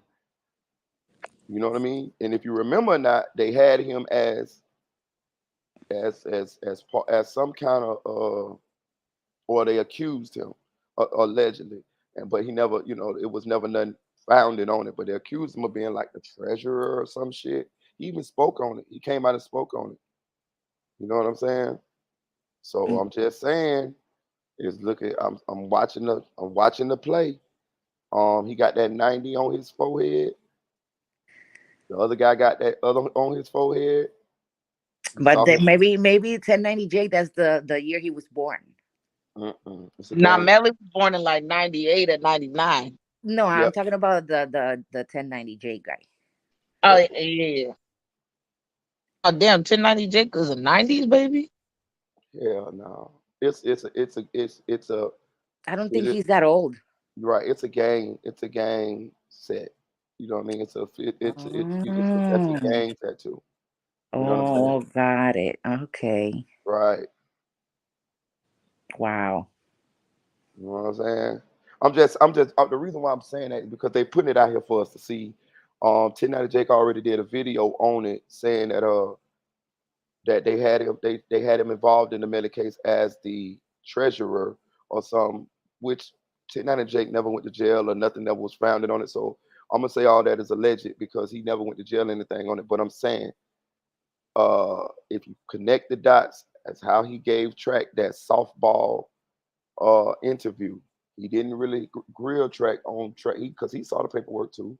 He didn't grill Track when Track said that Jacoby Mills uh when Track said that was Jacoby's gun. He pretty much cleared Track of the the snitching allegations, but he also said in that interview that he did not see any paperwork that said that Track was supposed to give up that gun. You see what I'm saying? But I'm just trying to show y'all why did he give Track such a softball interview? Is because they all affiliated some kind of way, Mm, and no they wonder. and they putting it out I there. see what you're saying. They putting it out there for us to see. I mean, I know more, but I just don't want to say. But I'm going on what they done put out there. You know what I'm saying? I'm going on what I'm telling y'all what 1090 Jake put out there. He did an interview on it. It's what I mean. It's actually is in the paperwork. You know what I'm saying? It's in the paperwork. I read it. I just didn't want to I didn't go over it with you guys, but I didn't read it. Yeah, it's in there. You know what I'm saying? And it's involved in this case. You know what I'm saying? But he did do a video on it, so I'm gonna speak on what he spoke on. But and I don't know for a fact of any of this, but I do know they is accused of being all in the same clique. Put it that way. You know what I'm Wow. saying? Yeah. So what, they got it muted? Yeah. They're on break still? I guess so. So, Chick, what you feel about the case? Going forward so far, how you feel? Since this your first time up here. Well, I just want time to go by quick so we could see more, more information, more evidence, more everything. We're just starting, so Uh huh. things are kind of like slow now, but I want to Uh get into the forensic part. The forensic part is going to kick everybody's behind. hmm How do we feel about this guy? This guy that was talking about the bullets and the bullet trajectories and all of that. What do you feel about him, Dream Doll? I feel like he could have and should have streamlined what he was saying. Like he was repeating himself a lot, and and just I feel like some people gonna get lost in the how long he was getting long winded is what I'm trying to say. It should have been real streamlined. I mean he laid it out, you know, good, but it was long winded. So that might be off putting to some people. But the information was there. Hey man, if somebody know how to get in contact with Track, man. Hey, look, tell Track, I would definitely gladly interview him. I noticed that when King AK-47 was talking about the Officer Francois deal and all that, he came on King AK-47's platform and he spoke. So if anybody know him, tell him to extend me the same offer. You know what I mean? Because I sure got some questions for him. You know what I'm saying? I want to see if he could and I'm gonna be respectable. You know what I'm saying? I ain't gonna get all animated. I'm gonna just ask him the questions that we want the answers to. And I'm not gonna, and then we're gonna see what he say, and we're gonna see what his responses are because it's a lot of glaring questions that we want answers for, and don't nobody be asking them questions. I think Trap Lord Ross did a decent job, being that Trap Lord Ross is Caucasian, and but he did ask certain questions, but he tried to like finesse his way in. He tried to finesse the questions to Track. You know what I'm saying? So he did decent, but I'm not satisfied with the 1090J interview. I'm not knowing that I know that 1090J be knowing a lot of stuff because he's so thorough with paperwork. And DJ Academics, he did a fanboy's job. He was just pretty much letting Track just run the whole conversation. No, man, we want some answers to these questions. What's the point of you coming up here if we can't ask, if you're not gonna ask the question that we want the answers to? You know what you're saying, Dream That's Doll? right. Yeah. And I know how to ask the questions respectively. I let him talk because another thing, if you let Track talk, he gonna talk himself into a corner eventually anyway. That's what got him into these situations already. If he Track would have never went around giving all these interviews, we wouldn't even have all this ammo against Track. But he went around doing all these interviews because he always liked to think he's the smartest person in the room. Sometimes you got to realize, you know what I mean, it's other people smarter than you. And another thing, when you go out there and you do all this talking, you got the full brunt of thousands of people on the internet to pick your comments and your statements apart. And if they false or if they don't match up, man, people don't do that. You know what I'm saying? So you can't out talk the internet because they gon' search. It's I'm back sure. on. Okay. I'm sure if they know each other, 1090 Jake is not gonna pressure him. So Say it again, chick. I'm sure that if they know each other and they're friends, 1090 Jake is not gonna pressure him with questions. He's gonna Yeah. let him be chill. And So that's what happened. See, but at that time, I didn't know they were cool like that. I didn't know that. I didn't know that till afterwards. I was shocked when I was watching the interview because we know that 1090 Jake is like the paperwork guy. He pretty much has people nailed to the dead to rights when he saying what he's saying. So when I saw that the tone of the interview, I was baffled. And then later on, that's when I discovered that they were cool with each other, and that was part of the situation. And now that I'm putting them everything together, and then 1090 Jake came out with his video saying that the police were trying to say that he was the treasurer of such gang. 1090 Jake actually was like he was like, like, man, it's crazy that they would have me like that. But when you really, really, and then when I read the paperwork, they got the paperwork. I just chose not to go over it with you guys. And it is definitely, they got his name in there. And I think it's the same paperwork that 1090 Jake was referring to. And he got his name in there, and they was trying to say he was like the treasurer of that particular gang. And but no, he never faced any charges or anything. So I was like, well, whatever. But they I just see the whole play, and I'm looking at this big ass 90 tattoo on Melly's forehead that I didn't see when he was out of jail. I think he got that 90 since he been in jail. But I don't know. You gotta fast forward if they got some sheriff or something on the stand now.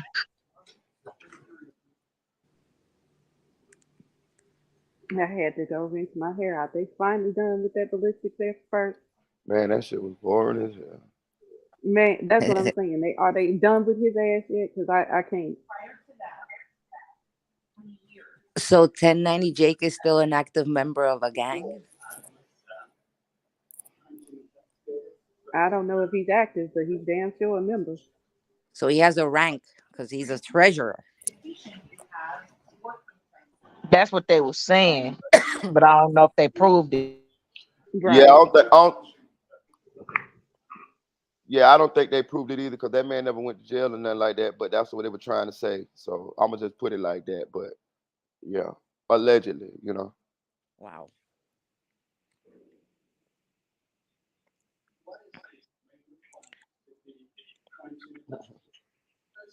Who is that BSO sitting there? Look, didn't track threaten you?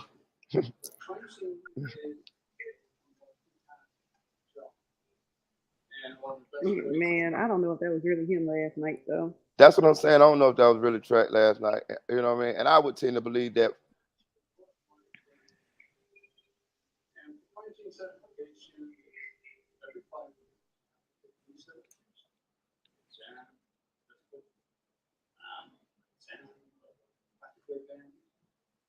And it's ongoing. So we just stay the same. You say, yeah, they take a long time. But what I'm saying is, ongoing. 5 years, every 5 years, different material. We'll have to see change.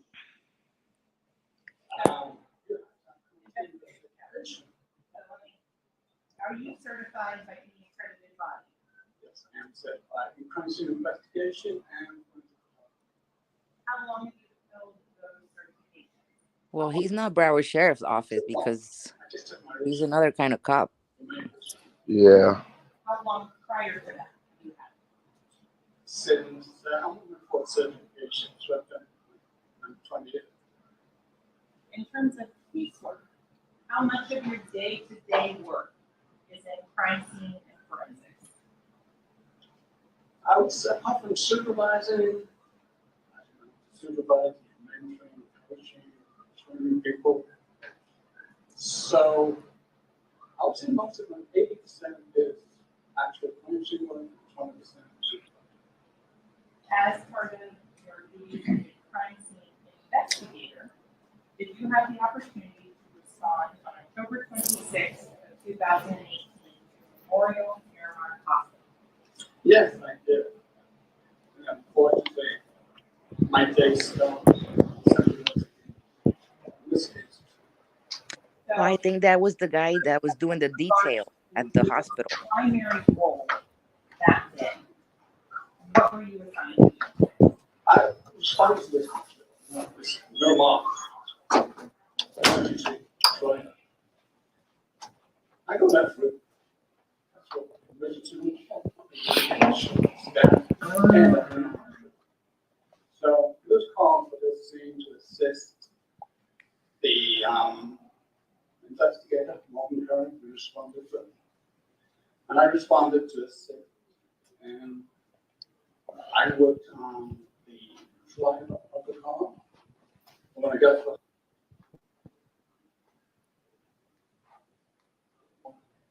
multiple bullet holes.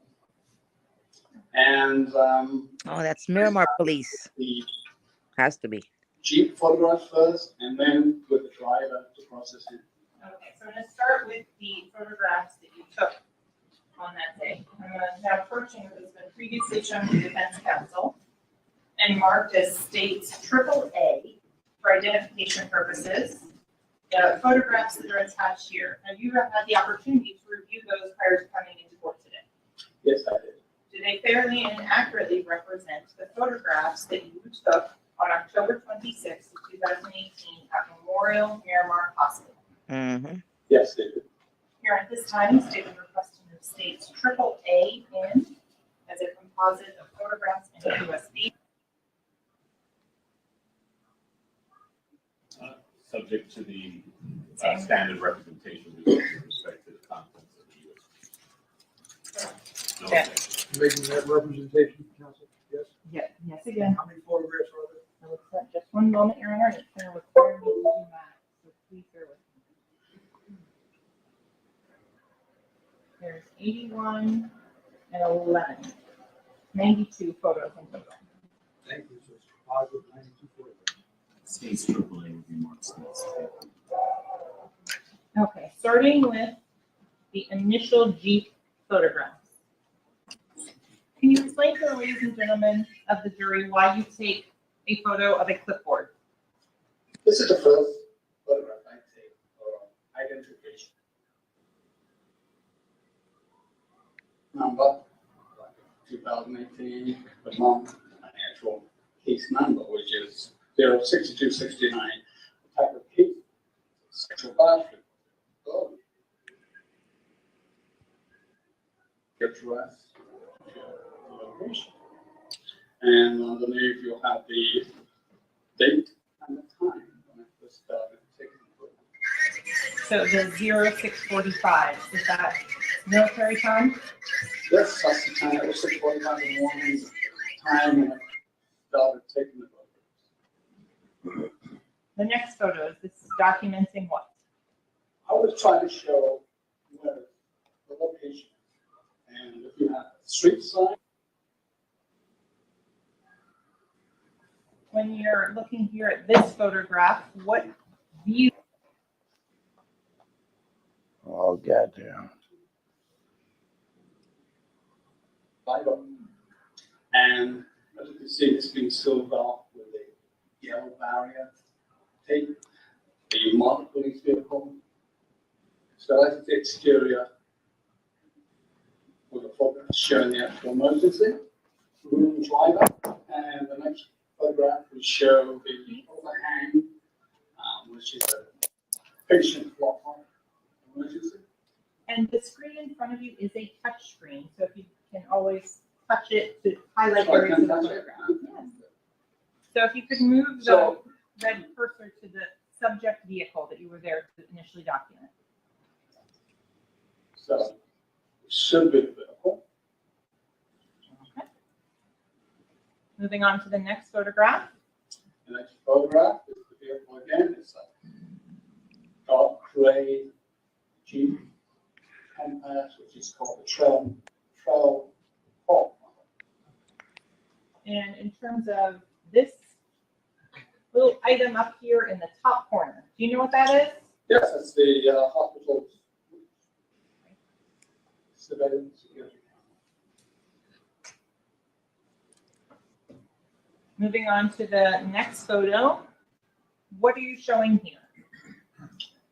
Well, this photos of the Jeep, and the driver's door was open, and the passenger driver's side door was open. So I took photographs of the Jeep in situ. I'll be finding it. Do you manipulate it in any way at this time? Nobody in that. So the next photograph shows the rear of the Jeep. To show the windshield was completely shut. Triangle, and that was the one tag number identified the vehicle. And what tag number is this vehicle identified by in the state of Florida? What state of Florida tag number is this vehicle identified by? This is the Florida tag number AKD22. Thank you so much. And finally, moving on to this exterior photo. Well, this show passenger door window smashed, the rear passenger door window is smashed, and then you can see bullet holes, passenger door, the rear passenger door.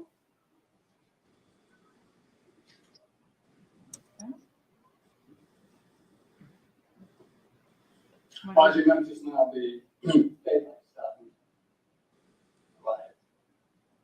So the lighting changed a little bit. Same picture of the Jeep.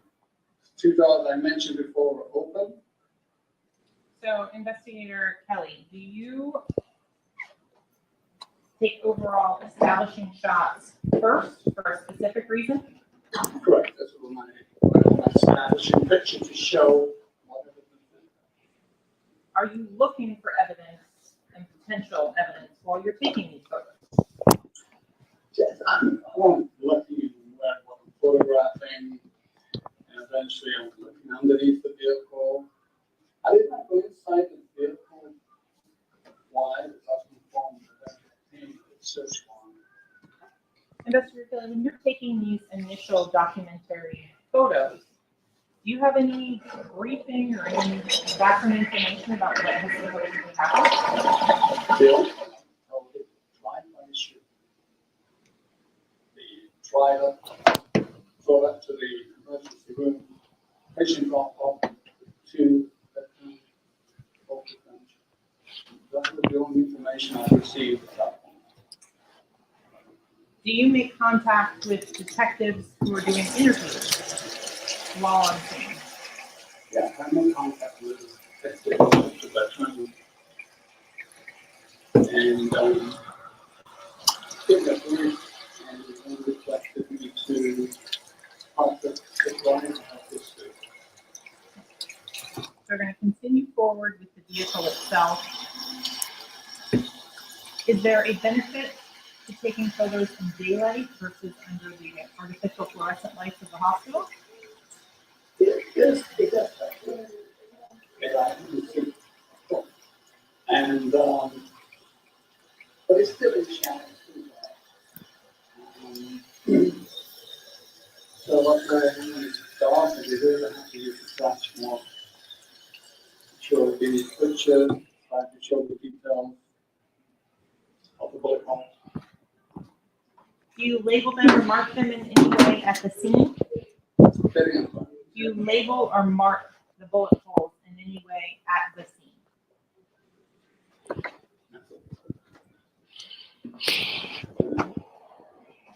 So going forward through the photos of the Jeep. Yeah, this is the, I think the inside the open door, show the interior. This is the rear passenger seat. And if you notice, there's many items, there's thick concealed blood, there's many items inside the vehicle. Do you remember what the weather was like that morning? So, yeah, Do you remember what the weather was like the that morning? weather was hot, humid, 84 degrees Fahrenheit. It was raining, dry, humid. Early morning. This is a really strong area. And it's still, you're not entering the vehicle in any way, shape, or form for these photos. Yeah, it was a black hole like that. This is the VIN number. A little bit bigger. What is a VIN number? So the VIN number here is C4 JGDB2 J219892.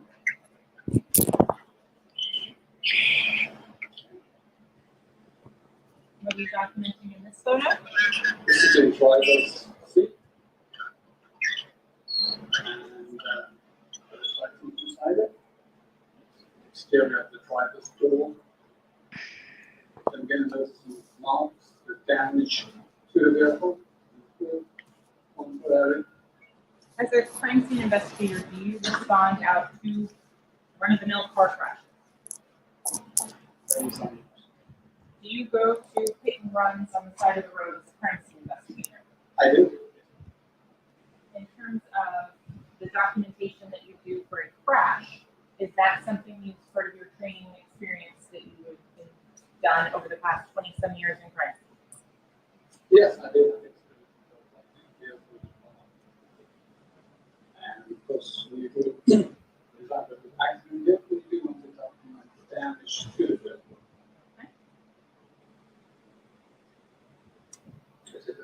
The body is damaged. As you can see, it's misaligned gun. Did you you have any idea as to when that damage could have occurred? No idea how the damage occurred. What is your job when you're doing this? Document.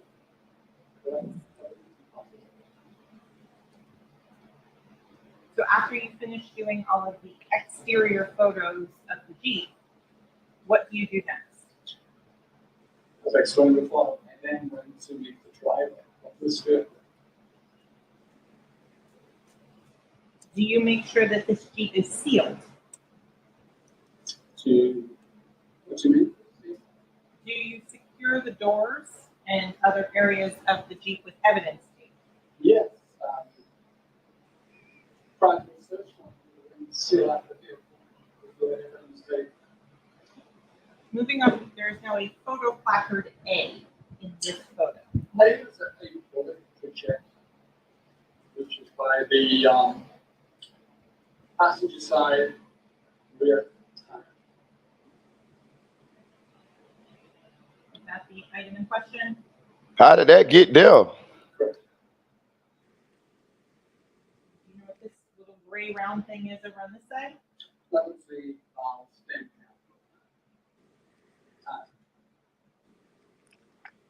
I'm What saying is that? that's what I'm saying. But how did that get there? They at the actual hospital, so that the bullet fell out when they got to the hospital. Maybe when they took the body out of the car. Oh yeah, yeah. And why is that car so beat up? That's what I'm trying to figure out. What did he hit? I would rather run into a lake than take it to the hospital. Nobody's gonna see me in that car if that happened to me.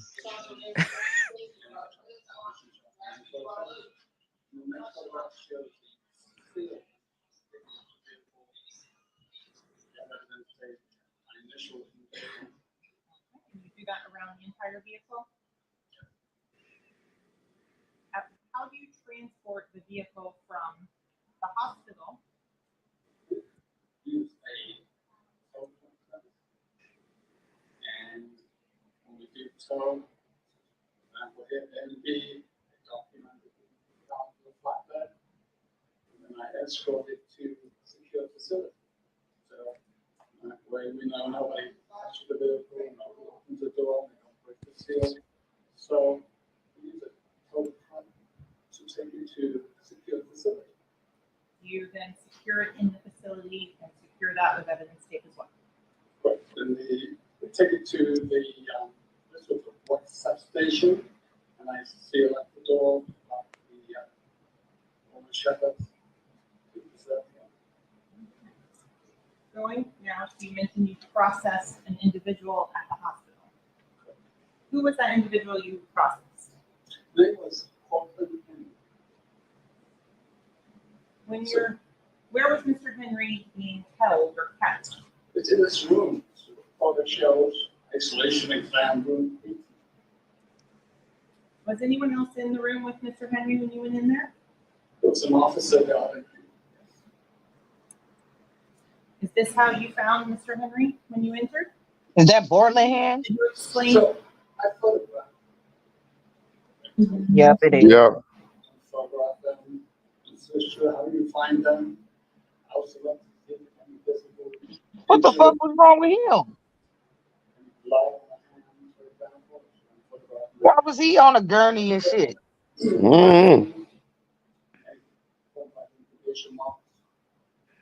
That man don't have a hair humble on his body. Hospital issued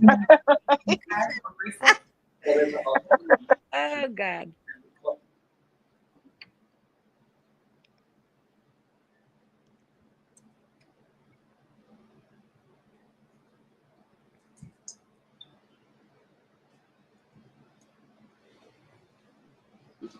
So the items over here in the floor, what are those? These are the clothing that Copeland was wearing when he came in. I didn't see it when the clothing. That's what the respondent, the first officer told me. This is his clothes that was in the room. Typical hospital procedure. Which is why every time we go to the hospital, all they remove the clothing. And there's two bags here. the footwork and the other back has the footwork. Okay, I'm gonna start and show you what the previous instructor to defense counsel as state triple C. Do you recognize this item? Yes. How do you recognize it? It had my number, and it has my initial date, and it does give a brief a description of what it is. This item is black t-shirt with blue edit. Mm. And is that going in the same or substantially same condition as when you bought it? That nigga ain't had no clothes. That nigga got to wear Drew filmed it t-shirts. Y'all see that shit? Yeah, was them Portland Stakey shoes? Yeah. Oh man, keep He them got to wear. motherfuckers in the bag. Yeah.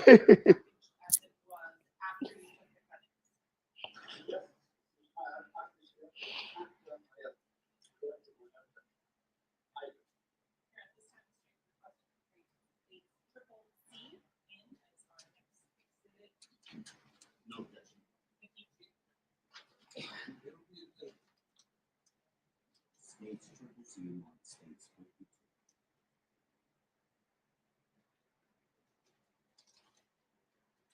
And that's what I'm gonna tell you, if I could be so kind as to ask you to publish this shirt. There are gloves to your left, and I can grab you some scissors.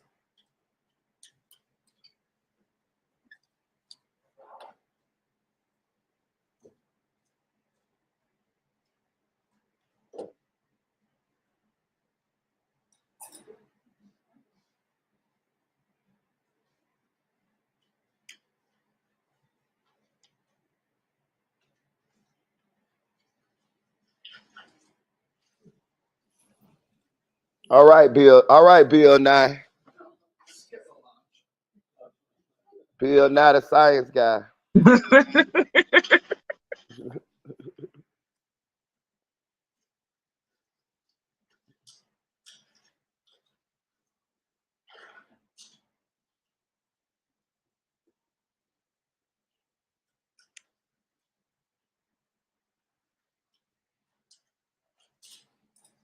This nigga dancing too? Man, he doing all type of shit, dog.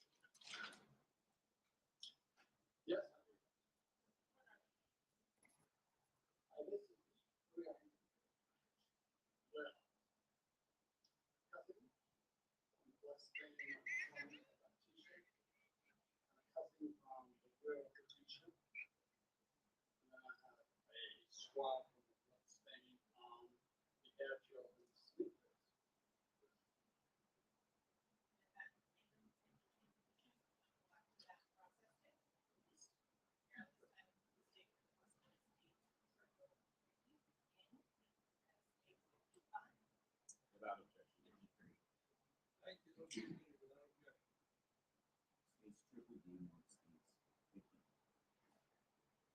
So with regards to the cuttings that are in there that you described, are those subsets or taken from that shirt that was introduced to state 52? The first two items were taken from Drew Film Edit t-shirt. So I'm now showing you what's been marked as states triple E,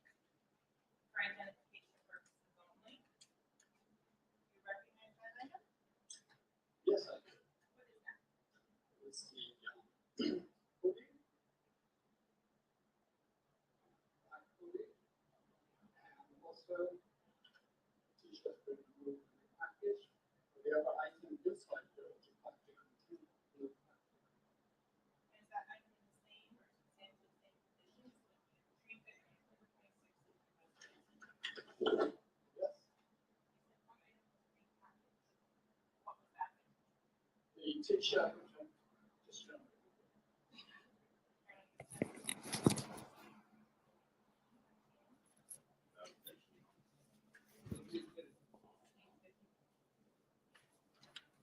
This nigga better not dance again. He better not what, Dream Dog? Get to dancing and shit. Right. This nigga.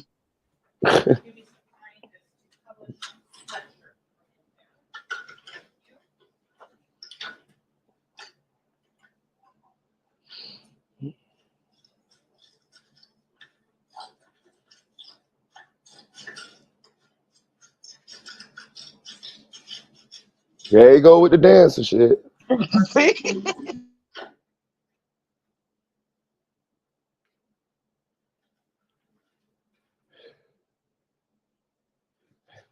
Can y'all imagine if he opened that bag with them shoes in it? Ooh. They're going to clear the courtroom. Gonna knock the whole courtroom out.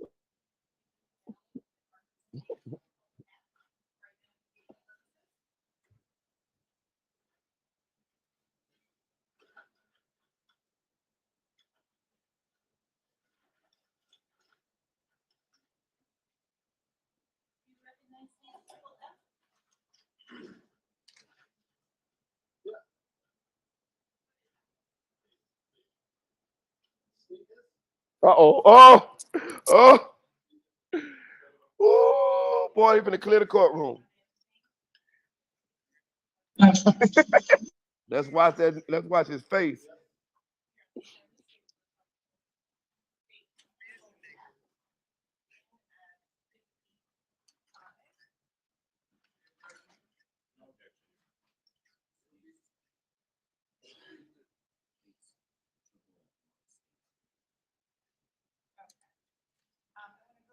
But it weird.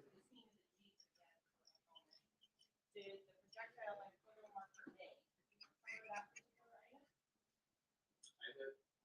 Now approaching the mark state triple G for identification purposes only. Do you recognize that item? Yes, I do. How do you recognize that? At my writing, conceal the description of what this item is. The flattened bullet projectile, and use the photo marker A. Somebody keep objecting and they keep rejecting the objection. Yeah, I heard that.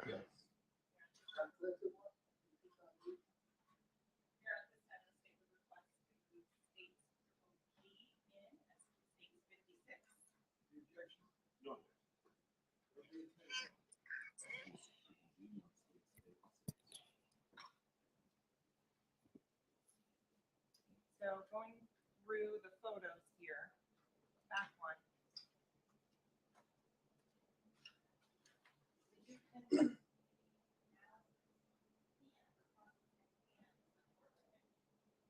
Yes, I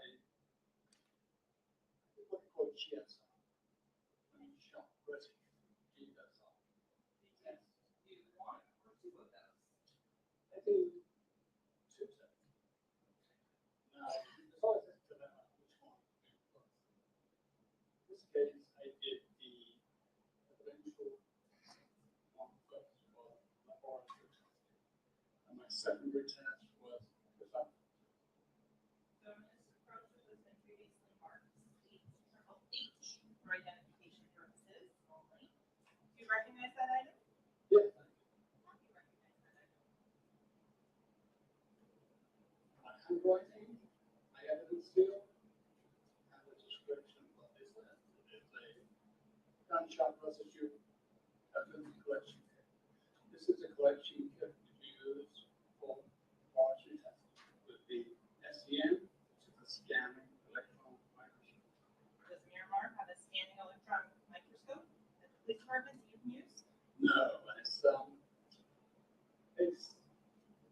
scan electron microscope is not optical. You may remember from this stage when you could look through an optical magnifier, see those squiggly thing moving around. Because gunpowder residue is too small, you need electronic scanning microscopes. Now, optical works by electron, almost like sonar radar. This thing runs back. That's the only way you can see or detect gunpowder residue. Damn, again with the objections. Mm-hmm.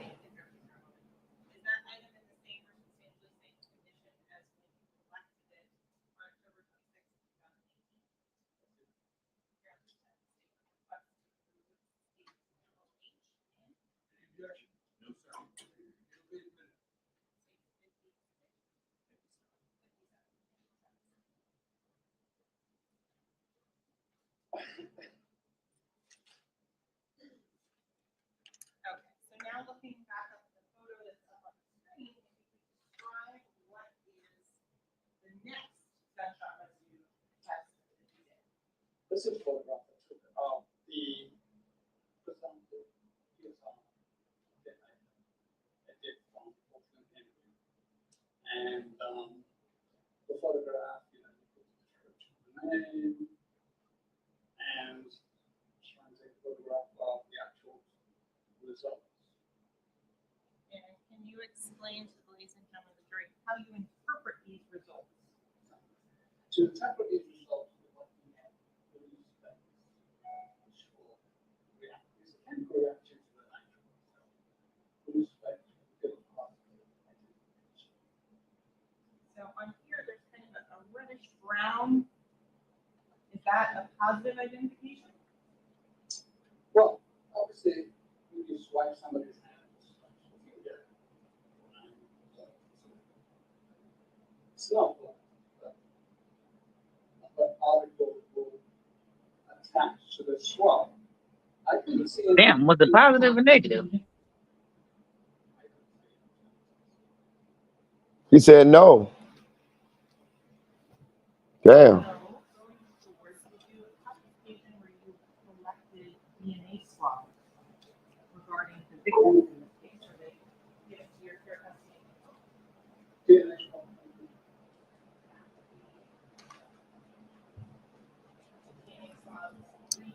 One second, y'all. I got to back him up.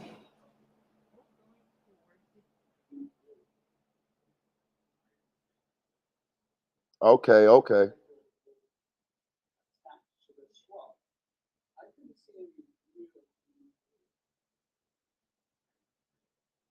Okay then. So he said no. Okay.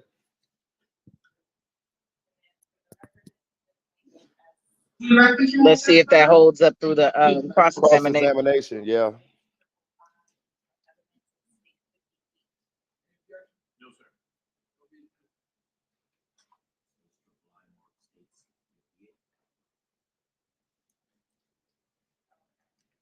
I'm approaching with what has been previously shown to defense counsel and marked for identification purposes only as state triple B.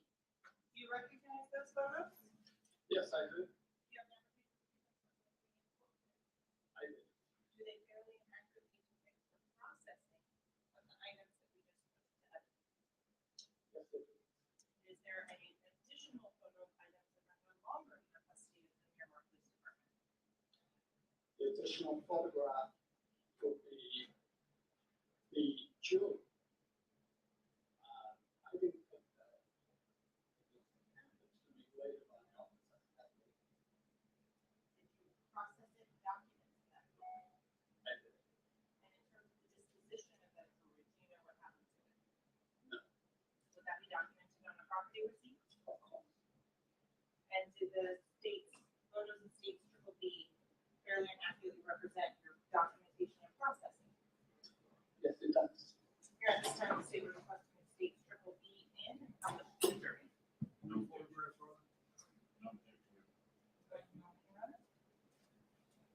States triple B would be marked states 59.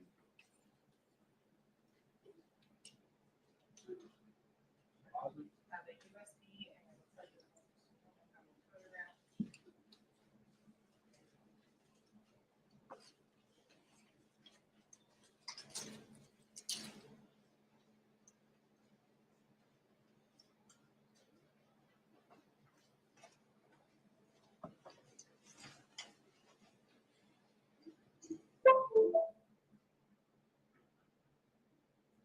18 photographs.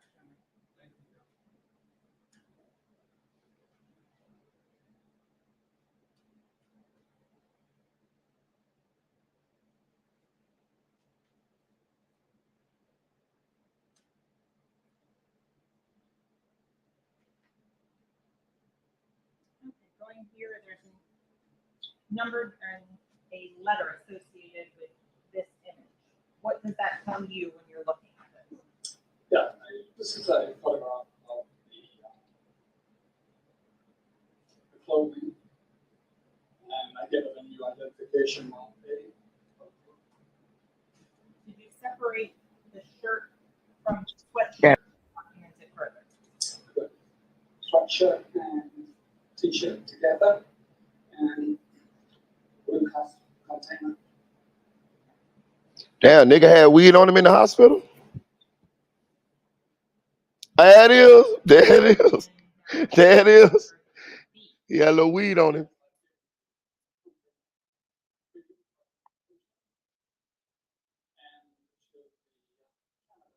I told you.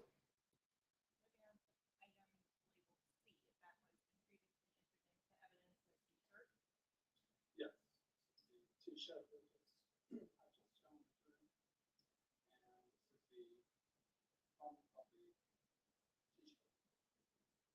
Was there an item of interest on the front of the t-shirt? Yeah, we have two small specks of blood on the front of the t-shirt. That's a close-up photograph to show small specks of blood.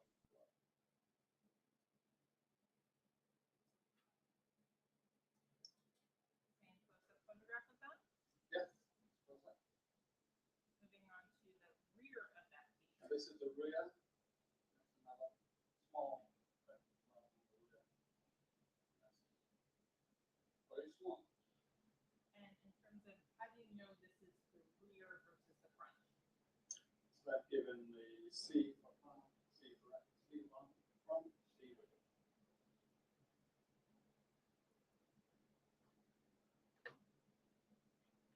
And so did you then process and document the sweatshirt?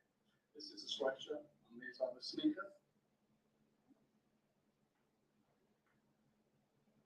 And one of the items that you put in was a swab of a blood stain from the sneakers. Is that indicated in the photo we're looking at here? Yeah, on the right at the bottom there of the sneaker, there's a very small blood stain.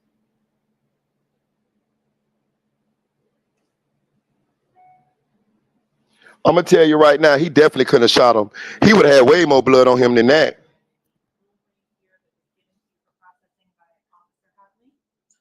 That is correct.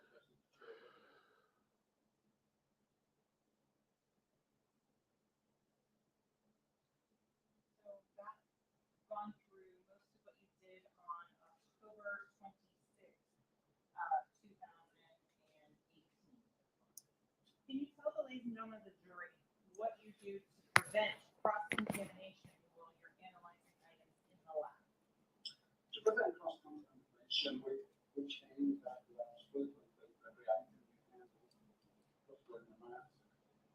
And when tie-up protection when required, if blood stain, anything can do to prevent cross-contamination.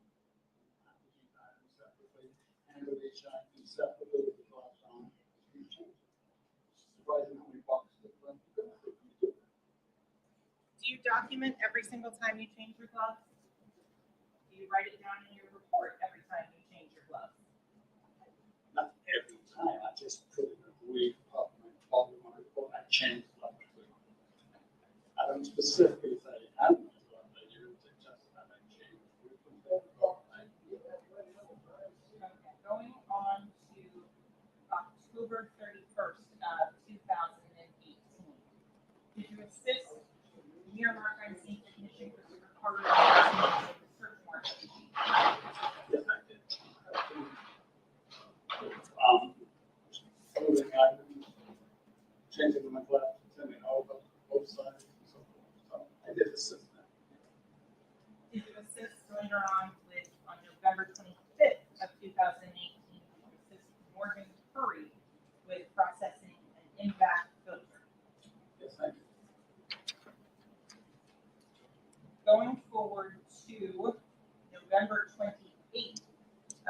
2018. Did you assist in doing a trajectory analysis? Yes. And so what was the goal of the trajectory analysis? The goal for this projection analysis was basically to show approximate height of the shooting. At this time, I didn't know where the original shooting had taken place. Hospital was second. So using the trajectory strength and wall and determine approximate height of the shooting. In this case, it's between 5'10" and 4 foot. And in terms of the shooting reconstruction, is that a separate procedure that is done as opposed to a trajectory analysis? Correct. The information that you had with regards to a drive-by, was that still the information you got when you were doing this trajectory analysis? Yes, that's the information I have.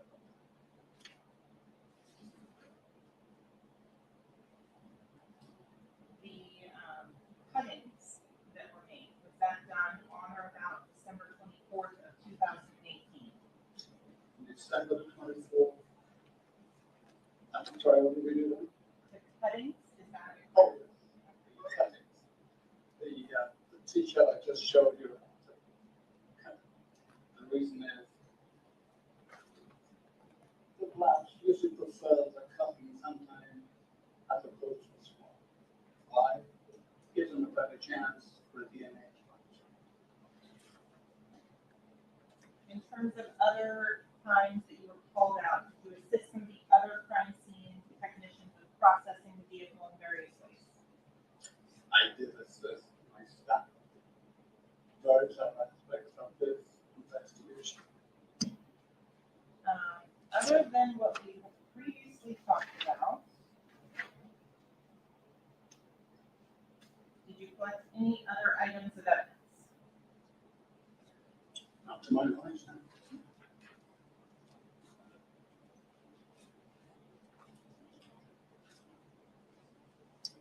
In terms of the keys to the Jeep, were those present when you were doing these various search warrants?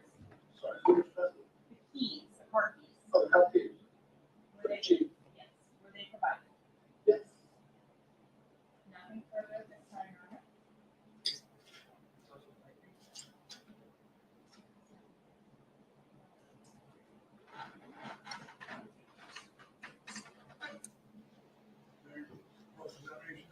Yes, sir. You're ready, man.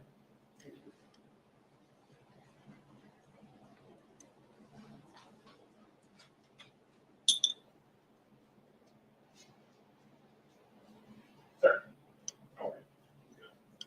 Thank you for being with us. Just have a few questions. You began, let me start where you finished, trajectory analysis.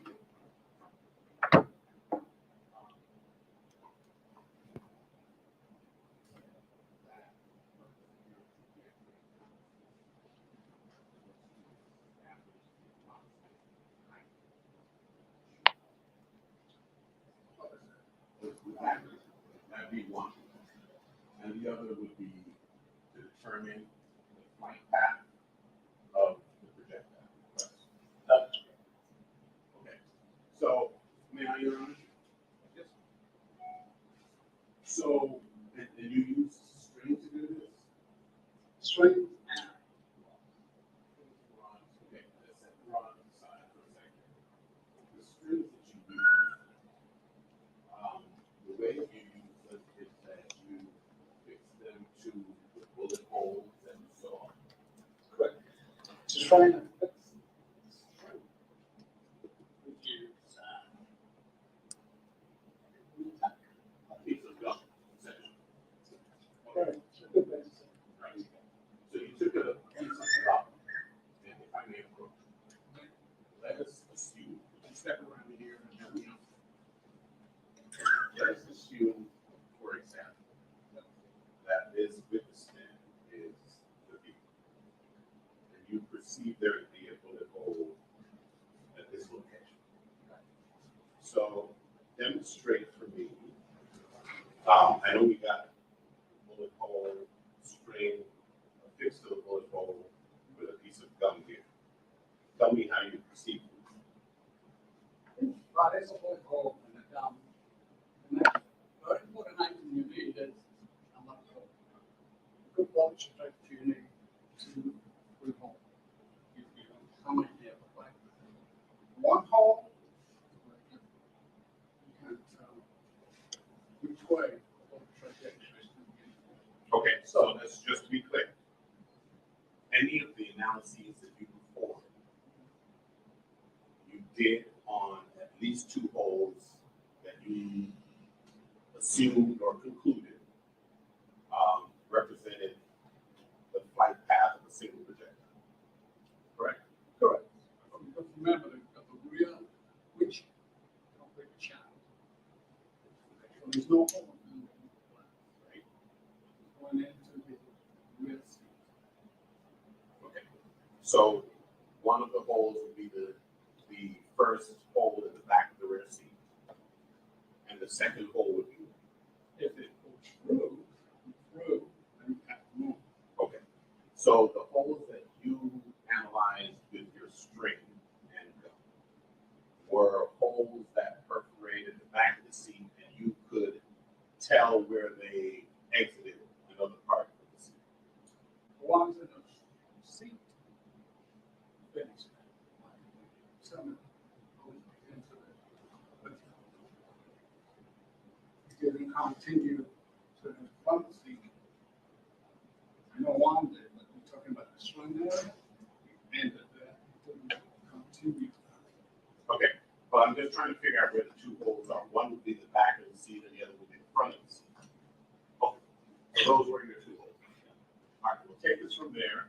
You have one hole in the front of the seat, right? You have a hole in the back of the seat. Well, the seat might be wider. And you affix the string on which side of the hole? Whichever area you can attach the gun to. It's possible to, usually it's not. Well, if it's on the outer area, how are you sure that you have identified the correct trajectory as it relates to the hole in the front of the seat? Swing is this one, and then you can use blocks. You can push it all the way through. So there you would push the rod through the hole. It will come out on the other side, the front side of the seat, which would indicate to you the trajectory.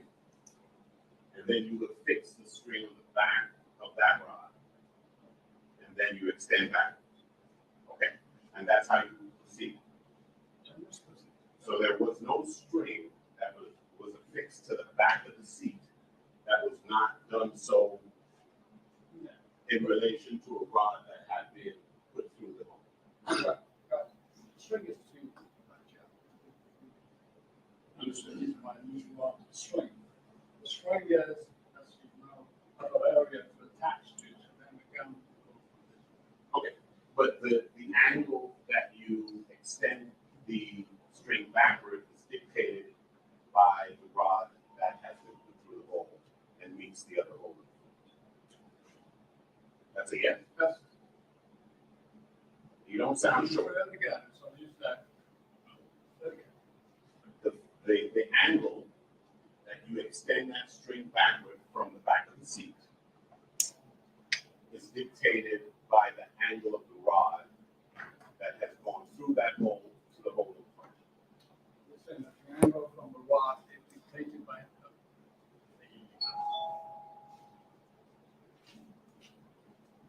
the angle of the string is dictated by the angle of the rod that you had already placed through that hole. Right? That is, I'm not the expert. You tell me. Is that what happened? Well, is that what you did? Wouldn't you have? I'm sorry.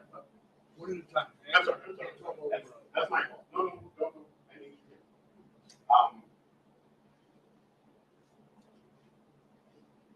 I understand if you are having failing recollection. This was a while ago.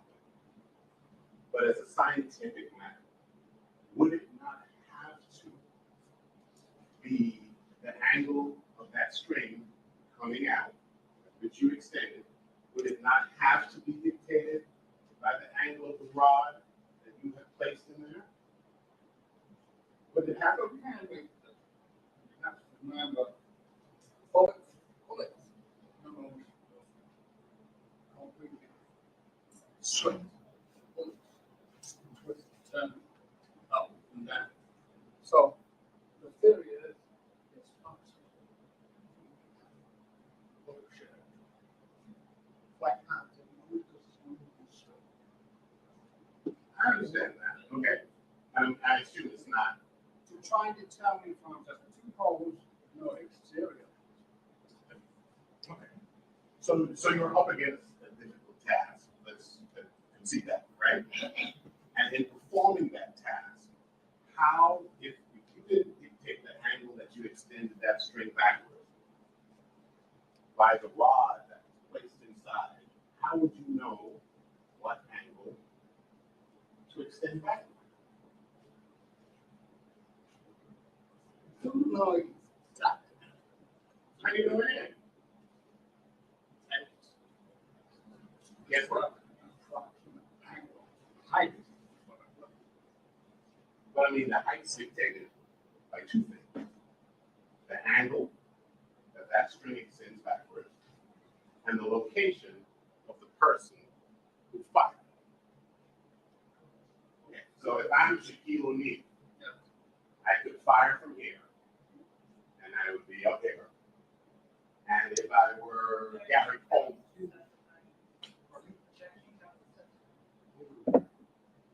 if I were Gary Coleman, remember the difference,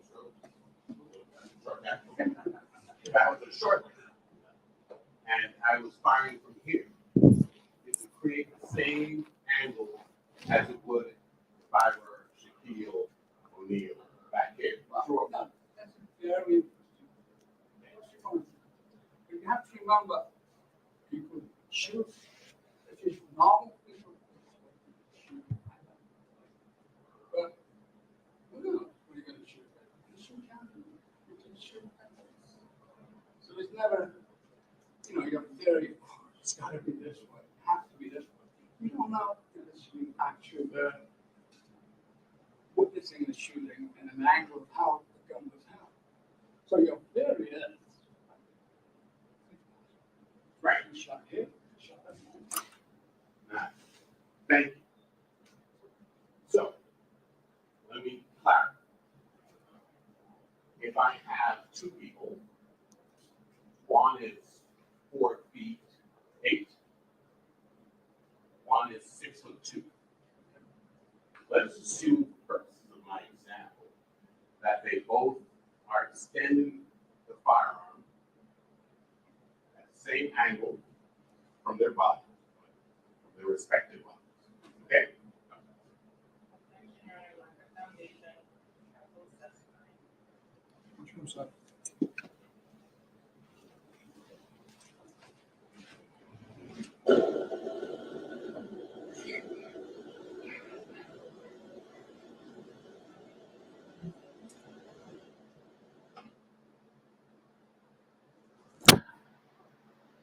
I say he's doing a good job, Dream Doll.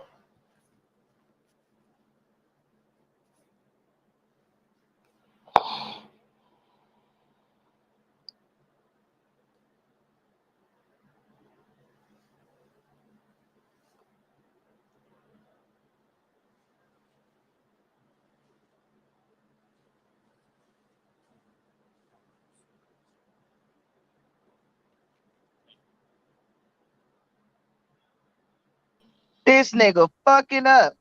You think he fucking up?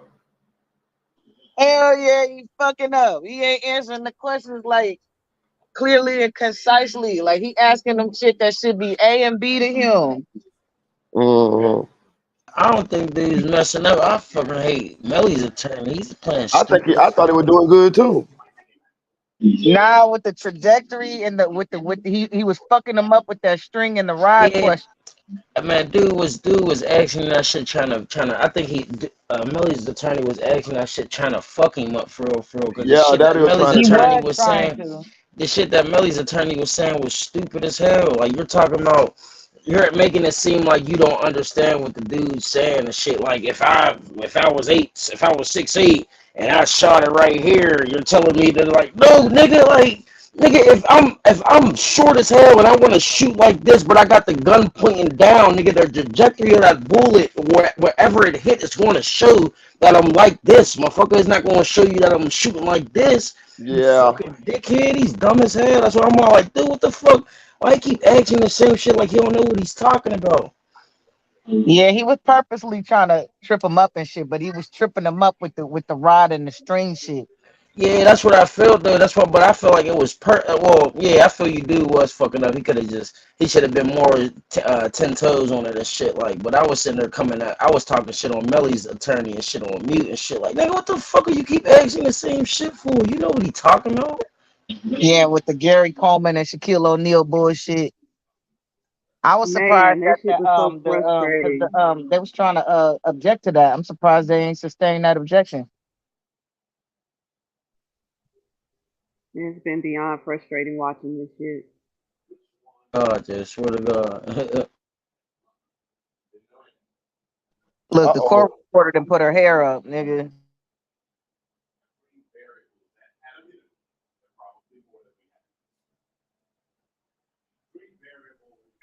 But I can say Millie attorney doing his job. Can y'all hear me? Yeah. Yeah, I Yeah. can hear Uh, you. just making sure.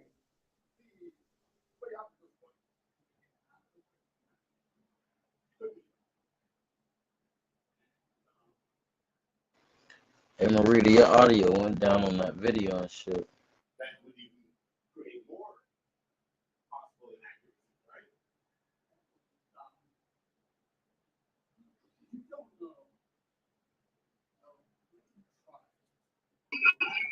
Yeah, I don't know about this cop, man. I don't know, bro.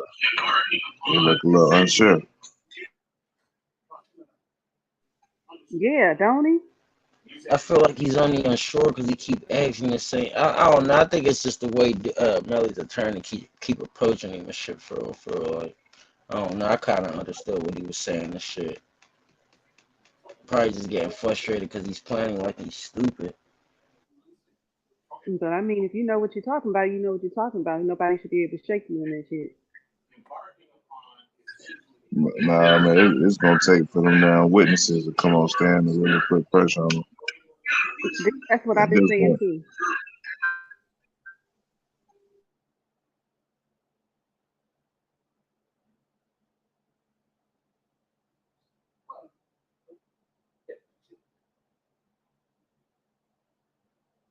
These niggas having some weird dialogue. Like, Yeah, he out there talking to his homeboy or something. Bill Nye the Science Guy is. yeah, like I don't know. They both got different, I guess deliveries, and they not meshing well. You think he a little intimidated? I think the white dude. I don't know. I think he talks weird or something, or like he doesn't. He's not from America. He got an accent. Yeah, I feel that's like. that's what I'm getting at. Like I don't think he's understanding certain shit. Yeah, I agree. Okay.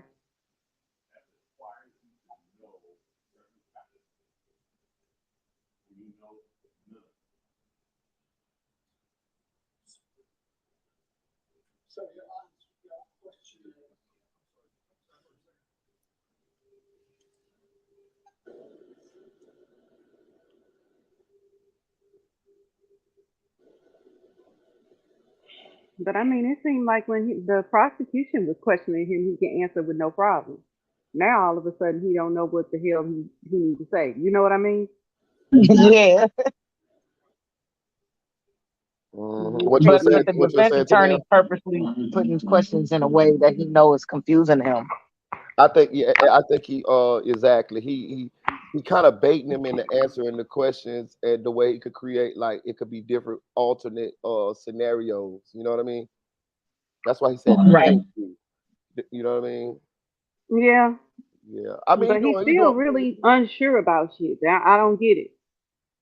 Oh, Now, dude, keep pressing the fact about the trajectory of the string more so than the rods.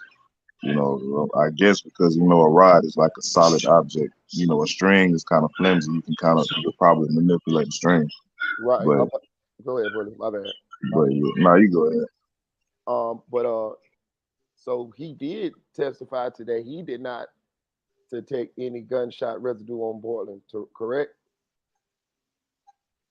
I think that's what he said. Yeah. That's why I backed it up. So let's. Oh, see, they just sustained Okay, let me play it again. My bad. But I know that's what he said. So maybe that's why Melly's attorneys did. I mean, the state did not object. They were setting their ass up for when they get this goddamn guy up here to say that Portland didn't have no damn gunshot residue on it. Maybe so, just to make the defense look stupid. the defense attorney trying to feed this nigga sentences and shit. They ain't allow it though.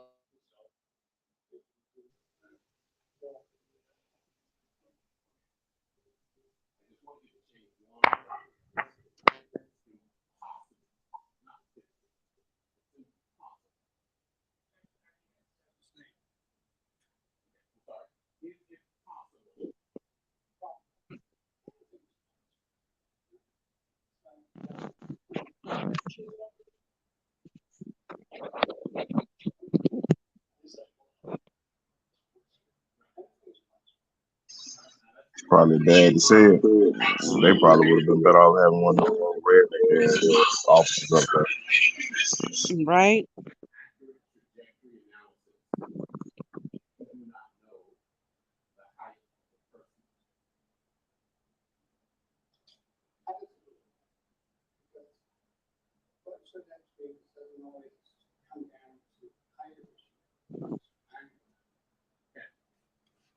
So if you know the distance this person was, and you know the trajectory, then you can determine that, right? And if you don't know the distance, all you know is the Okay, I see the cop stood up for itself a little bit right now. I see what he said. Well, mine probably look ahead of y'all, so I'm watching on my phone.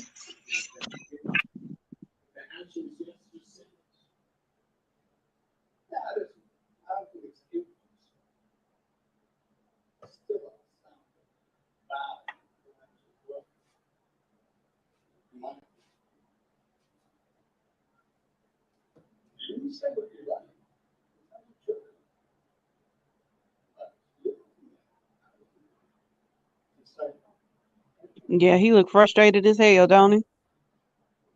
Hell yeah. That's what I said. He feel like he just because of Melly's attorney keep planning like he's stupid, like he don't understand what the fuck he's saying. Yeah, it's like he picking on him. Yeah. Melly's attorney trying so hard to get him to stumble up the shit that you were saying. The better the shit that you were saying too, Marita, talking about like trying to get him to see, like trying to get him to slip up to where it probably will bring up, and it could be like the shit could be another way or some shit like that, or damn, like the evidence can go another way in a But sense. he kind of tan his ass up a little bit because he kind of got him saying that anything's possible. Well, if anything's possible, does that mean it's possible that the trajectory? You get what I'm saying? You get what I'm saying? He kind of reverse psychology in his ass a little bit. Yeah, but then Yeah. still be on his toes and shit, cause it'd be like, and as soon as he get himself out of that, like, yeah, anything can happen, but at the same time, shit, we can't beat what the hell we just, we just proven and shown, the way the shit is, you know what I'm saying? Like, I don't know, I don't know. I feel you though, cuz definitely feel you.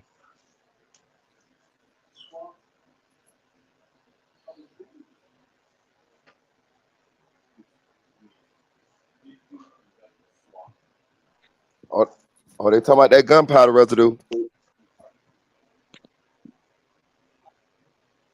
Oh goddamn. Up they ejected again and sustained it again.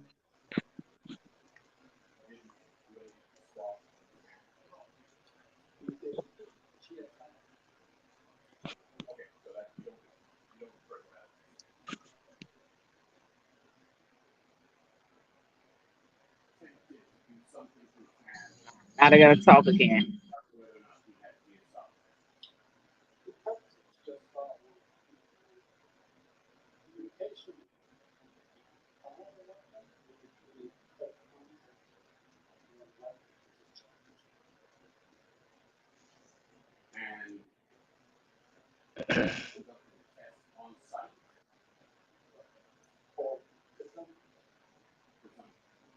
You also send what is the thing that you sent back to the lab for? That is the evidential chip, which is valid for scientific test. And your presumptive test, and you I gotta take this call, y'all. I'll be back. All right. Okay.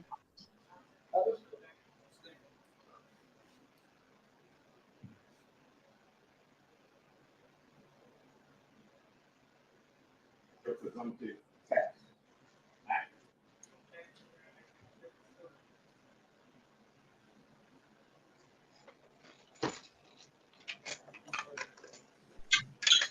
See, they said Boosie got arrested at the courthouse today. Yeah, I heard about that. I just seen that on Facebook. Yeah, the feds picked him up. They say, bully. They say he got out though, but yeah, everybody getting booked.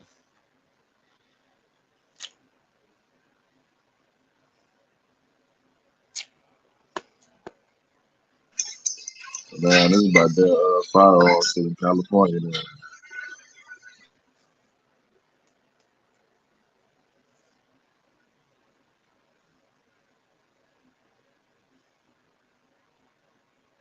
It freeze up, man.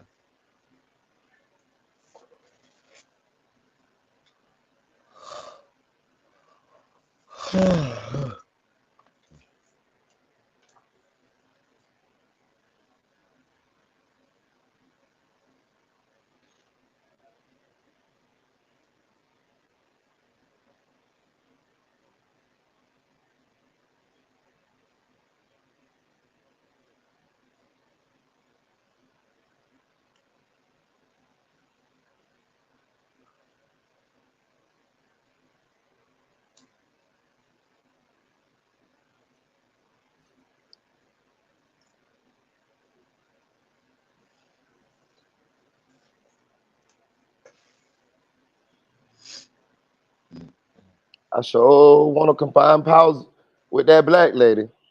Which one? Which one you talking That one right there.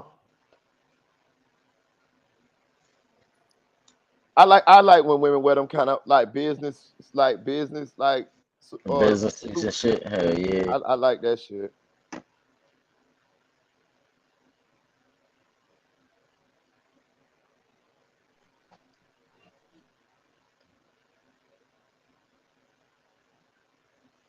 I think this gonna be the last witness for the day though, cause it's almost 5. And there go Melly looking like Boogie Bass. About to show him in a minute. Hey boy, if they would have opened that bag with more than shoes in it, they would have had to clear the courtroom. Everybody would have ran out the courtroom, man. What? I ain't gonna lie, the shoes look clean everywhere else except the bottom. You throw some miles into them. They did. Just wasn't no crease in them up. I'm gonna say this too. I could tell by his clothes that he didn't shoot him because he would have had more blood on him. That's a fact. Yeah, the way there was all that blood on the back seat with where Man, that Juicy shit. was at. Man, that crime scene would be crazy in that car with all that blood, man. Yeah, the back of Juvie jacket was so bloody, man. That's so Yeah, crazy. swear to God. Swear. When they first showed that shit, I just was shaking my head like, God damn, these little niggas was in that fucking car that whole time and shit with these niggas and shit. Shit crazy.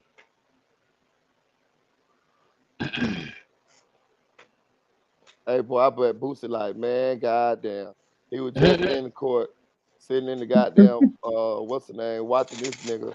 Now Should his have kept ass his in ass at the jail. crib. Should have watched that shit from the crib, stupid motherfucker. Hey, Hey, Marita, he was trying to be a real nigga though. Ooh.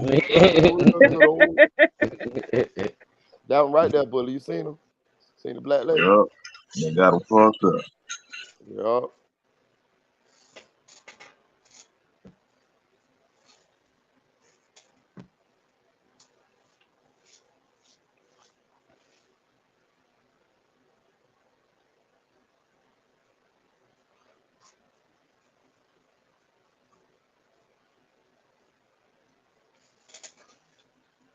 Mm.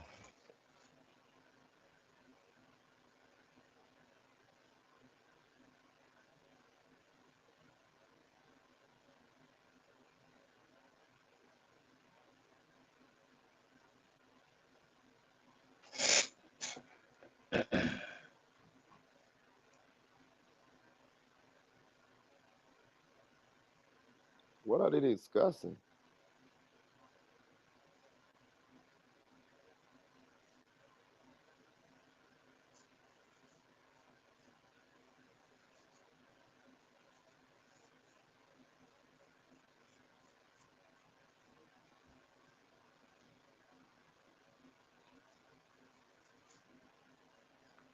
Hey, Marita, you got Chime, bro? Huh? You got Chime? Or you only got Cash App? I only got cash out. Oh, Oh yeah, I do okay. got time. I do got time. What was up? Oh, no, no. When cause I'll try to send you some bread when I get paid and shit, bro. Oh, I appreciate it, Yeah, bro. you know, send you a little I ain't support, never little spent joint. no money or received no time, but I got time though. How you do that shit? It's just like Cash App, literally. Oh, all right. Yeah, I got Cash App, but I don't use it, bro. Like 2 years ago, my shit got hacked like hella crazy and lost like $200. I ended up getting it back, but just Yeah, after I that got. situation, I stopped fucking with Yeah, Cash App and shit. yeah. I appreciate it, bro. I sure appreciate it. I got Oh time. yeah, oh yeah, all right, well that's cool. I'll get with you and shit whenever I get paid and shit. I Send you a little appreciate it. something. Hell yeah.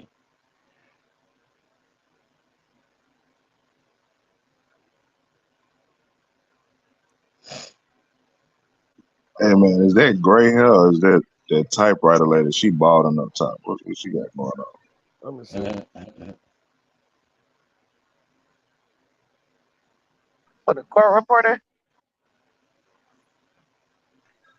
Yeah, the little typewriter lady. I don't know what she got going. Hey, I see what you mean, though, Marita. Telling But you. now my screen a little fast forwarded, but the black lady got some I'm palms back telling you, there. I've been on her, boy. Got a Ooh. little rump naked back there. I don't know what y'all talking about. I like every time they go up there to that goddamn judge. Yeah, she do got a little border. Every time they Really go got up good there, I be ass. shit. And he on that shit. So I got a question. Is all who does she work for? Is she the defense or is she the Yeah, I think she prosecutor? with the defense. She with the I mean, not the defense. pros, not the, I mean, not the defense, the prosecutor. Sorry, bro. Sorry. She's with the white lady that's right next to her. That's the people that's going against Melly. I mean, that's going up against Melly and shit.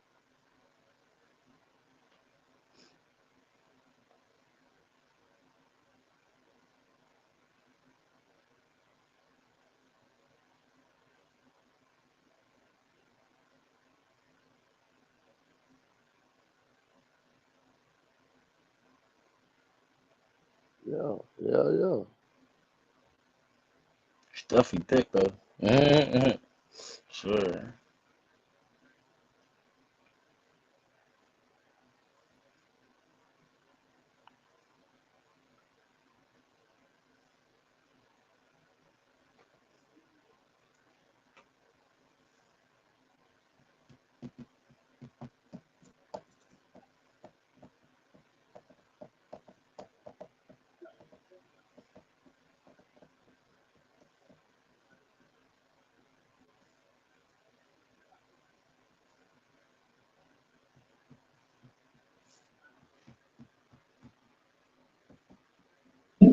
Damn again.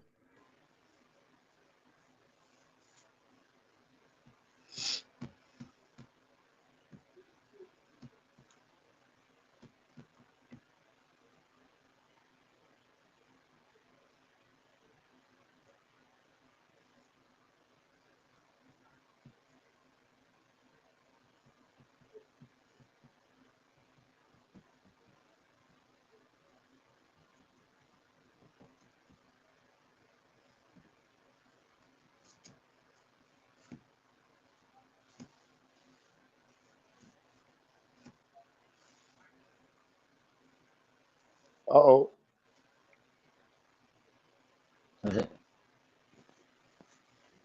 Somebody's a jerk. Hey, they objected. They objected like a motherfucker now. And they sustaining it, but that's on the prosecution side. Hell yeah. Every time the defense was trying to do it, they was overruling. Yeah.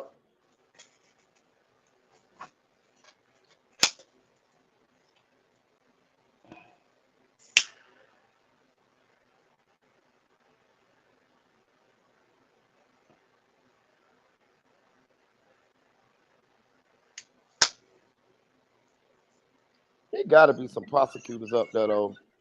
But see, in the prosecution's defense, though, when dude just said that the gunpowder residue didn't test blue color for positive on Portland, and that kind of killed that whole little theory right there. Man.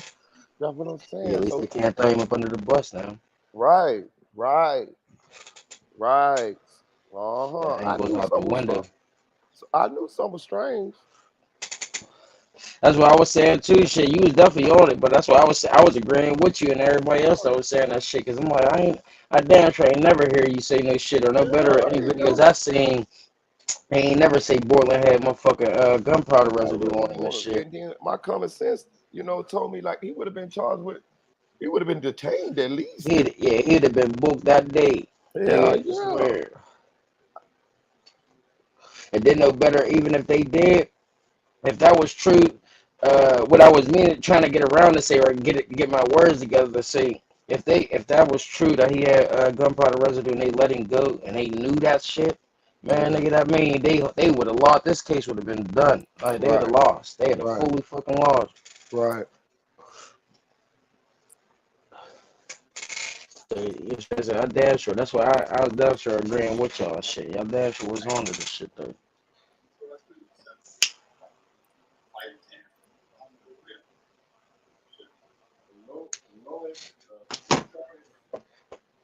The motherfucker was trying to switch that narrative like a motherfucker.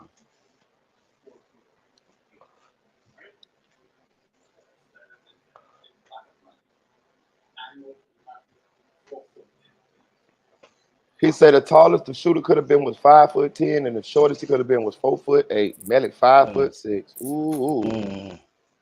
That's what I said. Like, nigga, this shit that the damn Melly's attorney was asking, like, dude, you know exactly what the fuck he's saying with the analysis with the rope and the rods and shit like that, dude. Like, what the fuck are you keep asking the same shit for?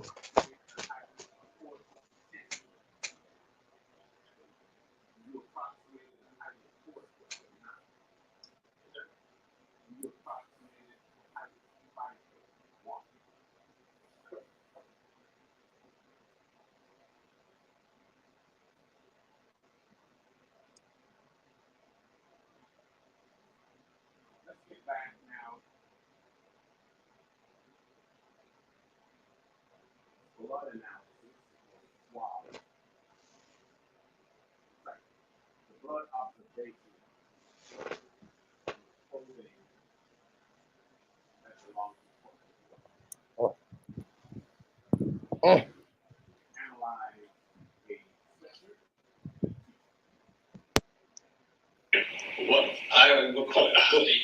A hoodie. Okay. A hoodie, t-shirt, and a t-shirt. Correct. And you found any blood on? Not on the hoodie. But you found. Look at him talking about 1 second, y'all. Hold on, it's gonna come up. Underneath the hoodie. You found blood on the t-shirt underneath the hoodie, both in the front of that t-shirt and in the back. That is correct. Okay.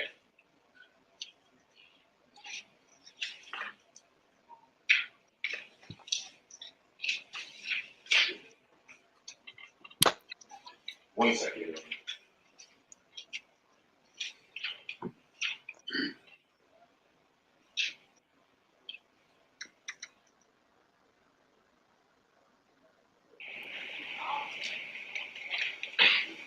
Was there ever a time What up? that went inside the vehicle and issued in several pictures, photographs of that you took. If you're referring to one that's at the hospital, I didn't go inside of the Jeep at that time.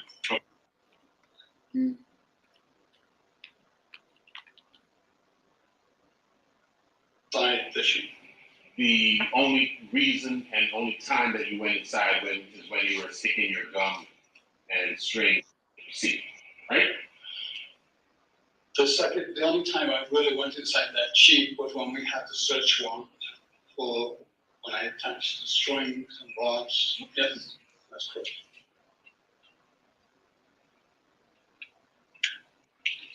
And you were telling us that in your report, you typically document the fact that you changed gloves. Something that you said was funny that I. That you change latex gloves during the process of your. You don't necessarily document each time that you do.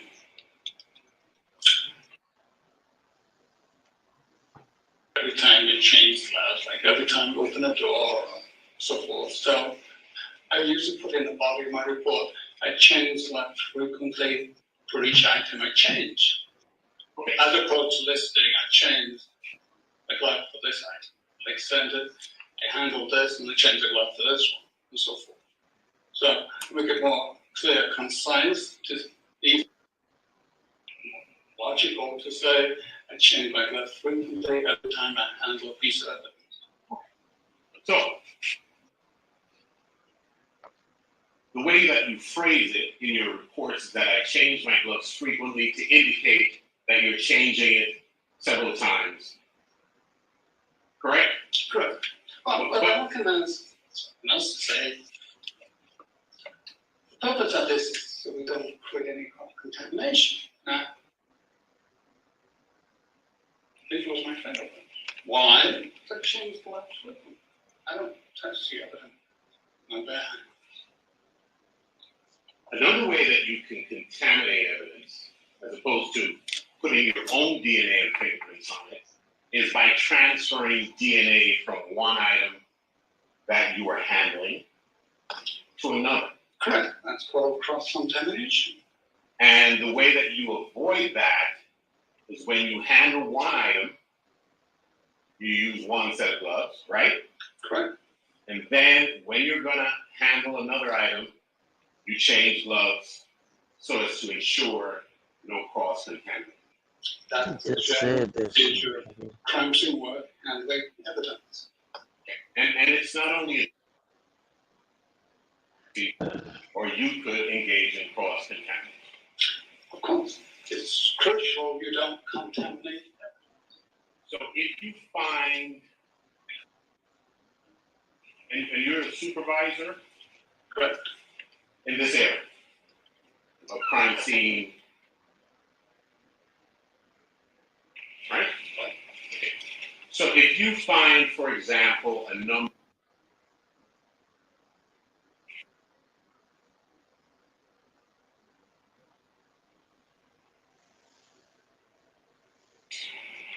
when you're dealing with each item? Difficult to say. I know myself, I changed my gloves. No, fine. That's in the same area. And why do you do that? I don't want to create any cross-contamination. That's why I want to go to a scene that change. We go through them frequently. And the funny thing is, the command staff always complain about the cost, which using so many gloves. What you get out of the job? Thank you. I think so. Thank you, sir. Is there any redirect? Briefly, with regards to the trajectory rods and springs, you document heights of items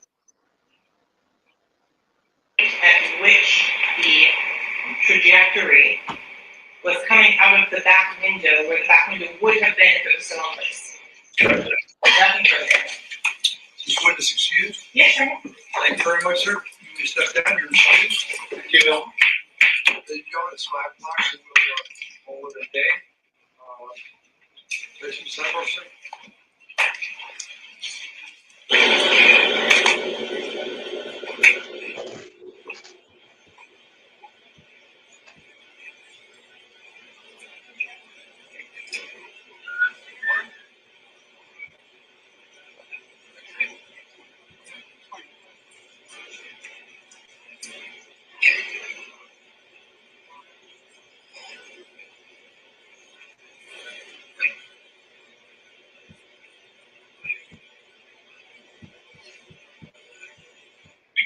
The judge is checking and verifying with counsel, so we'll see everybody back at 9 o'clock. Do not do any research, don't discuss the case, don't have any opinion about the case, don't allow anyone to discuss the case in your presence. Just leave your notepads on your chairs. We'll be back with you tomorrow. Have a good night.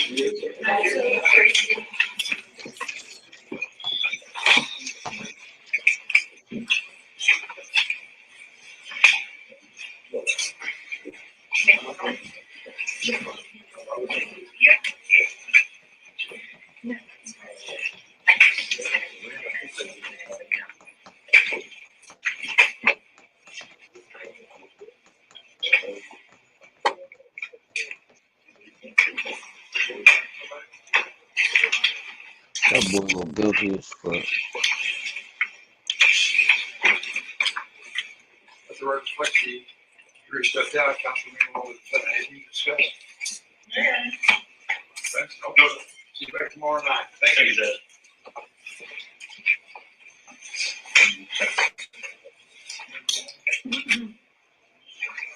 Sorry.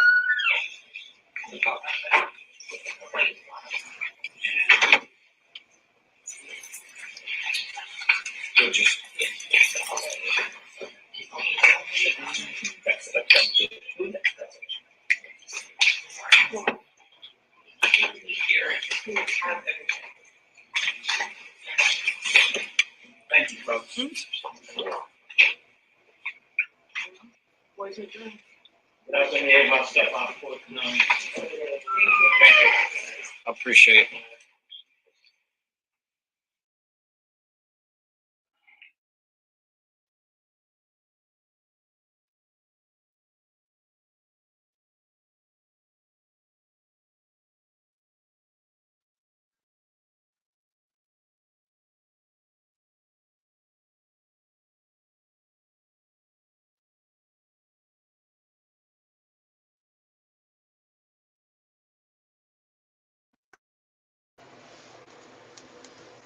My bad, y'all. I had to take a phone call.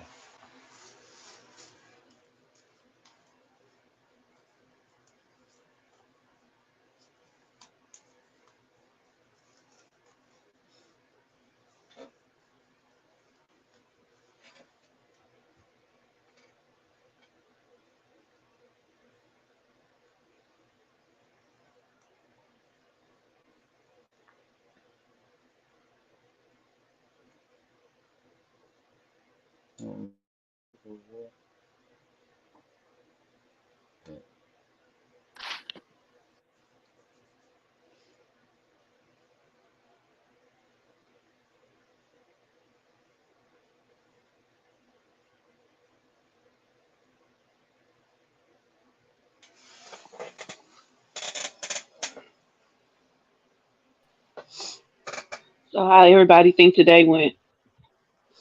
Yeah, that shit was alright. Shit was definitely alright. That shit crazy, dude.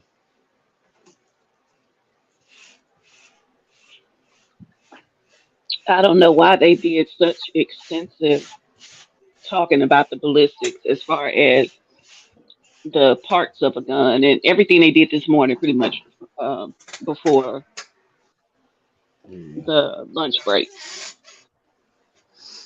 because I don't really think the jury is going to pay attention to that when they Yeah. making a decision in the case. You know what I mean? Right. Now, what they may have wanted to concentrate on was the blood, or not blood spatter residue, the gunshot residue a little bit, Right. but as deep as they got into like the parts of a gun and how this works and how the two, it was just like it was too much, in my opinion. Yeah, that's what I was saying. Yeah. That's why I ain't gonna lie. Melly's attorney was getting on my nerves today. Asking the same questions, acting retarded and slow and shit. I know you gotta try to twist it up and do basically do his job. That's what he was doing was part of his job, but shit. It's like, but it was decent though today. It was decent today. Yeah. Like I've been saying, these first couple of days, maybe even the first week, is gonna be boring as hell because they got to get all of the boring shit out the way. Once they get the witnesses Right. that we really want to hear on the stand, that's when it's gonna pick up. Mm-hmm. Excuse me, y'all. I've been talking so much, my voice is almost gone. Yeah, you good. Yeah, I don't know what everybody else doing. I don't know if they still on or not. So I think today I think the prosecution gained a little bit of ground back because they shot down that Portland had The gunpowder residue and that shit. gunpowder residue. That's gonna be kind of big. Yeah, that's crucial. That's Right. crucial because I was motherfuckers waiting. are starting to bite on that shit for real. Right. I was waiting on the cross examination to see what the defense was gonna say if to counteract that, but they kind of didn't. They kind of didn't. You know what I mean? I thought they was I gonna. don't think they did at all. Yeah, I was like, damn, they ain't gonna they make that bold face ass statement that this man had gunshot residue on him, and then ain't gonna come Right. back and try to have nothing to refute that. So that shit look Yeah. like a bold face lie when you really Yeah, but that's the shit too. That shit exposed them too, though, and probably in a sense too. That's probably why they ain't say nothing and shit, because it's already making them look bad and shit. Like, cause basically y'all just trying anything and shit to get this man up off the shit. You feel what I'm saying? Like, right. So, Like Bruce Rivers says, throwing shit and letting see what sticks to the wall. Right. See what sticks to yeah, the that's wall. probably why that's probably why they ain't say nothing, or there wasn't no debate back from it. It's just like, look, we're gonna try to say this. All right, it's doing good. Oh, I got shot down. All right, we just gonna play it off like we didn't even say that shit. Keep on going. Like, Yeah. Another thing I want to touch on too. That was very interesting to me. Why was that truck so dented up? Yeah. yeah, that shit was beat the fuck up. That was Yeah. interesting to me. That was very interesting to me because it make me feel like I'm just tell you what my theory is. Being that I saw the truck, it make me think he did shoot them while the truck was rolling, and goddamn Borton kind of crashed it a little bit. Yeah. Yeah. I Probably. thought that too. That's what you think. What you think?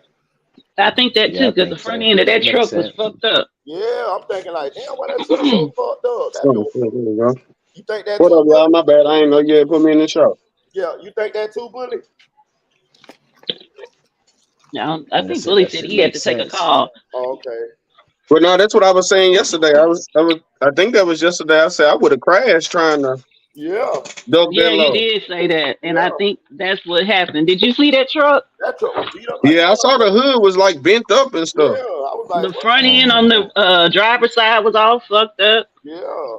and then the passenger side had some damage to the hood and shit too. So Yeah. yeah, I think he did shoot him when they was rolling and Bort crashed that shit. Or it's crashed a little bit, yeah, because that was something new to me. I was like, wow, you know, Yeah, they never mentioned that. never. No.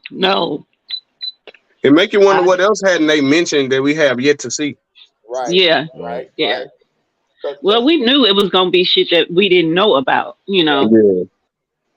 But I was surprised to see that truck like that. Right. I'm So so did he sorry. officially say Portland had the Say it again. was Portland positive or negative? It was negative. That's what Negative. the expert said. Okay, then we in the dough. We back on the what we was doing.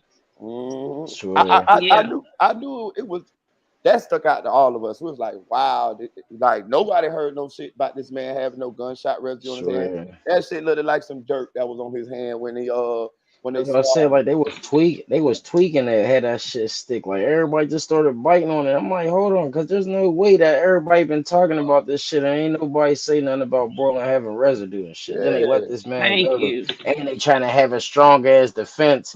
You know what I'm saying? Like the prosecutors are trying to have a strong story to go along with it. Like nigga, if they done did some shit like that, nigga, this shit would be dead and gone. They have to throw this shit out. It's like right, nigga, Thank y'all you. just let the killer go, nigga. Like what the right, fuck y'all doing? right, Like that shit's stupid as hell. That's why I don't know. Like I said, that's damn right, sure good shit though that they covered it. You know that they been cleared it up and shit. You feel what I'm saying? right, Like, but yeah, that shit was funny though. right.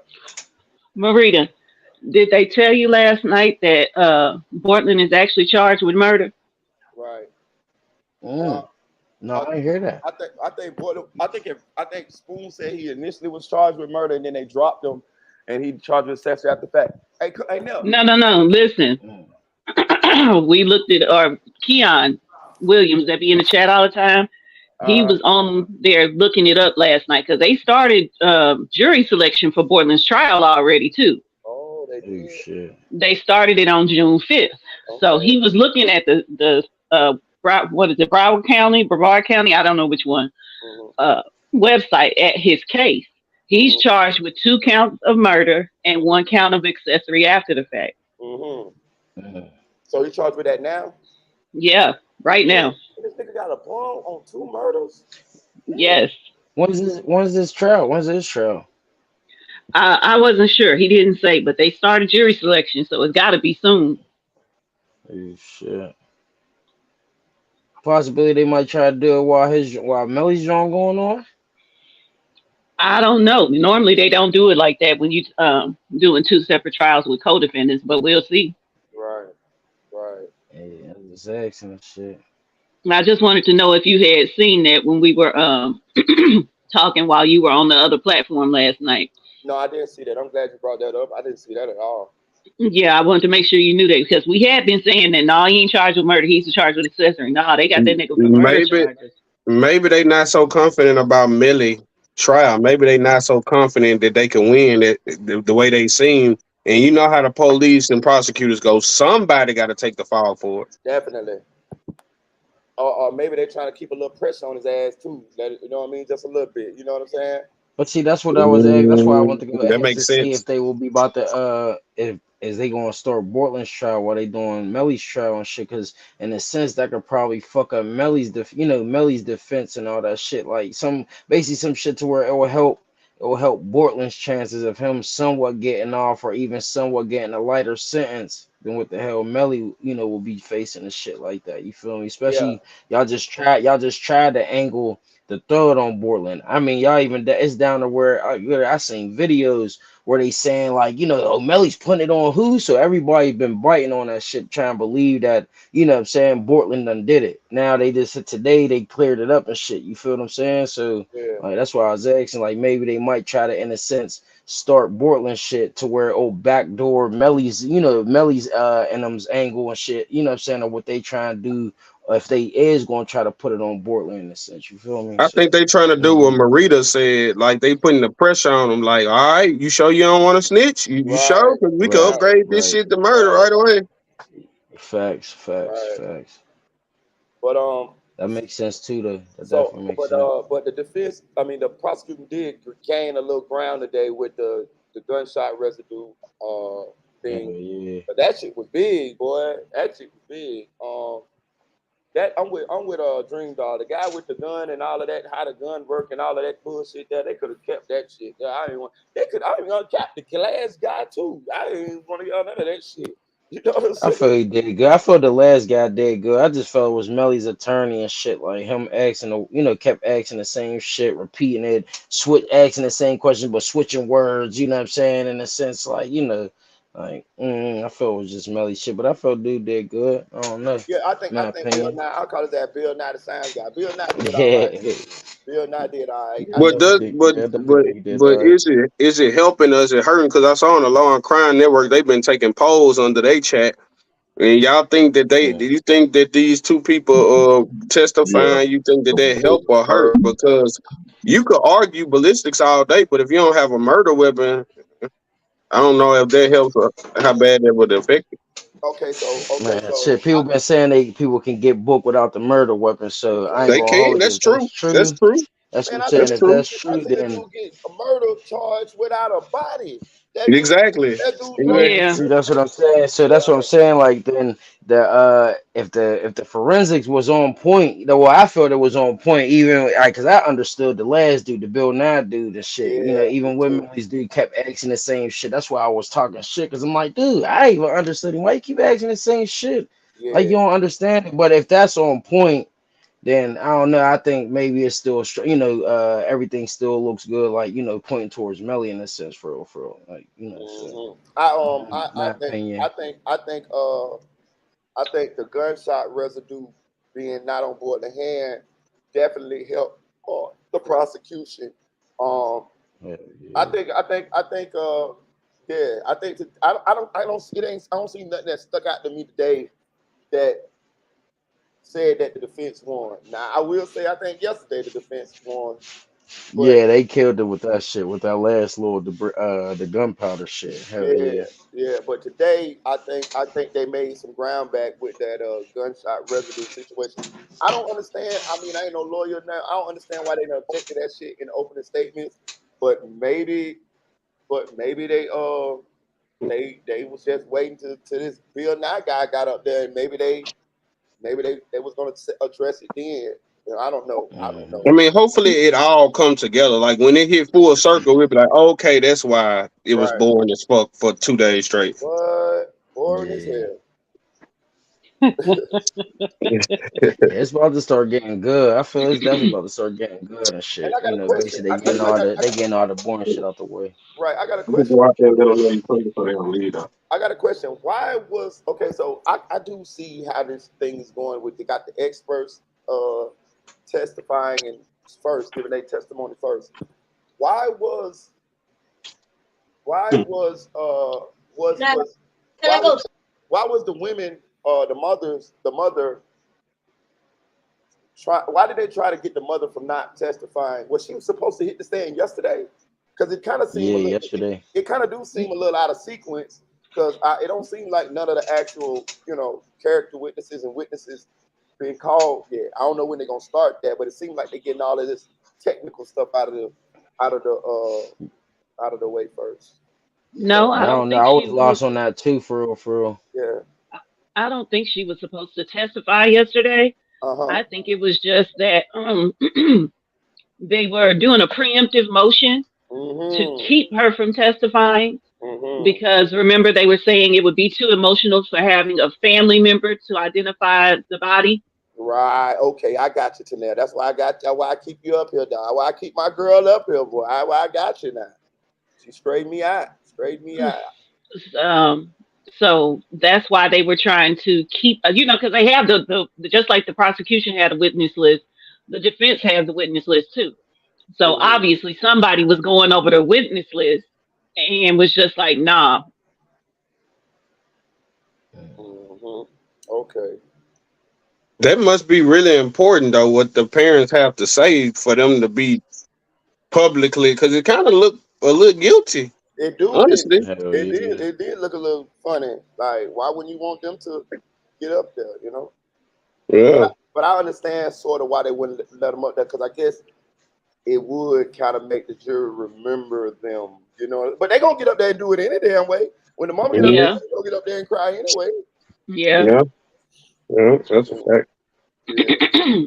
But they were saying it was too emotional. It's going to have an impact on the jury, sway the jury, this, that, and the other. So they were trying to keep her from going up there. That's the Both whole her point of and trial. It's to sway the yeah, jury. absolutely, I agree with it. But they were saying it would sway the jury too much. So they doing their job. I can't be mad at the defense for doing his job or for doing their job. You know what I mean? But some shit is just like, come on now, that don't even make sense.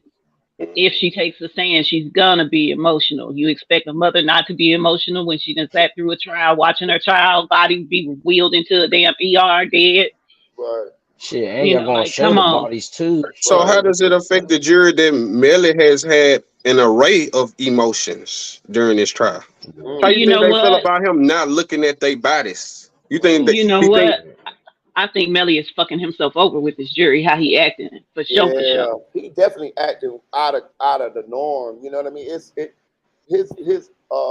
mannerisms definitely is sticking out. You know what I mean? Yeah, his whole demeanor got him looking like a demon. That's like his damn last Yeah. name, Demons. Them demons in his ass coming What'd you out. I'm say, telling you.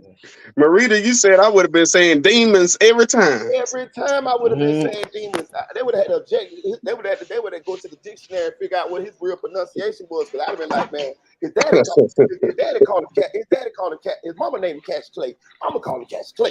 For real. You know what I mean? For real. For real. I would have been planting that demons seed in those jurors' mind. You know what I'm saying? Yeah, no fact. It's right out there for them to grab. Like, just grab it. Its name is demons. Grab it. And then look how he acted. He looking and acting like a straight up demon. Like the shit fit. Like take that, use that. Every He time also I acting, could. but they may look at it like this shit. I mean, if he done been in jail 4-5 years, he went in when he was a kid. I don't see any kind of way he could have matured since then. Because everybody know it's called a correctional facility, but it don't correct shit. Yeah, And even though he in no. county, I know he in county, but you know what I mean. Yeah. No, No. whatever time, whatever age you was when you go in, you be stuck right there in that little frozen time right there. Yeah, he went in at 19, so he's still acting like he 19. Trust and believe. He's 24 now, but he's still acting 19. This guy, I ain't gonna cap though, bro. I ain't never met this guy, nothing like that, but this guy's fucking weird. I'm telling you, he's weird. Just watching him just for a little bit in the courtroom, he's weird. Them little blowing kisses shits and then the rapping. Yeah, I and the seen popping that and shit. Yeah, I That's was. why I say he sold his soul to the devil. He trying to come on now, come through for me. Right. Yeah, That's yeah. That's what that looked like. I ain't gonna hold you. Like, what the fuck was this? And the Right, blow and the bro. kiss and all that was weird as hell, nigga. That wasn't even a prayer. And he keep doing it. Like, Like, he keep doing that shit. Like, bro, like. Then it's he got not a this. prayer. You can't say you sending out some love because nigga don't nobody ever done no gesture like that of sending out some motherfucking love, nigga. Then he got this old Yeah. scary ass lady sitting next to him. She looks scarier than a motherfucker, like something Yeah. about a horror movie or something. Yeah, his lawyer, that one that's sitting next to him, she demonic too. Yeah, what that movie I And just that, seen? Evil Dead. She looked like the mama off Evil Dead. That last movie I just seen. God damn. She was scary like, than a motherfucker. like for real, she looked like she possessed with some shit. I promise you. Telling you, I was looking, I was like, oh man. Like, I don't know, maybe I'm sensitive to energy or whatever, but their energy is throwing me the fuck off, like for real. Energy real. Energy And real. it might be why connected. it might be why I'm getting sick too. Shit, that energy is just really throwing me the fuck off. Yeah, I say if you connected, you It's like they connected. That know shit's real. something. It is It's like they know something that we don't know. That they just so confident. Because everybody on their side look confident. The state look like, all right, here you go. Right. But it might be just some shit that they think they got that's making them confidence. Like, you know what I'm saying? Like, they probably think they on to something, but you really ain't a shit, though. You know what I'm saying? Some shit, like, so. But see, this is the that thing is a about shit. court, though. Any evidence that the prosecution has to be known to the person. Now, the only thing that the prosecution could have as a trump card is if they have an agreement with a witness that hadn't been disclosed. Right. But other than that, they get to see all of the evidence that the prosecution has. So I don't know. Hey Tricky. y'all, but I'm gonna have to get out of here. I gotta go to work. So all right, we'll go live again. We'll go live again tonight, so everybody can share their thoughts. And we can talk about. We can even talk about I'm boosting off and and stuff I'll like that. be on. Right. Yeah. Again, I get off late. I get off about 12. So give me about 12:31, something like that. I'm gonna do it like this here. Shout out to Silk Foster. Shout out to Snail Bourne. Shout out to Battalion Bullet, Dream Dog, Sophisticated Nunu, the Chicks 1000, aka Chick 1K. Shout out to Chavo. Shout out to Unspoken Crime Murder. Shout out to my guy, Audio Crack 22. Shout out to Spoon. If y'all ain't subscribed, go subscribe to Spoonfuls of Game. Also, shout out to Trigger Man Tellum for letting me on last night to elaborate and enlighten the folks out there in Texas, out there in H-Town, out there in Dallas, out there in Fort Worth, out there in Oak Cliff about the YNW MELLY case. Also, shout out to Flyboy Michael Foe. Shout out to Nephew for real. We're gonna be getting together so we can get those shorts together. Shout out to Deuce Dog. That's my cousin, y'all. Deuce, you need to jump up. What up, You need to dude? jump up here and all right. So Deuce from down there, y'all. That's one of my cousins that's from down there. You need to jump on this panel sometime, Deuce, and enlighten us on what's going on down there. Cause you know some shit. You know what I'm saying? I ain't gonna say, but you know some shit. You know what I'm saying? Shout out to Biz, shout out to old school Hemi. Even shout out to the new subscribers that I got last night. That just joined the channel. Who else? Shout out to Tamara. Shout out to Z. Shout out to Shay. Shout out to Easy and Out Cleanings. Shout out to what they say, Miranda Ogon. That's a new one in the chat, but shout out to you. All right. I'm just trying to look for the regular. Shout out to Shite. I liked it when you came up. You had some valid good points. But that's it. I got to get out the door. I actually even jumped in the shower while y'all was talking. I appreciate you, Dream Doll. You've been a godsend, man. I appreciate you holding me down and supporting me. So I really thank you. I appreciate you too, and you have a good day at work. You too. And take care of them animals and take care. Appreciate you too, Skip Foster. I see you be good on taking care of your animals. So keep taking care of your animals. All right. Hey, Bully. I know you're probably doing something else, but appreciate you, bro. We'll get up to later on this evening, man. I appreciate you coming through. I appreciate you supporting, man. And have a good day, G.